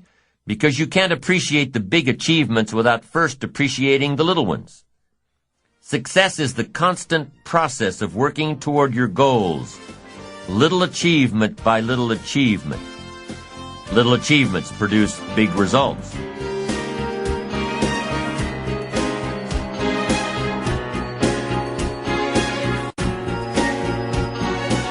George Leonard, in his book Mastery, talks about enjoying the plateau. Enjoying the plateau. Now, this is an important point because so often we find ourselves racing to get ahead, thinking about our next achievement so much that we can't appreciate the time in between. Happiness is not in the getting. Happiness is in the becoming. Happiness is a universal quest. Happiness is a joy that most comes as a result of positive activity. It has a wide variety of meanings, a wide variety of interpretations. Happiness is both the joy of discovery and the joy of knowing. It's the result of an awareness of the full range of life, experiences, sounds, harmonies, dreams, goals. And it's the joy that comes from designing a life that practices the fine art of living well. Happiness is being able to explore all that life offers. Happiness is quite often found in having options. Options of doing what you want to instead of doing what you have to. The option of living where you want to instead of living where you have to. The option of looking like you want to instead of settling for what you have to. Happiness is receiving and sharing, reaping and bestowing. Happiness is found in taking time to enjoy what you've accomplished, in enjoying the plateau, in giving yourself credit when credit is due, in patting yourself on the back for a job well done. Happiness is here and now. Happiness isn't the end result. Happiness is part of the journey. There's an old saying that goes like this: the road to heaven is heaven. The happiness that you're searching for in the future must be found today. The success you're after in the future will only be found by working on it today. Success is the balance between the need for active achievement and the satisfaction in taking the time to acknowledge what you've already achieved. Take time to reflect while you're enjoying the plateau. And while you're reflecting back on your past accomplishments, think about something else. Think about the potential within you that's still untapped. Consider these two questions during your time of reflection. Number 1, what could I have achieved in the past had I been more diligent? Could I have been more disciplined, worked smarter instead of harder, said no more often to social functions, to community commitments? What could I have achieved in the past had I tried a little differently? Only you can answer this question. It's very personal. While you're reflecting and enjoying your plateau, all I'm asking is that you dig a little deeper and see if you can't be a bit more effective next time. Work a little smarter instead of a little harder. So that's question number 1. What could I have achieved in the past if I tried a little more diligently? Now here's number 2. How can I achieve more in the future? Well, if you take some quality time to thoughtfully answer question number 1, you'll probably have a clue as to what's needed in the future. Do you need to work more diligently? Do you need to be more disciplined? Do you need to work smarter instead of harder? Do you need to say no more often? Do you need to manage your time better? That's one of the keys to reflection. You can put down on paper what worked for you in the past and figure out ways to translate this information into the future. You can design your better future if you can learn from your past. You can face your future with more excitement, more anticipation, when you design a future worth getting excited about. You can see your future and have it pull you, but don't forget to appreciate yourself for what you have done so far, for what you have done today. Take a self-appreciation inventory. Ask yourself a few questions. Start with number 1. What have I achieved in the last 4 days, the last 2 weeks, the last 6 months, the last year, the last 10 years? What have I achieved during these time periods? Write it down. Take a self-appreciation inventory of all you've done and all you've accomplished and all you've become. Take inventory of yourself. Now compare this list to your goals. Have you accomplished all you set out to do in the last 4 days, 2 weeks, 6 months, 1 year, 10 years? Compare your list. Maybe you've been so busy trying to reach your goals that you haven't taken the time to sit back and reflect on where you've really been. Look back at your list and say, wow, I really have been through a lot. I really have learned a lot. Look what I've done. Look what I've become. I wasn't like this 10 years ago or even 1 year ago. Look at me. I'm doing okay. Building your ambition takes little steps. 1 step at a time, 1 day at a time, 1 week at a time. And it's like taking your family to a reunion where people haven't seen your kids for 6 months or even a year. They say, my, look how you've grown. Well, you know your kids have grown, but when you see them every day, it's hard to notice. So write down all your accomplishments and see where you've been and what you've done and who you've become. You'll say, oh, look how I've grown. And that's step 1 in taking a self-appreciation inventory. Now here's step 2. What could I have achieved that I didn't? Be honest now, this is your inventory. Nobody else has to see it. What could you have achieved over the last week, the last month, the last quarter, the last year? What could you have achieved that you didn't? Would a game plan have made a difference? Would your direction have made a difference? Would greater preparation have made a difference? Would more discipline have made a difference? In how you changed your habits, changed your life, would time management have made a difference? Major time over minor time. Ask yourself, what could I have achieved that I didn't? Now, take this one step further with number 3. What do I want to achieve in the next 4 days, the next 2 weeks, the next 6 months, over the next year, over the next 10 years? What do I want to achieve? Well, all this falls in line with your goals. What you could achieve has to fall in line with what you want to achieve. What you could do has to line up with what you want to do. And what you could become has to meet, what do I want to become? Everything affects everything. And through the proper disciplines, practiced every day, through the proper disciplines, the what could I do has to match up with what do I want to do. And here's number 4. What can I do to achieve this that I'm not doing now? What could I do to achieve my goals that I'm not doing now? What things do I need to work on that I'm not working on now? Remember, it's easy to do the disciplines, the little things every day, and it's easy not to. It's easy not to. Look back at the self-knowledge inventory that you took on side 3 of this program, the session on positive self-direction. Look back at the list you made of your 3 most important work-related goals. Look back at your list of the 3 most important personal and spiritual goals. How are you doing with these? Are you making progress a little each day, a little each day? Are you appreciative of the progress you've made so far? It's important that you take time out to acknowledge yourself, your achievements, what you've done so far, where you've come, who you've become.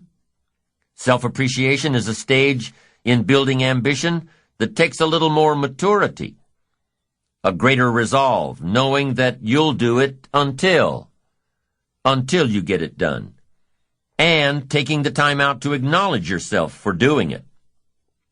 Self-appreciation comes from already being firmly set on the course of positive self-direction, being on the right track, having that wonderful blend of humility and self-esteem, knowing within yourself that you're accomplishing your goals, and knowing yourself enough and being confident in yourself enough to avoid needless bragging. Self-appreciation says that you admit there's room for improvement, knowing that you're on the right track, but admitting the need for continued growth, more books, more seminars, more skills, more disciplines, greater awareness, bigger vision. There's always more room to grow. There's always more knowledge to gain, always more skills to perfect. We're never done with the education process, because education is part of the path to wealth. Education and learning is part of the path to health. Continued education can turn you around if you're headed in the wrong direction. We must never stop learning, growing, expanding. And we must never forget to take time to appreciate ourselves for what we've done in pursuit of what we want to become.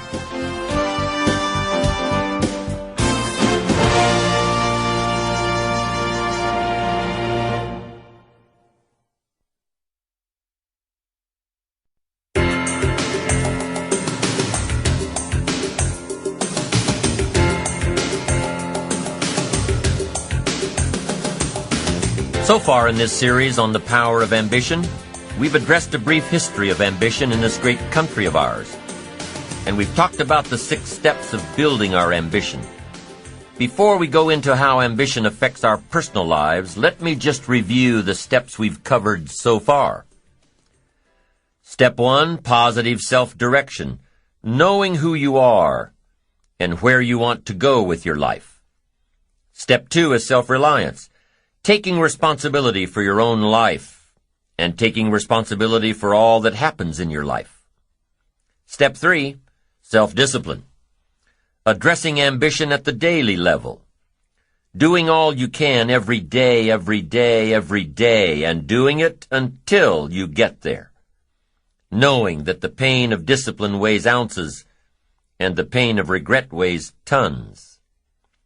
Step 4 is self-enterprise, keeping your eyes and ears open at all times, being aware of opportunities around you, and being able to create opportunities that'll keep you on the road to success. Step 5 in building your ambition is working with others, learning how to effectively communicate with those around you, learning how to maximize your networking abilities, and learning to work with those who deserve it, not those who need it. And step 6 is self-appreciation, fueling your accomplishments tomorrow by acknowledging your successes today. Each of these 6 building blocks works together in creating energy, directing energy to fuel our ambitions.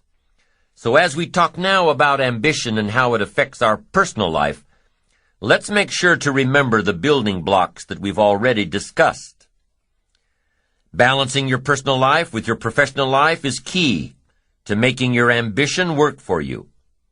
Home life, work life, they must work together, making sure that what you're going for in your career complements your home life, making sure that what goes on at home complements your career.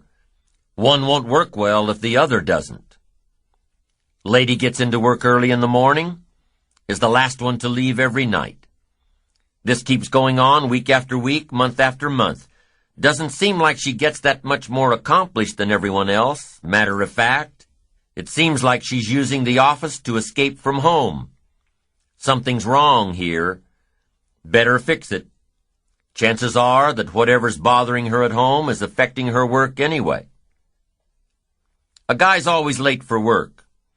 Always takes off during the middle of the day to go home. There always seems to be some sort of emergency to tend to at home. He takes long breaks, leaves early to go home. He's not getting his work done in record time. He's not getting anything done at all. Chances are he's using the emergencies at home as an excuse to stay away from the job. If something's wrong at work, fix it, if you can, or look for your solution elsewhere. If something's wrong at home, fix it. If what's going on at home is the result of neglect, admit it and fix it. Pay greater attention. If you need to go to counseling, go to counseling. Talk with your minister. Talk with a trusted friend. But remember that whatever the problem is at home, it probably didn't happen overnight. So make sure to give it some time in the healing. Be patient. Now there's a balance between work time and home time, professional time and personal time.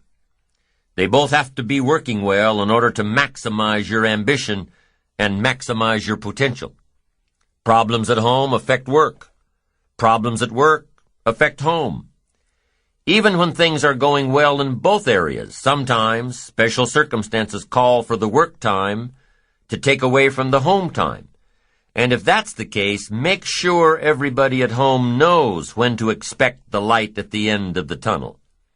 And if that extra project is really taking away from the family, make sure your family knows that their time will be paid back with interest. Psychologists have found 2 major things that we as human beings get the most happiness and satisfaction from. 2 things. Number 1, our work. Our contribution to society, our continued progress toward reaching our goals, our activity that generates our lifestyle, influence, power. And number 2, love. The love we receive from our spouse, our children, our parents, our families, our friends, knowing that one person or several people care about us, want to spend time with us. The professional goals that you've outlined for yourself take a lot of work. Your ambition takes a lot of work, discipline, skills, constant learning to improve yourself and develop yourself and improve your skills and develop your skills. You don't expect that your achievements will come to you on a silver platter. Working on the wish and the hope and the prayer philosophy? No. You know that your goals require constant attention and discipline every day. Or they'll what? They'll never come to you at all. You can't just come home at night after work after a long day and expect that your family life is growing just fine all by itself. You can't just expect that your personal life will grow and flourish without attention, without taking time to feed and water and weed out the bad stuff, the negative stuff that happens while you're away. No, creating the perfect personal life, family life, takes just as much attention as creating the perfect professional life. It takes love and nurturing and kindness and sincerity and caring. It takes all those things. And that's one of the biggest mistakes that happens today. People spend all their time, focus all their energy, give everything they've got. They give it all to the job. It can't work that way. Your family requires more than that. The investment we make in our personal relationships before they're put on paper is the investment we must continue to make. The more we give, the more we get. If you stop giving, guess what? You'll probably stop receiving, too. So keep your investment in relationships and family active. That's part of the good life. What good is a mansion on the hill if you've got no one to share it with? It's no good. What good is an investment portfolio worth millions if you've got no one to share it with? It's no good. What good is working so hard day after day, month after month, year after year, working until you accumulate everything you want, and in the meantime, your family left you? It's no good. It all loses its value. Life has to be balanced. Work hard, play hard. Work 6 days, take 1 day off. Work 3 months, take 1 week off. Life has to be balanced, or your lifestyle will suffer. Life without balance can cost your relationships. Life without balance can cost your health. Life without balance can cost your spirituality. Life without balance can cost your wealth. Happiness. Balance. Work on a balanced life. Work on balanced ambitions. If you're a believer, don't neglect it. Study and practice if you're a believer in spirituality. Nourish, study, and practice the art of spirituality. Because we learned before that the great destroyer of all of us is neglect. Starts like an infection, becomes a disease. One neglect leads to another, starts spinning out of control. Here's one thing to consider if you've neglected your spirituality, if you're a believer. Now, I'm not asking you to be a believer, but I'm asking that if you are a believer, do not neglect that part of your future. Study and practice as diligently as you study and practice ambition and parenting and skills and success in the marketplace. Faith helps sustain ambition. Here's what else plays an important role in your ambition: your physical side, your health. And here's some of the best advice I've got on the physical side. Ancient scripture says, treat your body like a temple. Excellent advice. Treat your body like a temple, meaning something you'd take extremely good care of. A temple, not a woodshed. No, a temple. And here's why. The mind and the body work together. You've got to have both functioning well. Here's one of the best ways I've come to look at it. Your body needs to be a good support system for the mind and the spirit.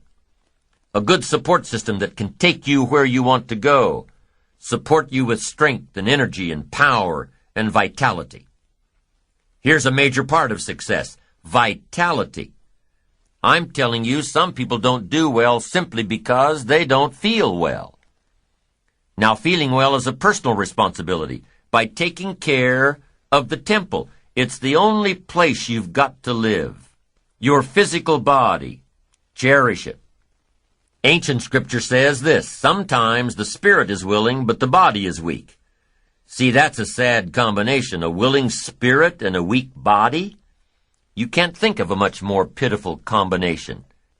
You wake up in the morning and the mind says, let's go get 'em, and the body says, I can't even get out of bed. You now have to have a conversation with your body that says, that's the last time you're going to fail me. Give me the excuse that you can't get out of bed. I'll drive you to your knees to do push-ups until you're exhausted. I've got these plans for fortune and enterprise, and there's one thing I'm going to demand, a strong, unbelievably powerful support system.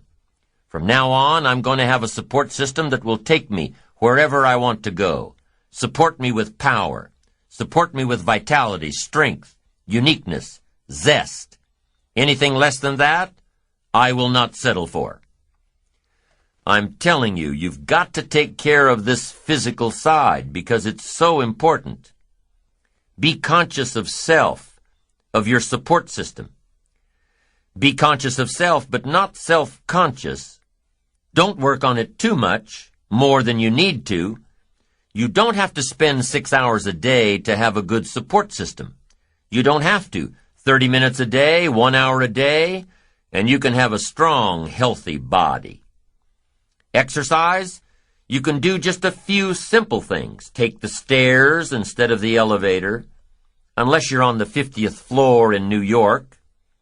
When you're looking for a parking space, don't look for the one that's right by the front door. Park a block away and get a little bit of exercise.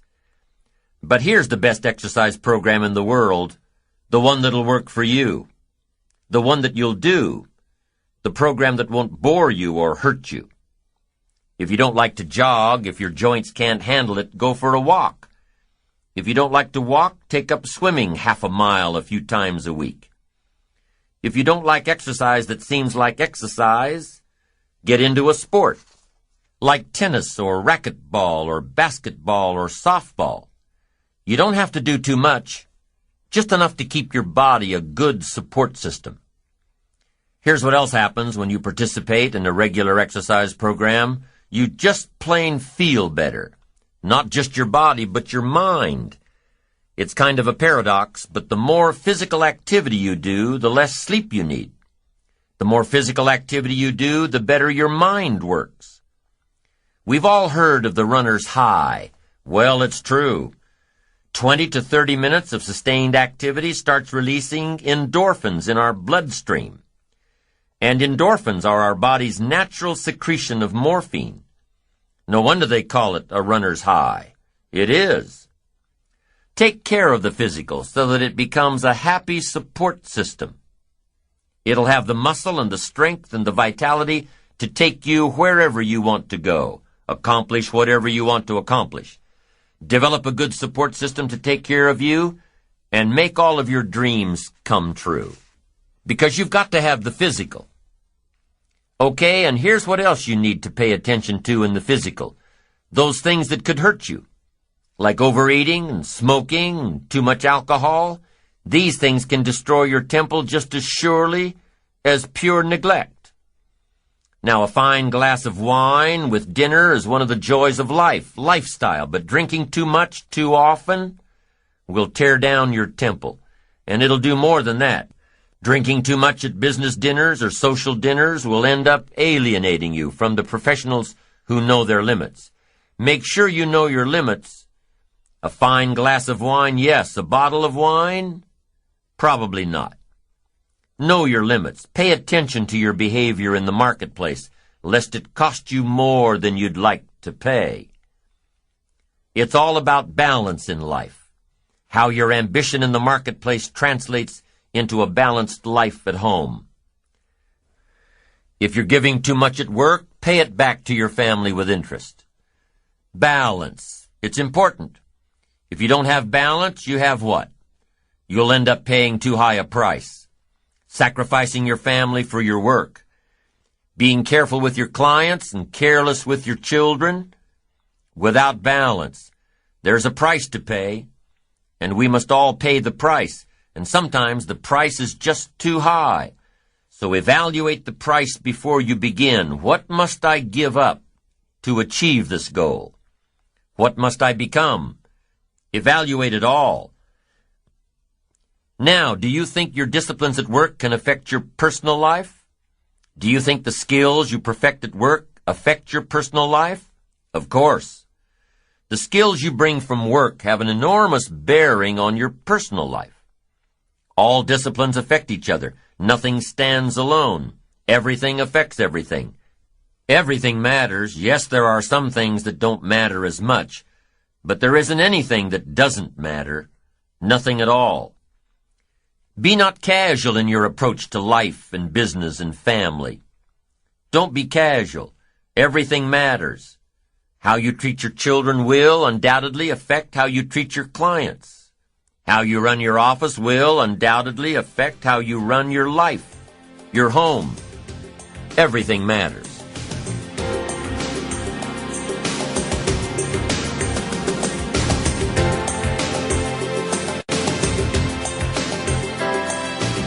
Now let's look at leadership. The skills of leadership are required at work, yes, but they're also required at home, with our families, in the community, in education. I call leadership the challenge to be something more than mediocre, a step up to the new challenge, the new opportunity. It was said of Abraham Lincoln that he was at his mother's bedside when she died. Her last words were, "Be somebody, Abe." And if that story is true, evidently he took it to heart and proceeded from that moment to become somebody. Now, when it comes to being a leader, if you really want to attract quality people, the key is to become a person of quality. Leadership. The ability to attract someone to the gifts and skills and opportunities you offer as an owner, as a manager, as a parent. I call leadership the great challenge of life. In a wide variety of areas, in science, in politics, industry, and education, sales. And here's a major one. Here's one of the greatest, the challenge of parenting. The greatest challenge of leadership is parenting. Not just getting our salespeople ready for the 21st century, not just getting our business colleagues ready for the 21st century, but getting our children ready for the 21st century. But now here's what's important in leadership. Refinement. All great leadership keeps working on itself until it becomes refined and effective. And here's some refinement. Learn to be strong but not rude. This is a refinement. These are the extra steps to become a powerful, capable leader with a wide range of reach. Some people mistake rudeness for strength. It's not even a good substitute. Next, be kind but not weak. We must not mistake weakness for kindness. Kindness isn't weak. Kindness is a certain type of strength. We must be kind enough to tell somebody the truth. We must be kind enough and considerate enough to lay it on the line. We must be kind enough to tell it like it is and not deal in delusion. Next, learn to be bold but not a bully. It does take boldness to win the day, to build your ambitions. You've got to stride out front. You've got to be willing to take the first arrow, to take the first problem, first trouble. I think we'd all agree that farming is not an easy job. We must face the weeds and the rains and the bugs straight on. It's not an easy task.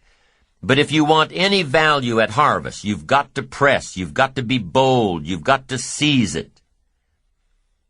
Here's the next one. You've got to be humble but not timid. You can't get to the high life by being timid. Some people mistake timidity for humility. But humility is a virtue. Timidity is a disease. It's an affliction. Now it can be cured, but it is a problem. Humility is almost a godlike word, a sense of awe, a sense of wonder, an awareness of the human soul and spirit, something unique about the human drama versus the rest of life. Humility is a grasp of the distance between us and the stars, yet having the feeling that we're part of the stars. Here's a good refinement. Be proud but not arrogant. It takes pride to win the day. It takes pride to build your ambition. It takes pride in community. It takes pride in cause, accomplishment. But the key is to be proud without being arrogant. Do you know the worst kind of arrogance? Arrogance from ignorance. It's hardly tolerable. And it can be expensive. A young newlywed couple got some money from their parents to buy a new set of patio furniture. Young couple goes to the store and picks out the perfect set. They go to the checkout, and the clerk scans the UPC code. The couple says, "Hey, there's 4 chairs in this container. You're only charging us for 1. Clerk says, "I know my job," she says arrogantly. "I stepped up here and scanned the container. Don't you think I know what I'm doing?" Well, the young couple tried to explain that she was wrong. Clerk wouldn't listen. Young couple got 4 beautiful patio chairs for the price of 1. Now, do you think the store clerk will alter her arrogant attitude when it's time to close out her cash drawer? Probably so. Ignorant arrogance is the worst kind. If a guy's smart and arrogant, we can tolerate that. But if a guy's dumb and arrogant, that's just too much to take. And here's the next one, humor without folly. That's important for a leader. Humor, yes, but folly, no. In leadership, we learn it's okay to be witty but not silly. Witty but not silly. Fun but not foolish. Next, deal in realities. Deal in truth. Save yourself the agony. Just accept it like it is. Life is unique. Accept it as unique. Some people call it tragic, but I'd like to think it's unique. The whole drama of life is unique. Fascinating. Life is unique. Leadership is unique. The skills that work well for one leader may not work at all for another. But the fundamental skills of leadership can probably be massaged a bit to work well for just about everyone. At work, in the community, at home.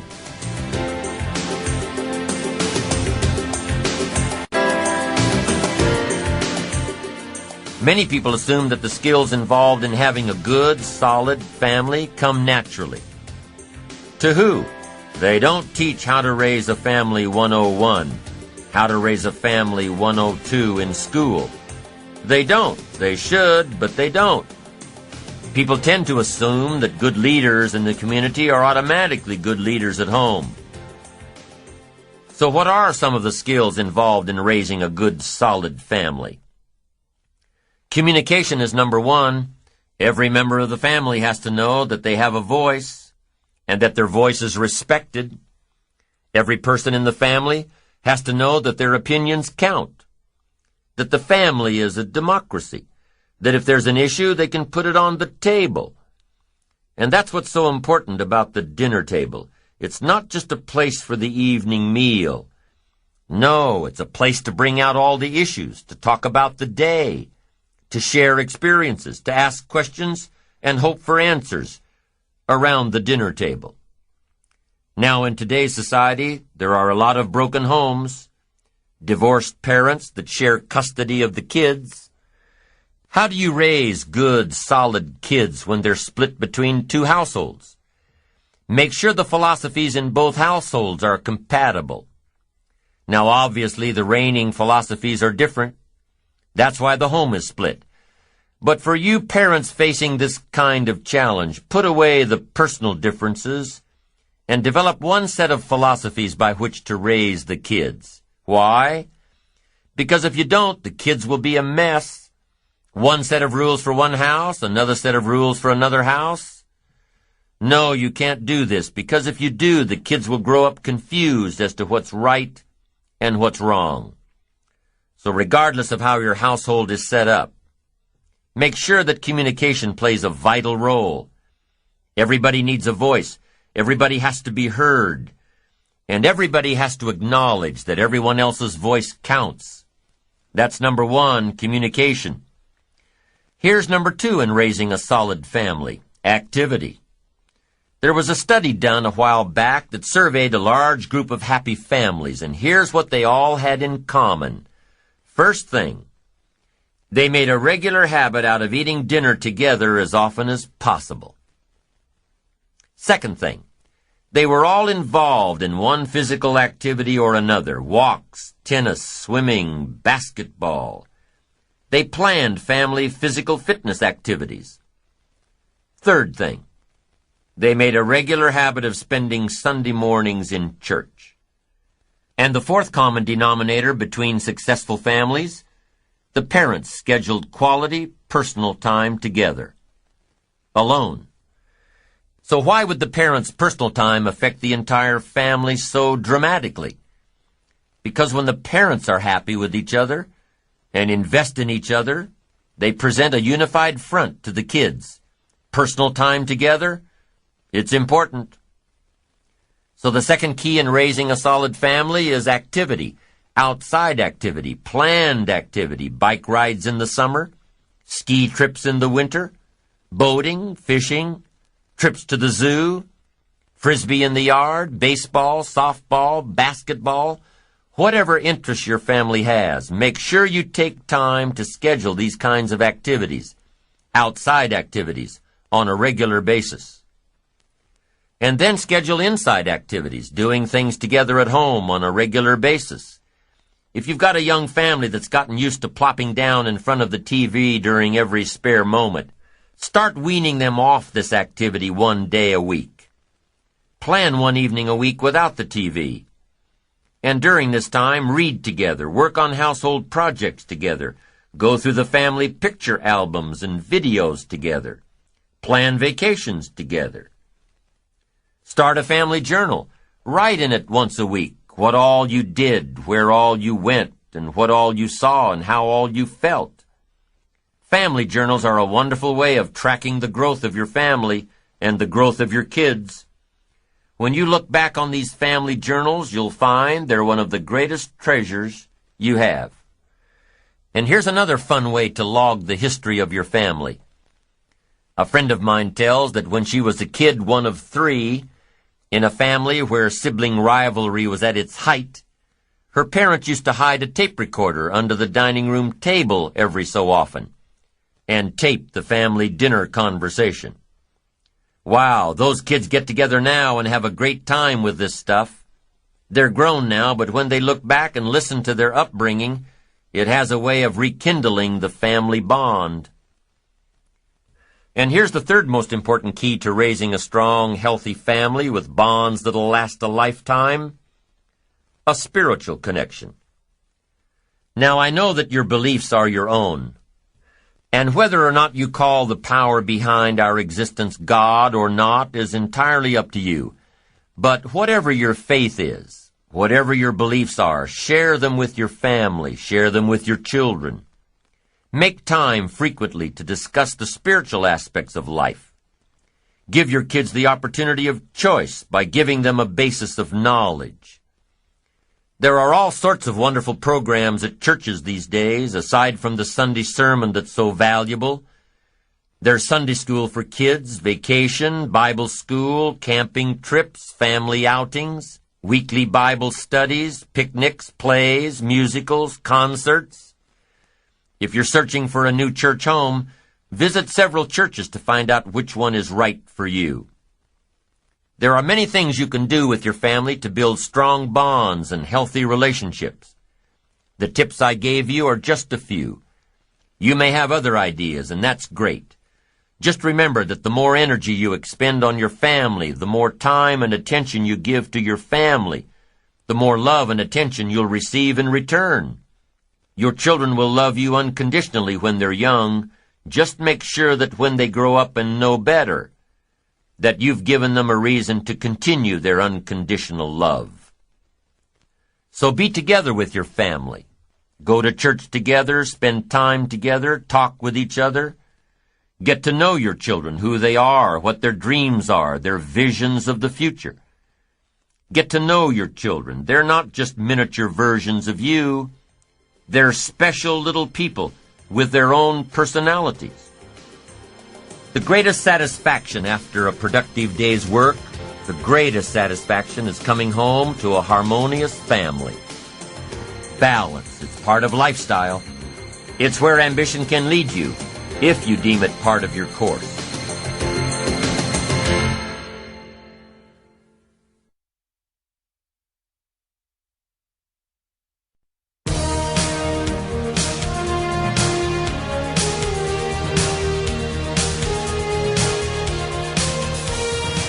The economics of ambition, the rewards of ambition, the final result of working hard, burning the midnight oil, doing it until, being disciplined to stay on track, day after day, week after week, month after month. What's all this working hard going to get you? Better put, what's all this working smart going to get you? As you've followed this program on the power of ambition, as you've learned to set your goals and develop a game plan, and use the tools of reflection and discipline in putting your life together, as you're building your ambition to reach your destination, surely, somewhere in your list you wrote down wealth. I'm sure you didn't write down that you wanted to earn enough to just get by. No, you probably wrote down that you wanted to have a certain amount of money. To some it may be to earn $50,000 a year. To others it may be to earn $500,000 a year. Or $1 million. It doesn't matter. You probably wrote down what you believe that you're capable of earning if you really exercised your potential. What you want to earn the next year, 3 years, 5 years, 10 years, in your lifetime. And that figure probably would be viewed by the majority as being rich, getting the most from your ambition, being rewarded by your ambition. Now, I'm not talking about the incredible feelings of accomplishment. I'm talking about the tangible rewards of ambition. How wealthy should you be in knowledge and in spirit? As wealthy as you possibly can be. How rich should you be? In dollars and investments. As rich as you possibly can be. Now, I'm not talking greedy. I'm talking reward for success at the service of others, not at the expense of others. Is it okay to strive for success? Is it okay to strive to become rich and wealthy? Many people struggle with the concept of being rich. Rich people lack morals. Rich people are cutthroat. Rich people don't care. No, that's not true. Now, some rich people lack morals, are cutthroat, and don't care. But a lot of poor people have those same traits. So corruption is not inherent with being rich or wealthy. Corruption is inherent with gaining at the expense of others. Corruption is evil. But wealth is not evil. Wealth says discover your own talents and use them and take care of them, so your own talents and skills and gifts can take care of you. I firmly believe, the more that I ponder this topic of wealth, I firmly believe that it's our natural destiny to grow, to succeed, to prosper, and to find happiness. So here's what I've learned to do to temper the words rich and wealthy. I call it becoming financially independent. That's a little easier than rich or wealthy. Because some people have this idea that to be wealthy or rich, you've got to misuse people, you've got to tell lies, you've got to throw away values. If being rich bothers you, don't pursue riches. Some people even tell me that the Bible says it's hard for a rich man to reach heaven. I say, well, that language suits me. It didn't say it was impossible. It just said it was hard. I don't mind a little hard stuff. I'm also reminded that the Bible says the meek shall inherit the earth. But where does it say that in order to be meek you have to be poor? No, the Bible doesn't say you have to be poor. That's just an interpretation. A poor rationalization that lazy people use. People who need to justify their lack of progress. People who will give up in the midst of any adversity. People who don't even try. For everyone that's born in America or comes to America, here's part of your heritage. The opportunity to become financially independent. In a nation that's full of hope and promise, it's our heritage and our right, and within our reach, to realize all the best that exists, including personal wealth. So let me give you now, by definition, the meaning of financial independence. And kids go for this because this is simple language. Financial independence is the ability to live from the income of your own personal resources. The ability to live from the income of your own personal resources. That I describe as financial independence. Now, one part of it is how you want to live. Some people need millions for all the projects they've got going, all the causes they support. And here's what's exciting about America. What if you decided you had to be rich? To do all the things you wanted to do, go all the places, support all the projects? What if you had to be rich? Are there books on the subject? Yes, of course. There's plenty of information on how to be rich. But if you don't have to be rich, you probably won't read the books. What drives you to go get the books is if you have to have the money. Now, some people don't need much money. I understand that. Some people lead modest lives. But financial independence, that, I think, is every American's heritage. Someday to become financially independent. The ability someday to live off the income of your own personal resources. Wow, it's freedom of the most exciting kind, financial independence.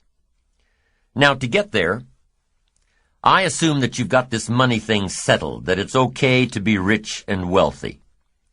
It depends on how you earn it, of course.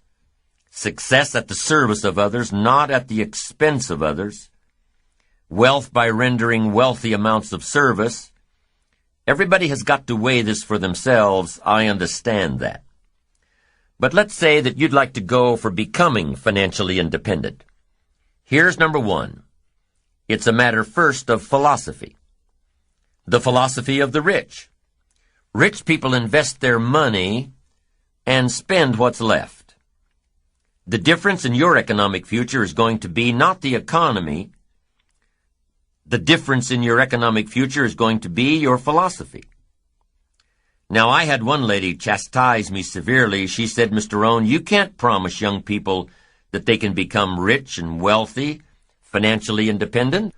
It's just not in the cards these days. It takes everything a person makes just to keep their head above water and the wolf away from the door. I said, no, that's not true. She said, it is true. You can't hold out hope to all people who listen to you telling them they can become financially independent, especially to children. They'll be sadly disillusioned. It's not in the cards these days. I said, gosh, I wish I could persuade you otherwise. I said, let me use this illustration. Can you think of a couple right now who makes $5,000 a month? She said, yes, if I think real hard, I could come up with a couple that makes $5,000 a month. What would they tell you it takes just to keep their head above water and the wolf away from the door? They would probably say, all of it. It takes $5,000 a month. I said, could you think of a couple that makes $5,500 a month? $5,500. She said, yes, if I thought for a while, I could probably come up with a couple that makes $5,500 a month. I said, what would they tell you it takes just to keep their nose above water and the wolf away from the door? They'd say, all of it. I said, now if they said it took all of it, how do you account for this extra $500? Here's what happens. There are errors in judgment on economic philosophy. You say, no, Mr. Rohn, it's the economy. No, it's the philosophy. And if this couple saved this $500 and lived like this couple over here on $5,000, their extra $500 a month invested over the next 15 years would make them financially independent. The difference is not your paycheck. The difference is your philosophy. So now let me teach you some of the best philosophy I know. What to do with a dollar. Here's what I suggest that kids do with a dollar. I've got them all persuaded that it's okay to become rich and powerful, financially independent, and if you've got a dollar, I tell my kids, here's what you do with it. To begin with, never spend more than 70 cents. And here's a good plan for the remaining 30 cents. I suggest you take 10 cents out of every dollar and give it to charity. Here's why. Nothing teaches kids character better than generosity. It helps you teach so many things. Generosity, supporting worthy projects, taking a piece of what you've been blessed with and turning it back to help people who can't help themselves. Worthy projects, charity. And the time to start is when the amounts are small. I'm telling you that if a kid understands this, he'll give you a dime out of every dollar. Once they understand, and it's easy to give a dime out of a dollar. It's a little tougher to give 100,000 out of 1,000,000. Somebody says, oh, if I had 1,000,000, I'd give 100,000. I'm not so sure. That's a lot of money. We'd better start you early so you'll be ready when the big stuff comes. So 10 cents for charity. Here's the next 10 cents. 10 cents for active capital. Active capital. Active capital to try to make a profit. We live in a capitalistic society where the money belongs in the hands of the people, not in the hands of the government. So you should turn part of your wages into capital and turn capital into a profit-making enterprise. It can be a piece of property. It can be anything. Buy, sell. It doesn't matter what it is. Try to show a profit. And this is where I teach kids how to have 2 bicycles, one to ride and one to rent. Active capital fund. Because here's what I teach kids. Kids will be happy to learn this. Profits are better than wages. Kids need to know that. The benefits of living in a capitalistic society. Kids can start a Kool-Aid stand before they can get a job. Kids can clean out their rooms, have a garage sale to earn some profit. It doesn't take a kid long to figure out that profits are better than wages, better than allowances. And that's what America is all about, a profit. And here's what's exciting about making a profit. You can make a profit long before you can legitimately earn a wage. There are no limits. Your profits can sometimes accelerate much faster than your wages. Teach your kids early. Profits are better than wages. Wages make you a living. Profits make you a fortune. And we should all try our hand at making a profit since we live in a capitalistic society. How long will it take to triple your wages currently? A while. But profits, there's no limit. My gosh, once I understood this, I went bonkers. Profits. The whole world benefits if we all leave more profit. Leave a profit. Make a profit. I talked to a man who rents a lot of apartments. He said, Mr. Rohn, you wouldn't believe it. Most people, when they leave the apartment, it's trashed. I said, you've got to be kidding. He said, no. What a reputation. Everything you touch turns to trash, gets dirty. Got to turn that around. One of the best ways to train yourself is to leave a profit. A friend of mine has made money on every car he's bought. Why? Because when he traded it in or sold it, it was always better than he found it. It was always better than he found it. The key for parents is to touch a life and leave it better than you found it. Touch a business and leave it better than you found it. Touch a job and leave it better than you found it. Whether you stay 6 weeks, 6 months, 6 years, always leave it better than you found it. Make a contribution. Leave a profit. What a world this would be if everybody left a profit, not a piece of trash. A profit. Now here's the third 10 cents, and you can become as wealthy as you want. The first 10 cents goes to charity, the second 10 cents goes to active capital, and the third 10 cents is for passive capital. Passive capital means let somebody else use some of your money. You're the passive partner. They're the active partner trying to make a profit. They'll pay you interest. And one of the most valuable things for your future is called compound interest. Nothing more valuable. And I suggest 10 cents for passive capital. Let someone else use it. pay you interest on it. Now here's what else I teach kids. It's a Bible philosophy. And here's what it says. The borrower is servant to the lender. Excellent information. The borrower is servant to the lender. And if you've taught this properly and asked kids, what do you want to be? Here's what they'll tell you. They'll say, I want to be one of those lenders. That's the power position. If you're interested in power for the future, influence for the future, being ruler over much, I'm telling you, the key is to be one of those lenders. Not a spender, no, a lender. Now, if you can't reach this little formula right now, if you can't start here, here's what you do. Start where you can and work toward it. 70-10, 10 and 10 is the ideal. And it doesn't matter if you're trying to lose weight or to get your health in order or to get your finances in order. Here's the key. Set up the ideal and work toward it.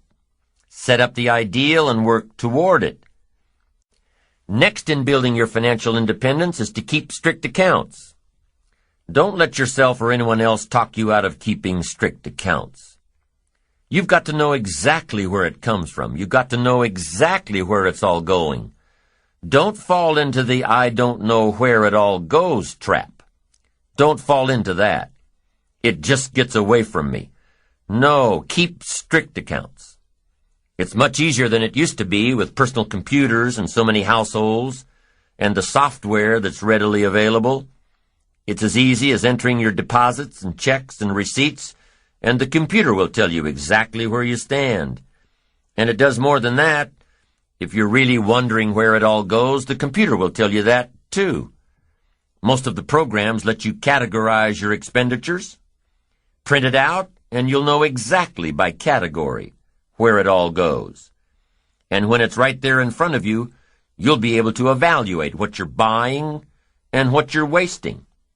Take that wasting part and add it to one of your capital funds. It'll get you there that much faster. And here's another part of building your financial independence. It's a matter of attitude. First is philosophy about money. Second is attitude about money.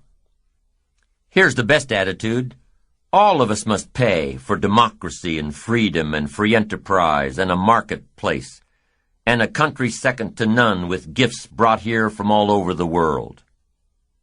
I finally became a happy taxpayer. Once I was educated. You say, well, they misuse it. What do you care? That's not going to make any difference in your future, is it? That's not going to greatly reduce your chances to become rich and powerful. It shouldn't make any difference at all whether they misuse it or not. Sure, we need to vote well so the country is run as well as possible, and there's as level a playing field as possible, but what if there isn't? I'm telling you, you can't base your life on that. Vote well and then chart your own course. Vote well and take charge of your own life. We've all got to pay. And after you pay your taxes, pay yourself first. Take care of the 30% first, or whatever percentage you can start your plan with. Take care of the stuff off the top first, and learn to live off the rest. Make your investments, whatever size they are, before you pay your bills. Give to charity before you buy the extra things you want. A man I know has an MBA from Harvard and an engineering degree from MIT. Smart guy. Semi-retired now and doing what he likes best, teaching. He teaches college courses in economics and business planning. But when he teaches economics, he also teaches personal economics. This is what he starts his classes with. Decide how you want to live now versus how long you want to work. Decide how you want to live now versus how long you want to work. This means if you want to spend everything you make now, you'll have to work longer and harder. If you spend everything you make now, you'll have no choice but to work longer and harder. But if you start investing in your financial future now, you'll have the choice between retiring early or traveling more, or continuing your career, or starting a new career later in life. Once again, it all comes down to choices. Think tomorrow today and live better tomorrow. Here's the next thing to think of when you're planning your economic future. Be careful with your credit cards. Selling money is big business. You probably get invitations in the mail to sign up for a new credit card a couple of times a month. Having some credit cards is important, especially if you travel. It's safer than cash. It's easier to track than cash. But be careful. I know that's hard. When you buy something with a little piece of plastic, you don't feel the effect until you get the bill. So make sure that whatever you buy, you're still happy with your purchase after you get the bill. And be careful with credit. It's the easiest way to get into debt. Go into debt strategically, not habitually. If your business is high risk, if you're an entrepreneur whose career requires a great deal of risk and a great deal of strategic debt, keep the debt in your business and out of your personal life. I know this one's hard too, because for most entrepreneurs looking for capital, the lender requires you guarantee the debt personally. So plan your debt just as you plan your fortune. Here's another point to remember in becoming financially independent. It's hard to get rich fast. It's easy to get rich slowly. 70, 10, 10, and 10, or whatever percentages you're working with. It doesn't happen overnight. With conservative investments, it takes a while. It takes discipline to keep adding value to your future. A little every month, a little every month, a little every month. It takes time to build your fortune, your financial independence. There's a saying about investing, time, not timing. The saying says time, it takes time. Now, if playing the stock market is what you do, then you know that timing is a whole other ball game. But for the average person, it's time.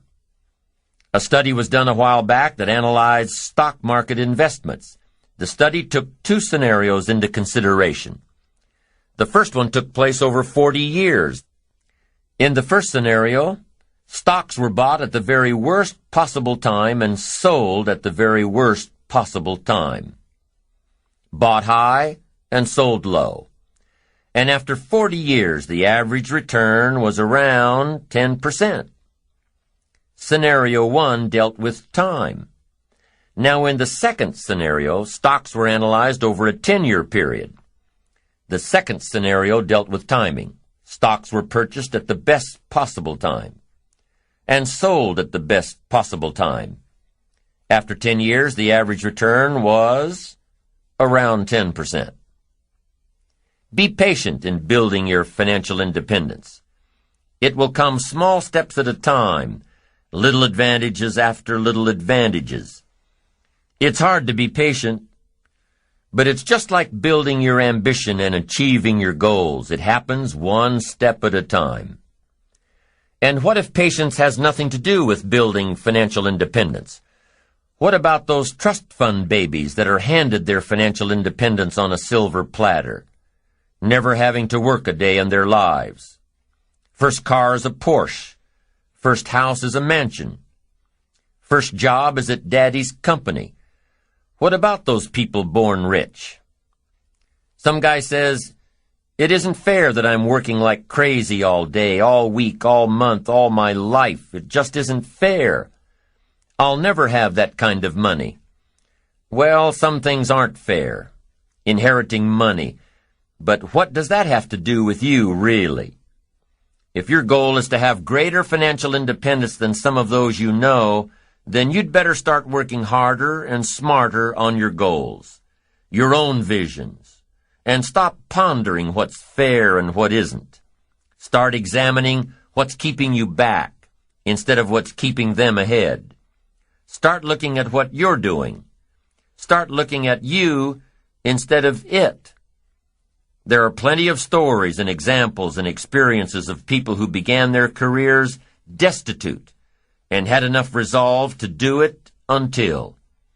until they had more than they ever dreamed of. Study the experiences of others who built their way to the top instead of those who were born there. And what if you decided you had to be rich? What if you really followed the power of your ambition and your life started turning around?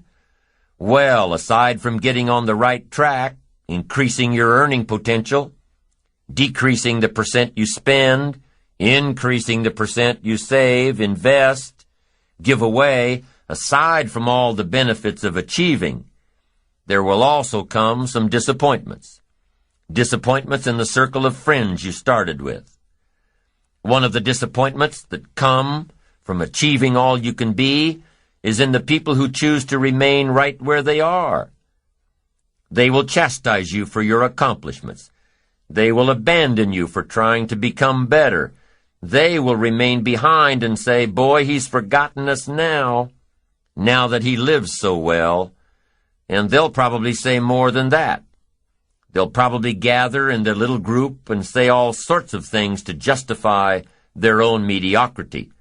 But remember, those who choose to stay behind have chosen their own path, an average path, a path of mediocrity. And those who have climbed above the crowd almost always wish they could return to their earlier friends, to embrace them in friendship and love, and try to help them get out of their ruts, to share ideas of hope and inspiration. But it rarely happens. Jealousy builds a big wall, one that is almost impossible to break down. So as you change, your life will change, your friends will change, your circle of influence will change. And that's part of achievement, and ambition, and success. An ever-changing process required to become the person worthy of reaching your goals. There are many reasons why people don't build their ambition, strive to become better, be the best they can. Many reasons, but it only takes one. We talked about many fears in an earlier session and how to work to overcome them. But here's one we didn't talk about. Risk. Different professions call for different levels of risk. There's an old saying, no risk, no reward. Maybe that's the case in life, I don't know. It's a personal decision, one you have to make, regarding how much risk you're comfortable in taking with your life and your future and your money. It's a personal decision.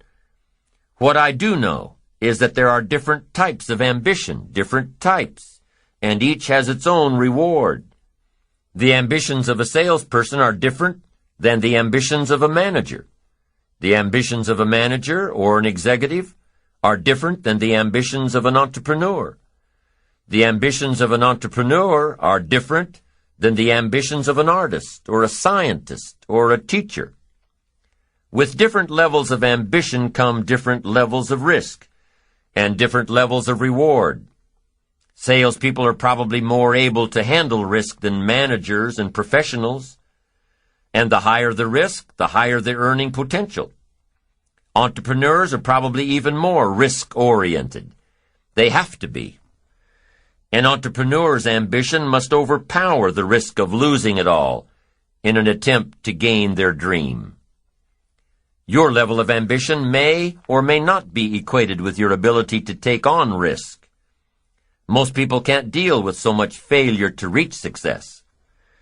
There are only a few people, even among the most ambitious, that have the tenacity, intestinal fortitude, tolerance level to follow a risky ambition. Whatever the level of ambition, whatever the level of risk, there must always be the discipline to overcome the failures and see the end result. To keep trying until.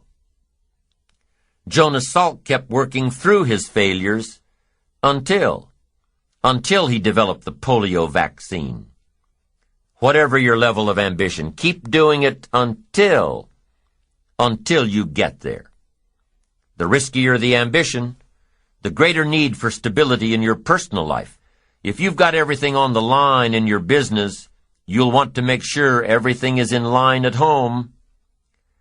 John D. Rockefeller was very frugal in his personal habits, but he was willing to take risks, big risks, with investments in debts, risks that made his colleagues shudder.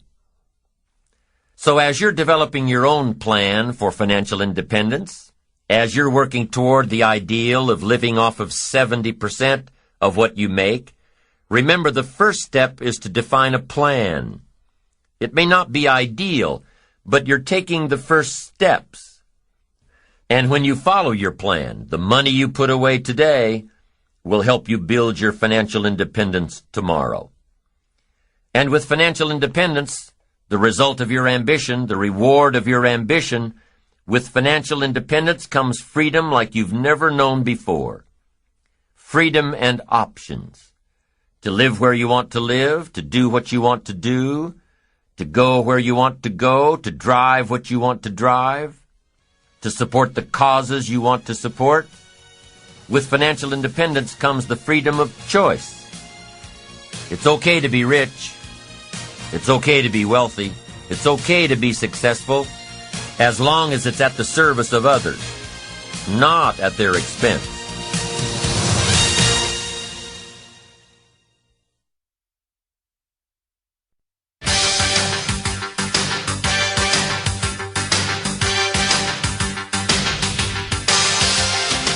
Success is the steady progress toward your own personal goals. Goals designed by you with a plan implemented by you. Your goals, your philosophy, your plan. So if success is the steady progress toward your own personal goals, what then is failure? Is failure working on a project that ended with poor results? No, of course not. Is failure launching a new product that failed miserably in the marketplace? No, of course not. Is failure doing the best you possibly can with your kids and having them disappoint you in a very personal way? No, of course not. There's no failure in pouring your heart and soul and energy into something that didn't work. Rather, failure is not trying at all. If success is the steady progress toward your own personal goals, then failure is no progress at all. None. Not even trying. Success and failure are always linked together. Success and failure are always linked to ambition. And let's remember, success is doing, failure is not doing. It's that simple. Tom Peters, world-renowned author and management expert, said recently, "There is only one way to be in serious trouble today, and that is not to be trying, not to be failing, not to be stretching yourself. Success is a doing. You've got to actually do it. Activity is high priority in the life process to try and get maximum benefit out of what we have available, our resources, our skills, our knowledge, and our talents. Success is a doing that tries to get maximum benefit out of what we have available." Benjamin Disraeli, former Prime Minister of England, once said, "Nothing can resist a human will that will stake even its existence on its purpose." I'll do it or die. What a powerful set of words. We've already talked about resolve, doing it until, but here's what else resolve says. Resolve says, "I will." Two of the most powerful words in our language. The formula for disaster: could, should, don't. Here's the formula for fortune: could, should, will. Could, should, will. I will, I should, I can, and I will. Two of the most powerful words in the language. I will. The man says, "I will climb the mountain." They say it's too high, it's too difficult, it's too rocky, it's never been done before. The man says, "Hey, it's my mountain, I'll climb it." Pretty soon you'll see me waving from the top, or dead on the side, because I'm not coming back until I've done it. Powerful. There are several studies that show the greatest achievers aren't those who fail the least. No, the greatest achievers are those least frightened of failure. They're willing to take on the challenge without the guarantee of success, seeing the end but not sure when it will be or where it will be. Although success and failure go hand in hand, many people have a problem with failure. They think it's a bad word, has a bad connotation. They don't see it as a stepping stone. They see it as an end result. Quite often, success requires failure, sometimes many failures. In every scientific discovery, there were dozens or hundreds of failures before one success. Without failure, opportunity cannot be created. Without failure, there can be no success.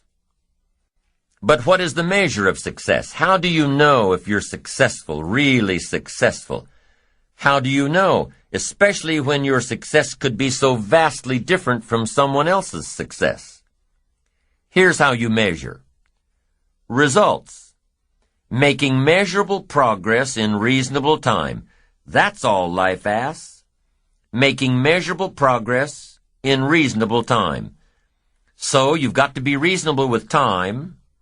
Don't be unreasonable with time, parents. Don't be unreasonable with time, managers, brokers, business associates. Have a little patience.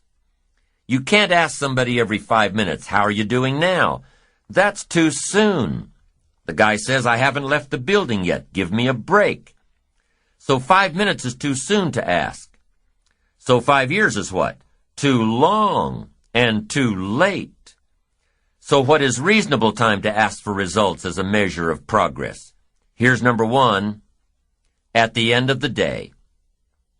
You can't let more than a day go by without getting some things done, some letters written, having a conversation with your son or daughter. You can't postpone the important more than a day. When you work on the job, there are some things you've got to get done within a day. You've got to make some calls within a day. Your health disciplines, you've got to get those done within a day. You can't carry over. You can't say, "Well, I'll eat 9 apples 10 days from now." No, it's an apple a day. A day. Some things you've got to get done within a day. So at 5 minutes to midnight and you haven't gotten your apple in yet, munch away and get it done. A day. Here's what's next. A week. Some things you've got to get done within a week. Stuff on the job, calls made, activities. A week is a good chunk of time. Can't let more than a week go by without taking a look and a measure to see how you're doing. John joins this little sales company. He's supposed to make 10 calls the first week, just to get acquainted out there in the marketplace. Would it be legitimate to call John in on Friday and say what? "How many calls did you make?" That's legitimate. It's legitimate time to ask for a measurable amount of progress. He's supposed to make 10 calls. Come Friday, how many calls did you make? John says, "Well," you say, "John, well won't fit in my little box here. I just need a number." Now John starts with a story. You say, "John, the reason I made this little box so small is so a story won't fit." I don't need a story. I just need a number. Now here's one of the better phrases to take home. The numbers tell us the whole story. On you personally, the numbers tell us the whole story. Success is a numbers game. There are 3 important questions to ask yourself in this area. Here's number 1. How much money have you saved and invested during your career? Second question. In the last 90 days, how many books have you read?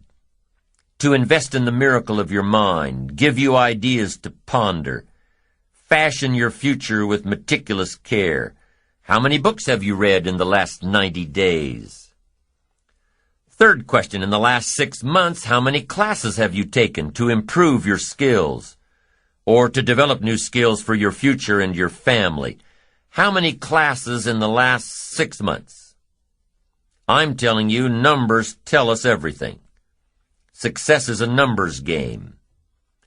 You've got to make progress. You've got to make progress in reasonable time. You've got to take a look at the numbers and see how you're doing.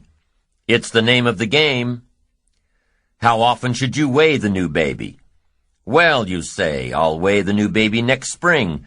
No, you can't wait until next spring. Don't you have to weigh the new baby often? And the answer is yes, of course. To see what? To see whether it's gaining weight or it's losing weight. What if it's losing weight? The alarm bells have got to go off. You can't let a little baby lose weight very long. It's called disaster. These numbers are important. How often should you check the corporation to see if it's healthy or not? You say, well, in a couple of years, we'll get all the accountants together. No, you'll be out of business. In Las Vegas, the big gambling houses, guess how often they put together a financial statement to see where they are? Several times a day. Why? So much is happening. If you don't learn when to shut down some of those tables, you'll be out of business by midnight. You can't wait till midnight. You can't wait till tomorrow. Tomorrow's too late. You've got to know the numbers. What is your cholesterol count? You don't know and you don't care? You've just got your fingers crossed for the future? We'd better come and get your family and take them to safety. Come on, be responsible for the set of your own sail. Leave it to no one else but yourself. And learn to refine these numbers for yourself. How many pounds overweight should you be at age 50? John says, well, I've got big bones. Well, we'll give you 10 pounds for big bones, but hey, 25, 30 pounds, and we've got to turn on the caution light at home and at the office.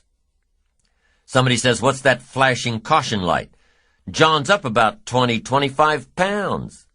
35, 40 pounds, and the flashing red light comes on at home and at the office. Somebody says, what's that flashing red light?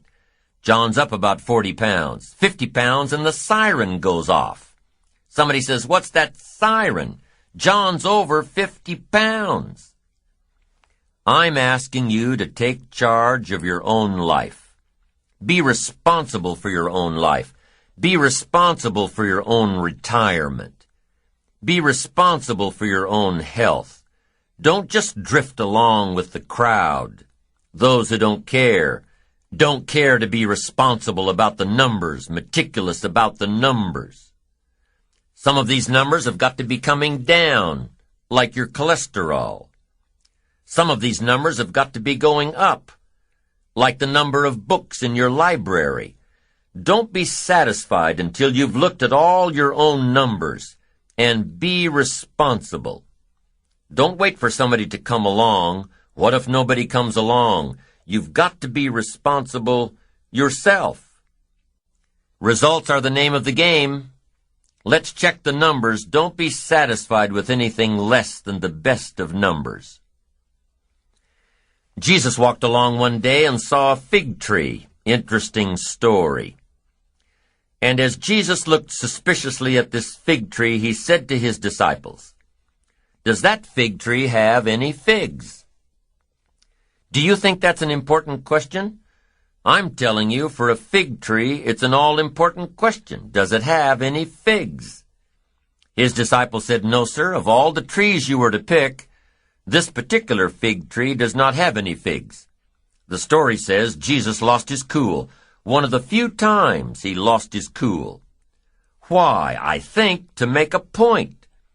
A fig tree without figs? It is unacceptable. Jesus said, if that fig tree doesn't have any figs, I suggest you promptly take it out. And he added, why let it take up the ground? So you've got to get all your people together every once in a while and say, today we're counting the figs. What for? To see who gets to stay. Why? It's the name of the game. Results. Now, what if your results are not that good right now? What if you're going through some tough times and aren't quite sure what to do next? You know why I do seminars and lectures and write books and audio programs? So I can attend them all myself, read it again myself, listen again myself.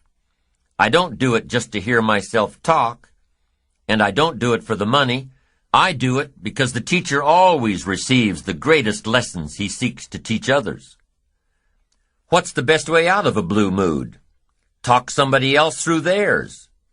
What's the best way out of a mental energy slump? Talk somebody else through theirs.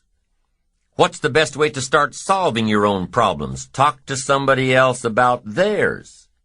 Why? Because when you start talking someone else through their blue mood or their mental slump or their problem, you'll hear yourself say amazing things. You'll hear all the knowledge that you've gathered come out to help this other person, and it will ultimately help you by hearing it again. It just works that way. It's often easier to tap our resources for somebody else than it is to tap them for ourselves.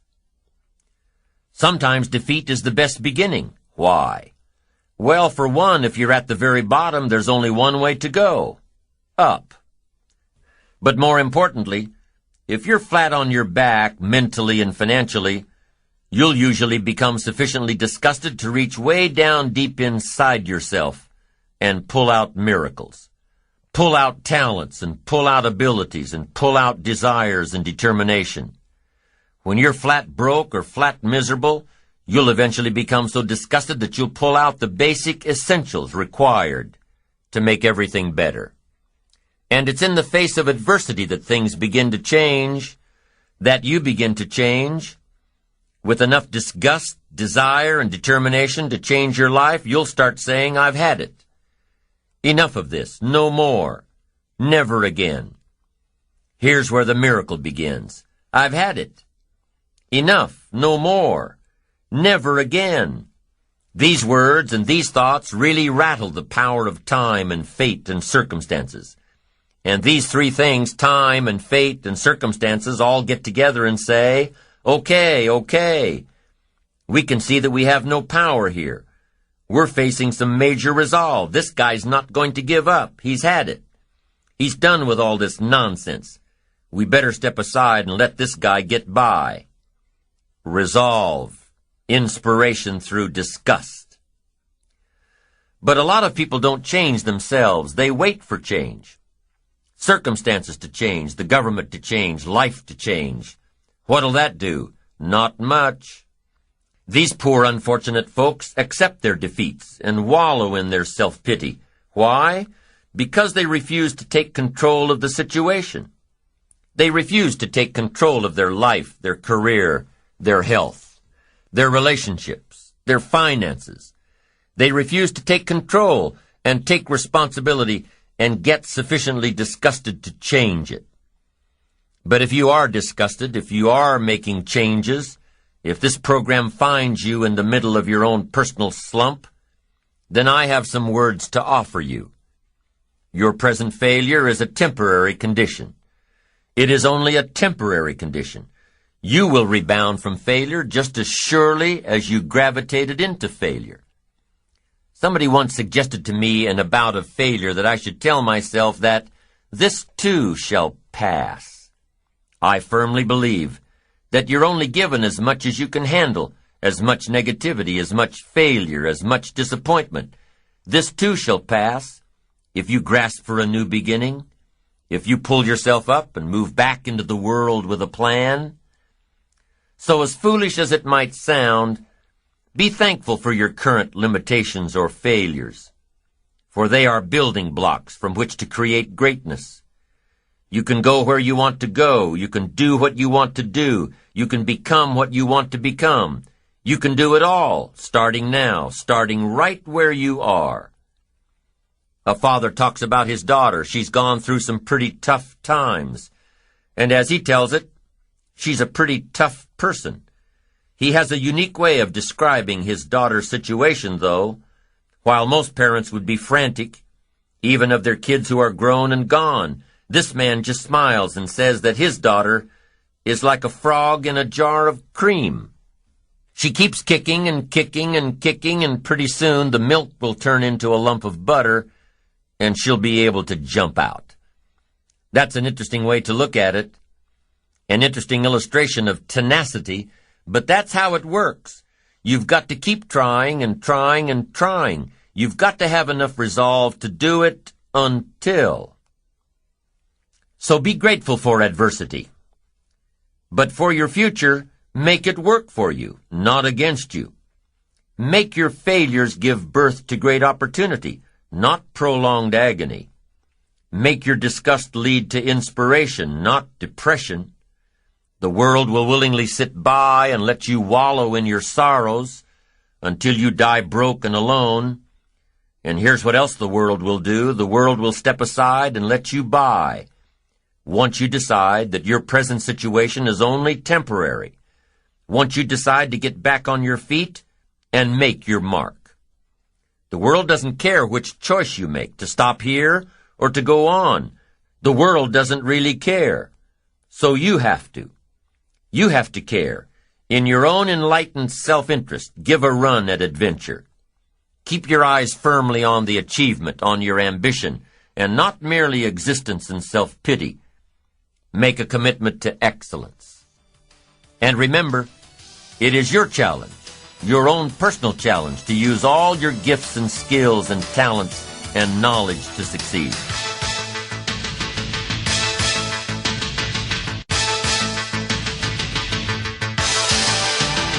Now here's another thought for you. It's a big thought. It's a thought that can make all the difference in the world, and here it is. Success is something you attract by the person you become. Once I understood that, I changed my whole method of operation. Success is something you attract by the person you become.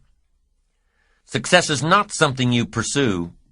What you pursue usually eludes you like a butterfly, something you go after that you can't catch.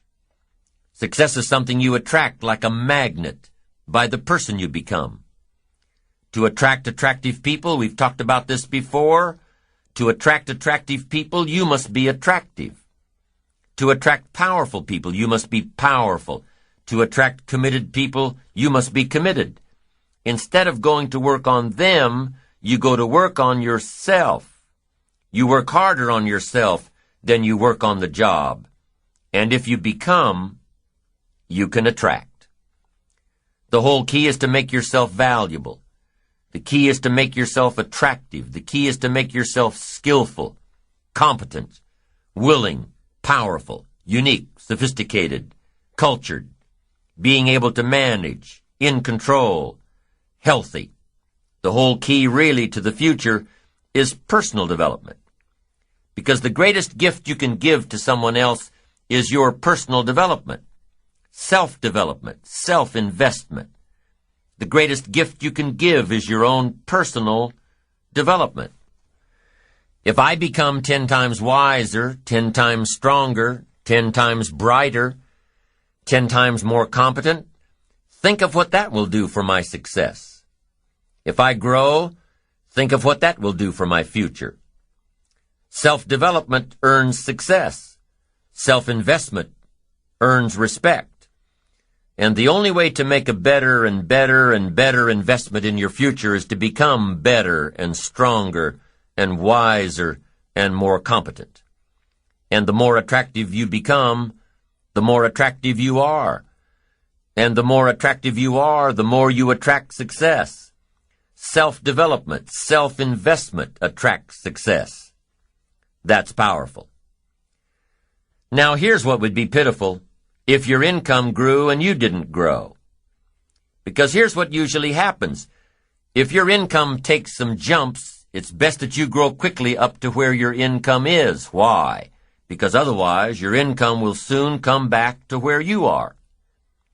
Somebody once said, if someone hands you $1 million, best you become a millionaire so you get to keep the money. I'm telling you, success doesn't want to hang around an incompetent person. That's the problem with winning the lottery, the lack of self-development to be able to master it and keep it. And now the fortune is bigger than the person, rather than the person being bigger than the fortune. If you're a parent, use that as a challenge to grow personally. Use the challenge of parenting to grow. See what you can become. One ancient writer said this, here are some reassuring words. God's arm is not short. Aren't those reassuring words? God's arm is not short. You can't think of anything more pitiful than a God with a short arm. Poor God, his arm's too short. He can't reach all the way. Can't reach out to all of us. This writer said, no, be reassured. God's arm is not short. He can reach all the way, and he can reach everybody. Shouldn't that be said of every father, of every mother? They can reach all of their children. They can reach all the way. They don't lack stories and illustrations. They don't lack wisdom and power. And the only way you can become that kind of parent, the only way you can keep up that process, is by personal development, by becoming better than you are, stronger than you are, wiser than you are, becoming, growing, so that your investment grows. As your children grow, you grow. Your power grows, your influence grows, your wisdom grows, your command of the language grows. You see, that's what's challenging, to be involved in a situation that makes you grow. If that situation is success, keep growing to be bigger than your fortune. If that situation is failure, keep growing until you're bigger than the problem. Keep growing, keep becoming, keep doing it until. Now, there are two qualities that can increase your chances of success. Two very important qualities. Number one, patience. Number two, persistence. Let's talk about patience for a moment. Patience is what? Learning to handle the passing of time. Now, once you've had an appetite for success and you start going for it, now you've got to learn to handle the passing of time. Here's why. It takes time. It takes time to build a corporate work of art. It takes time to build a symphony orchestra with flawless music and harmony that sends you on flights of ecstasy, to be remembered long after the orchestra has shut down and the lights have gone out. It takes time to put harmony together. It takes time to build a life. It takes time to build an enterprise.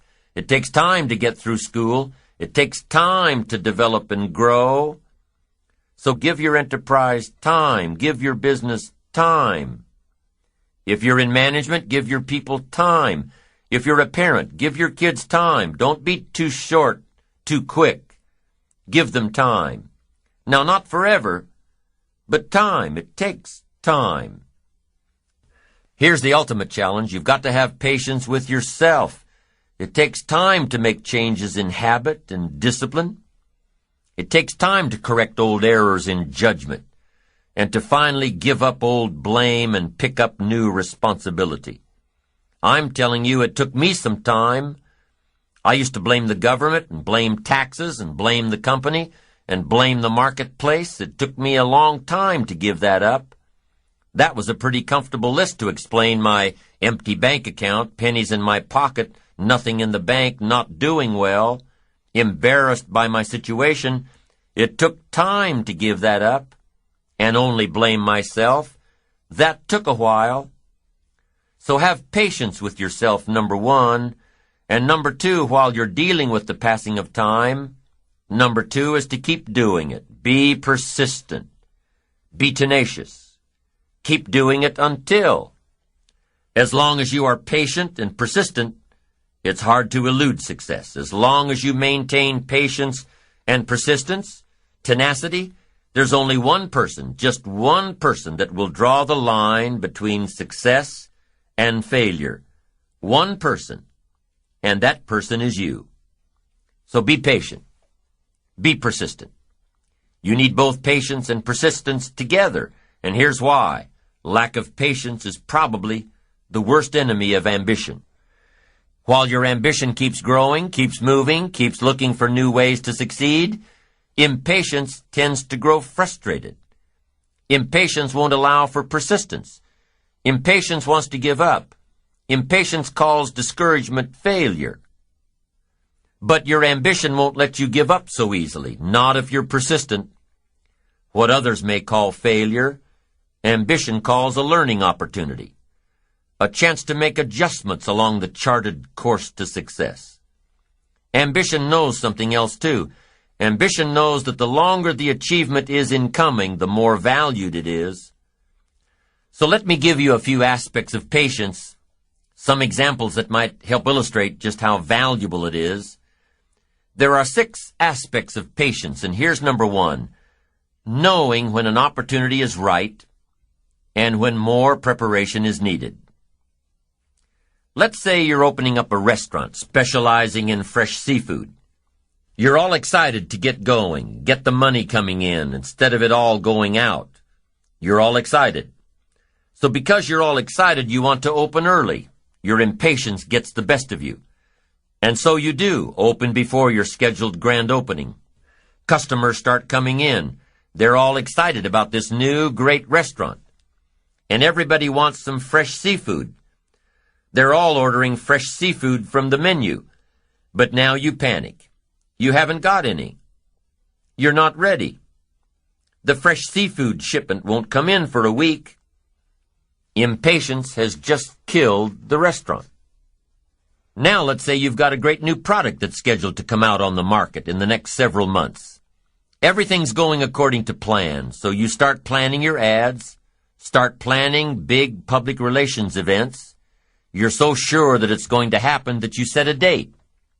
The engineers told you that the product's not ready, but you're sure it will be. You start planning everything, invite lots of people, influential people, buyers of your product. You're so excited that you went ahead without the product actually being done. Come the week of the grand unveiling, the engineers come to you and say it still doesn't work. Your impatience just lost you credibility in the marketplace. That's number 1. Be patient in knowing the difference between when the opportunity is right and when more work needs to be done. Here's number 2. Remain alert, even if opportunity doesn't come right away. Make sure that your patience allows you to keep your eyes open and ready for opportunity. Keep looking. Be patient. Number 3, keep preparing for opportunities, even if there's a delay. Even if things aren't going just the way you think they should, keep your disappointments at bay and keep getting ready for opportunities. Be prepared. Always be prepared. Don't let impatience allow you to give up. Number 4 in patience. Take the little setbacks in stride. Take the little successes in stride. Don't let small disappointments discourage you. Don't let the little successes delude you. Avoid the emotional roller coaster that will always disrupt your plan. Number 5, if you're waiting on the decisions of others, be patient. You cannot control the decision-making abilities of others. You cannot control their timing. If your project was to come up before the board in one meeting and time ran out, and they moved your project to the top of the agenda for the next meeting, be patient. Don't be frustrated about what you have no control over. And number 6, take a vacation from your ambition. If you've been working day after day, week after week, month after month without a break, take a vacation from your ambition. The patient person, secure in their ambition, knows that the drive and ambition will still be there, even after some time off. As a matter of fact, with some time off, the ambition will have a stronger pull than ever when you come back to it. Persistence is patience in action. Persistence is creative, always looking for new opportunities. Persistence is courageous. It doesn't give in to fear. Persistence is hopeful. It doesn't let discouragement through the door. Persistence is positive. It keeps you on track with your plans and your goals. And the last thing that persistence is cheerful. Not gloomy, cheerful. Persistence knows that gloom and depression and disappointments waste energy. Cheerfulness creates it. Patience and persistence are both required for success. And as we end this side, please remember that success and failure are also intricately intertwined. For without failure, you can never appreciate success. And quite often, without failure, there will never be success.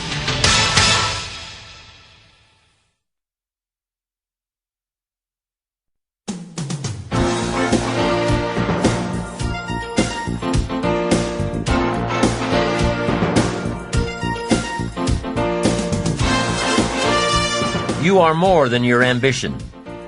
These are undoubtedly some of the most valuable words in this program on the power of ambition. You are more than your ambition. You can't serve your ambition.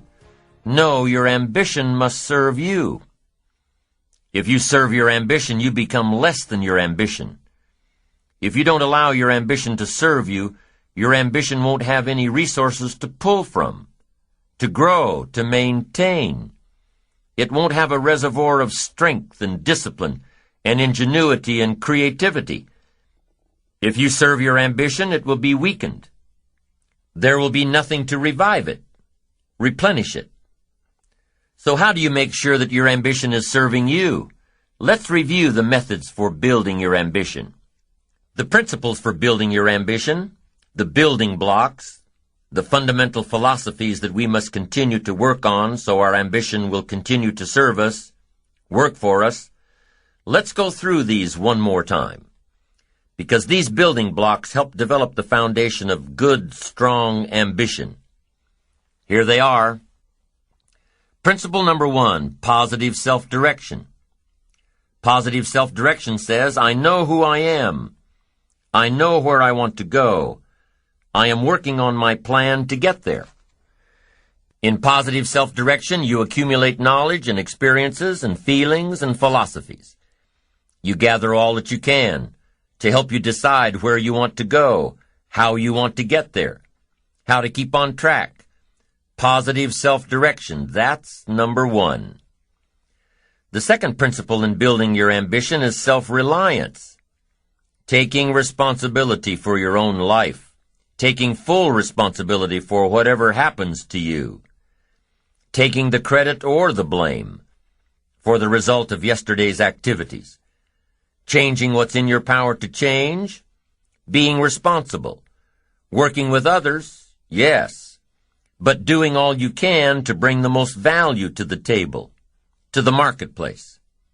Being self-reliant, responsible. Principle number 3 is self-discipline. Consistent self-discipline. This is one of the most powerful of the 6 principles, and the one that will undoubtedly prevent you from living with the pain of regret. An ounce of discipline weighs far less than a ton of regret.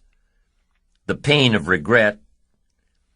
A little every day, every day, every day, a little discipline every day will make all the difference in the world. It makes all the difference in your health. It makes all the difference in your wealth.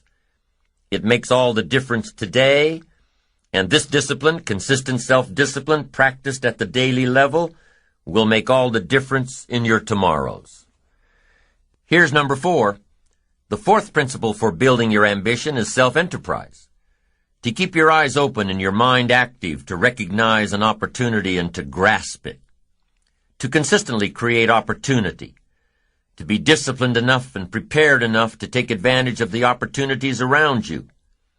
An enterprising attitude says, find out before action is taken, do your homework, do the research, be prepared, be resourceful, do all you can in preparation of what will inevitably come to you, what you're preparing to come to you, self-enterprise. Number 5, working with others. The 5th principle of building your ambition is manifested by working with others. Being able to share the spotlight, keeping your ego in your back pocket, and giving others credit when credit is due. Caring enough about others to offer a kind word, a thoughtful gesture, a helping hand. It's like I said before, it's hard to find a rich hermit. The next time you say the Pledge of Allegiance, notice that it starts with the word I and ends with all. A country can't be built by one person. A company can't be built with one person. A family can't be built with one person. A friendship can't be built with one person.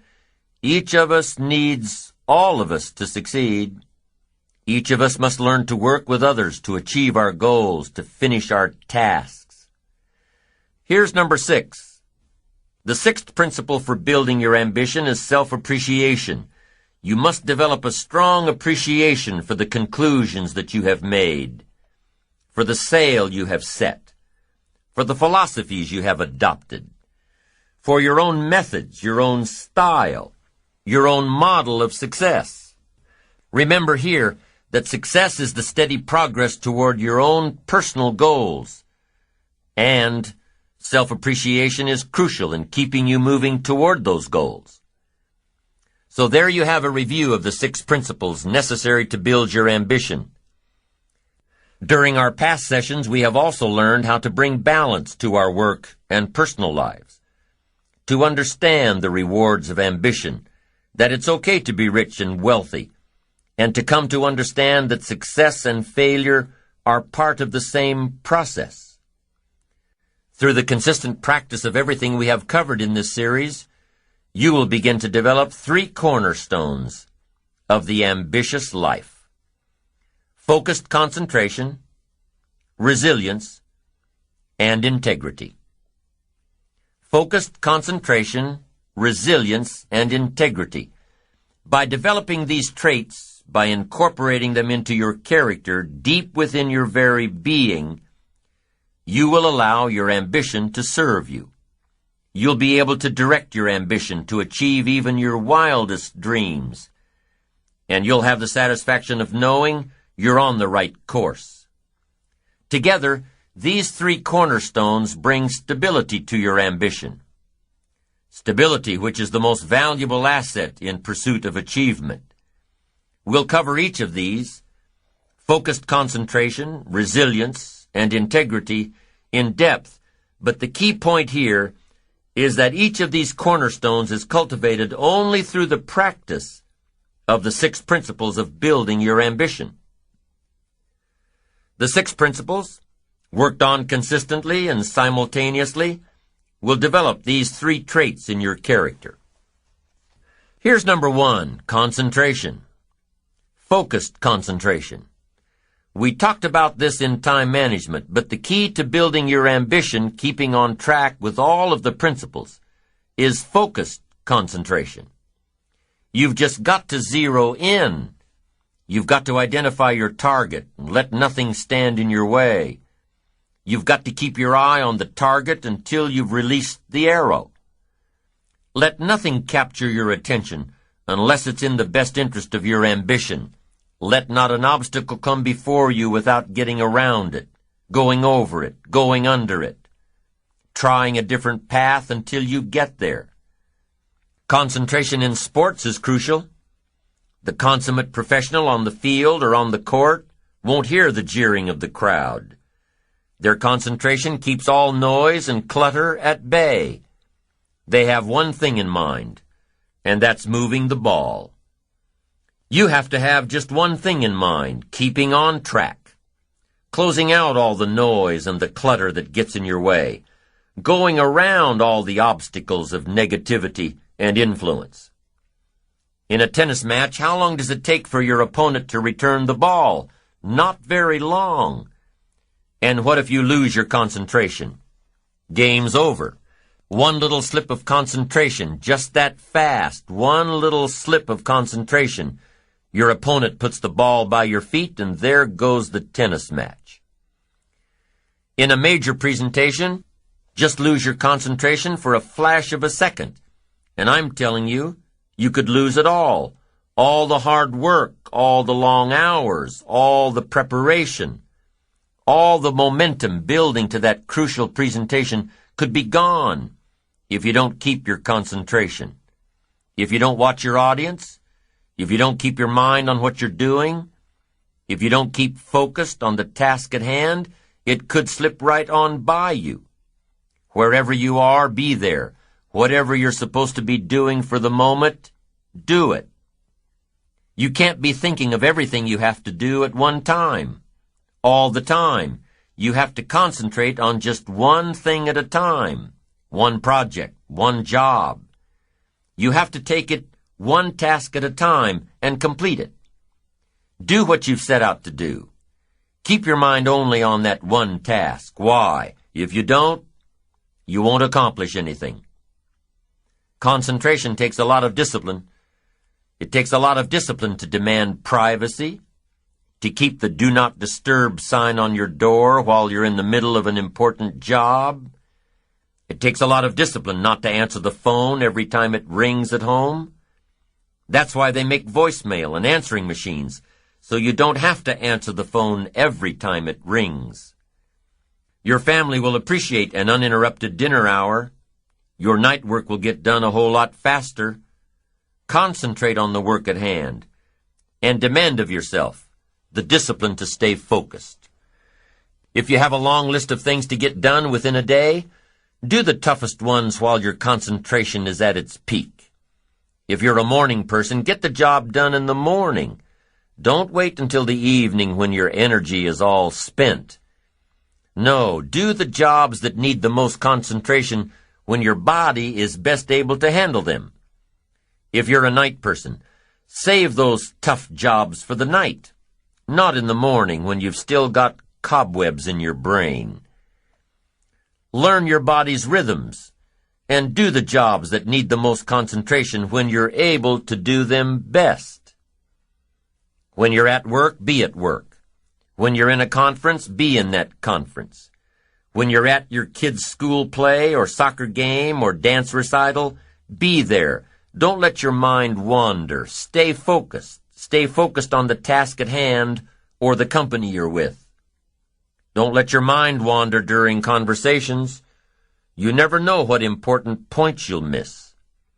Stay focused. Stay true to where you are and what you're doing.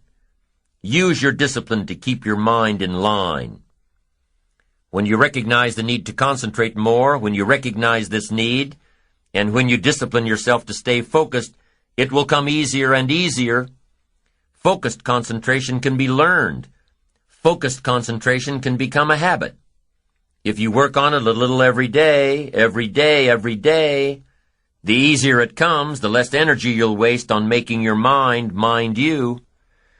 Number one cornerstone of an ambitious person: concentration. Focused concentration. Make your mind pay attention. Discipline yourself to be where you are.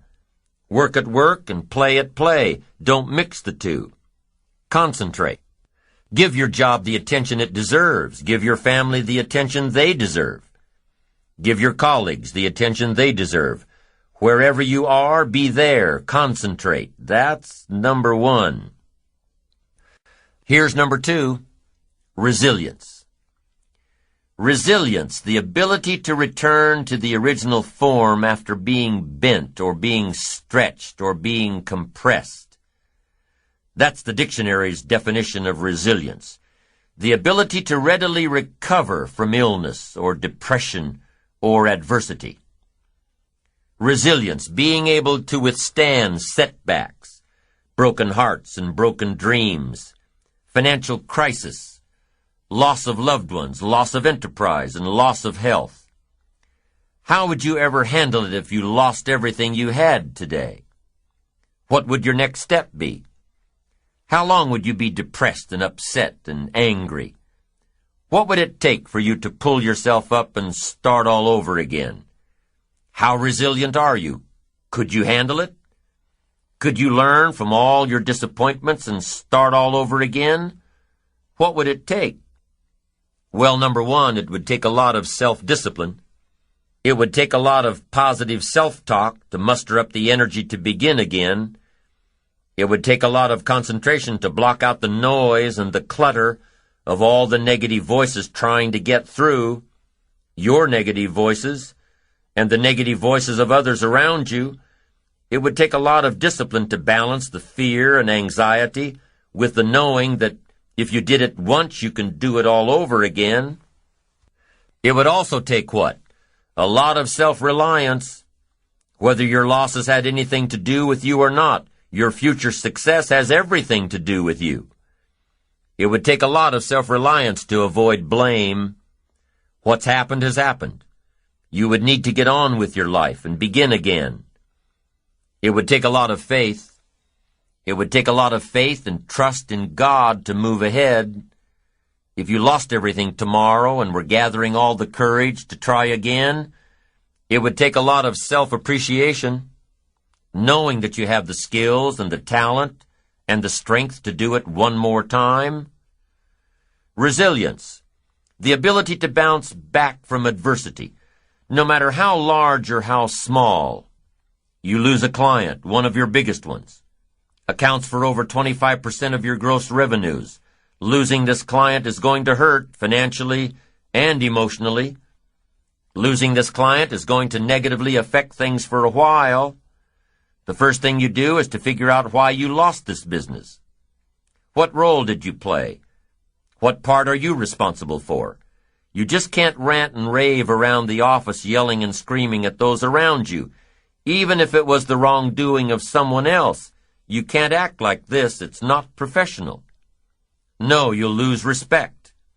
Respect that's hard to regain once you've lost it. Respect of those you work with, trusted colleagues, valuable support people. You have to approach the situation rationally and figure out how to bounce back from your loss. You have to evaluate the situation and then start a plan to recapture the lost business. Increase your market share with other businesses. Network with associates to bring in a similar client or a larger one. You can't sit back and dwell on what's happened. No, you've got to get back into the marketplace and recapture what's been taken from you. Get back at it and replace what's gone. Now maybe your loss is a personal loss. Death of a loved one, divorce, loss of a very special friendship. If your loss is a deeply personal one, you must approach the situation a little differently. You must be patient with yourself and give yourself time. Time to grieve, time to mourn, time to regroup. The stages we go through in loss, be it death of a loved one, death of a relationship, or death of an enterprise, the stages we go through are beautifully defined in Elizabeth Kubler-Ross's book, On Death and Dying. If the death is a literal one or a figurative one, the stages are the same. Denial, anger, bargaining, depression, and acceptance. And only by going through these stages and reaching acceptance can we rebound and begin again. It's said that children are often more resilient than adults. Why? Well, maybe it's because they don't evaluate their current situations based on past experiences. They approach it in a fresh way, a new way. And in their own minds, they deal with loss much better than adults. Children who grow up in the unfortunate circumstances of poverty or abuse or neglect, children who grow up in these conditions and become successful, are known as dandelion children. Because if they can succeed and prosper with terrible conditions, they can grow anywhere.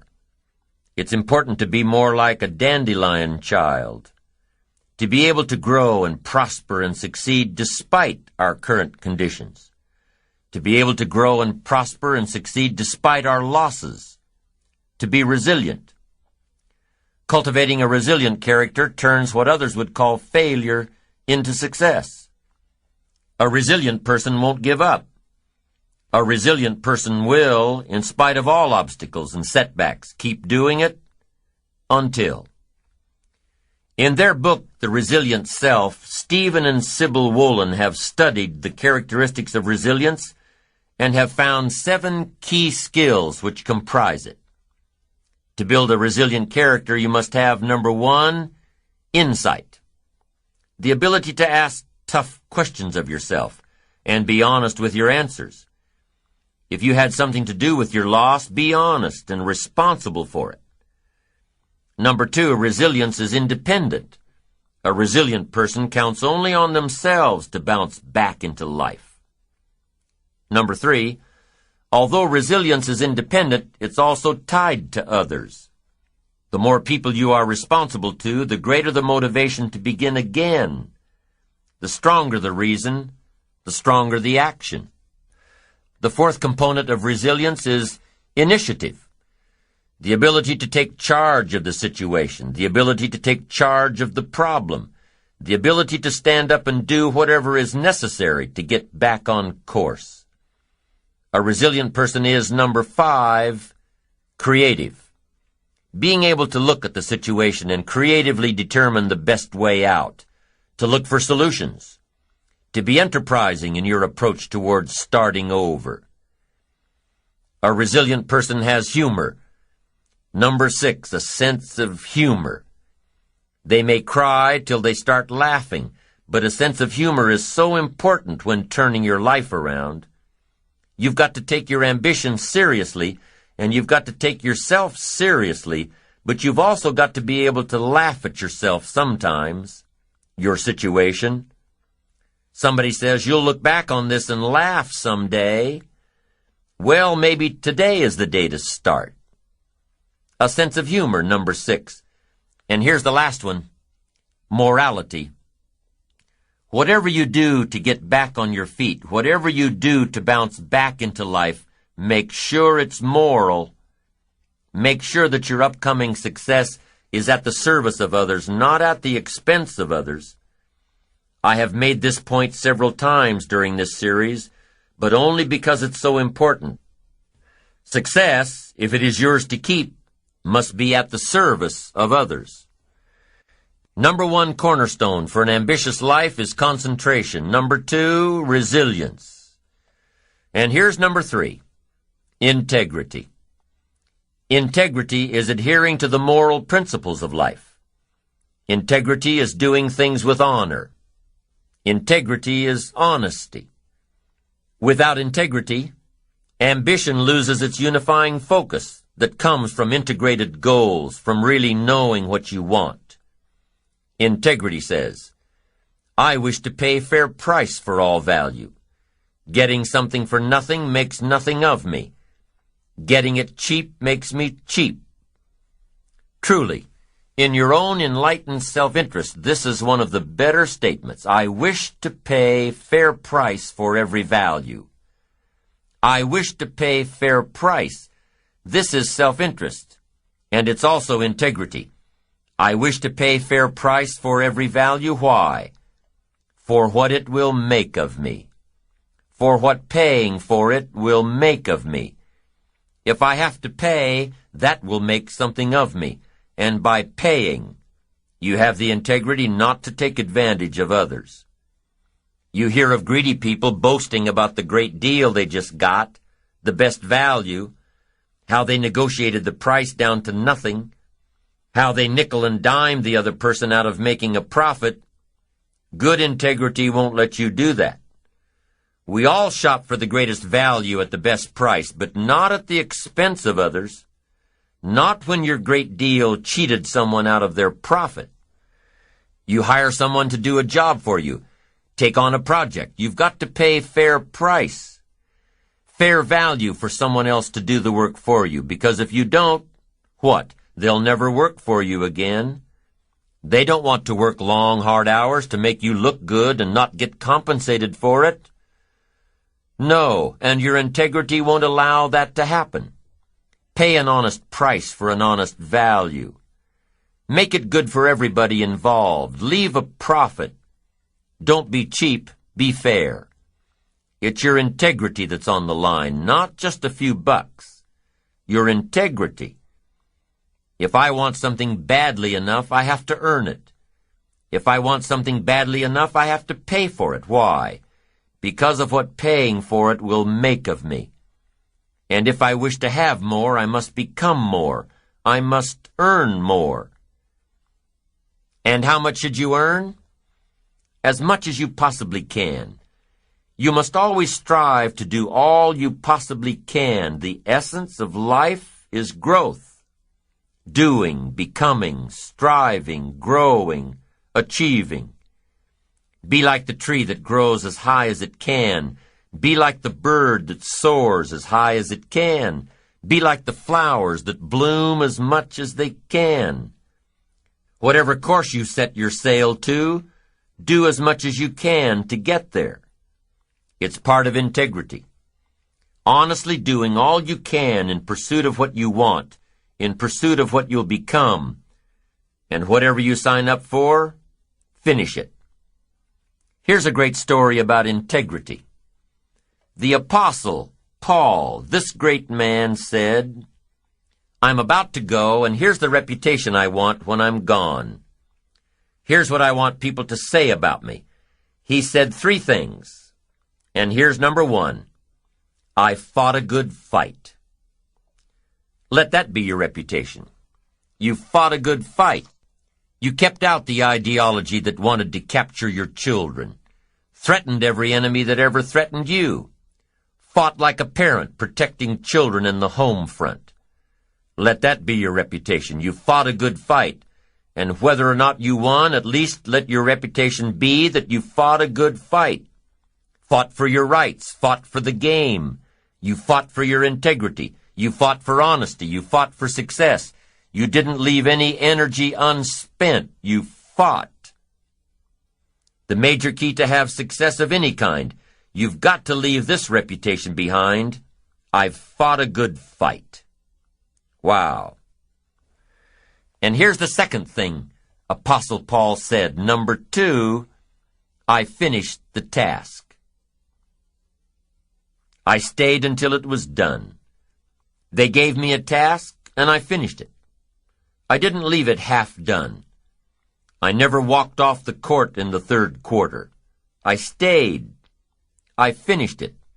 What a good reputation. Finish it. Finish your assignment. Finish the project. Finish the contract.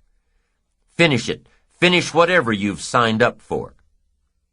Then number 3, here's what he said. I kept the faith. Boy, that's important. Keep faith with your family. Keep faith with your church. Keep faith with your enterprise. The group I belong to, we pledge our faith, our unwavering confidence in each other.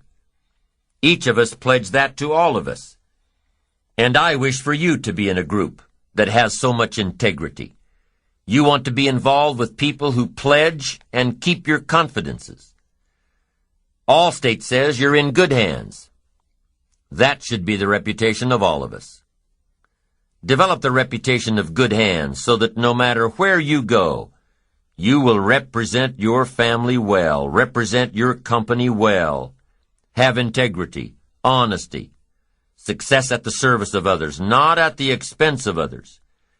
And at the end of the road, don't you want to be able to say, I fought a good fight, I finished the job, and I kept the faith? Of course you do. And that last part, keeping the faith, is not that easy. What is the master prayer?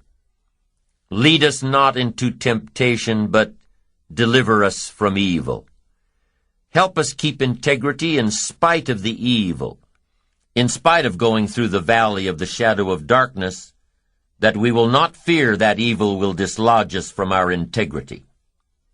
Keep the faith of the office. Keep the faith of the company.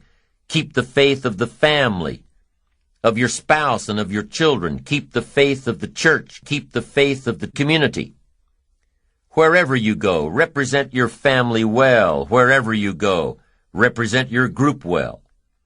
Wherever you go, represent your colleagues well. Let part of the bond of friendship be that wherever each of you are, each of you will represent all of you well. Wow, what a thing to be able to say. I fought a good fight, I finished the course, and I kept the faith. And here's how he wrapped it up. Apostle Paul said, I understand now there's a crown waiting for me, and I deserve it. Isn't that great to say? I hear they have a trophy for me, and guess what? I deserve it. What a magnificent story to leave behind. I fought a good fight, I finished the job, I kept the faith, and I deserve the crown. Unbelievable.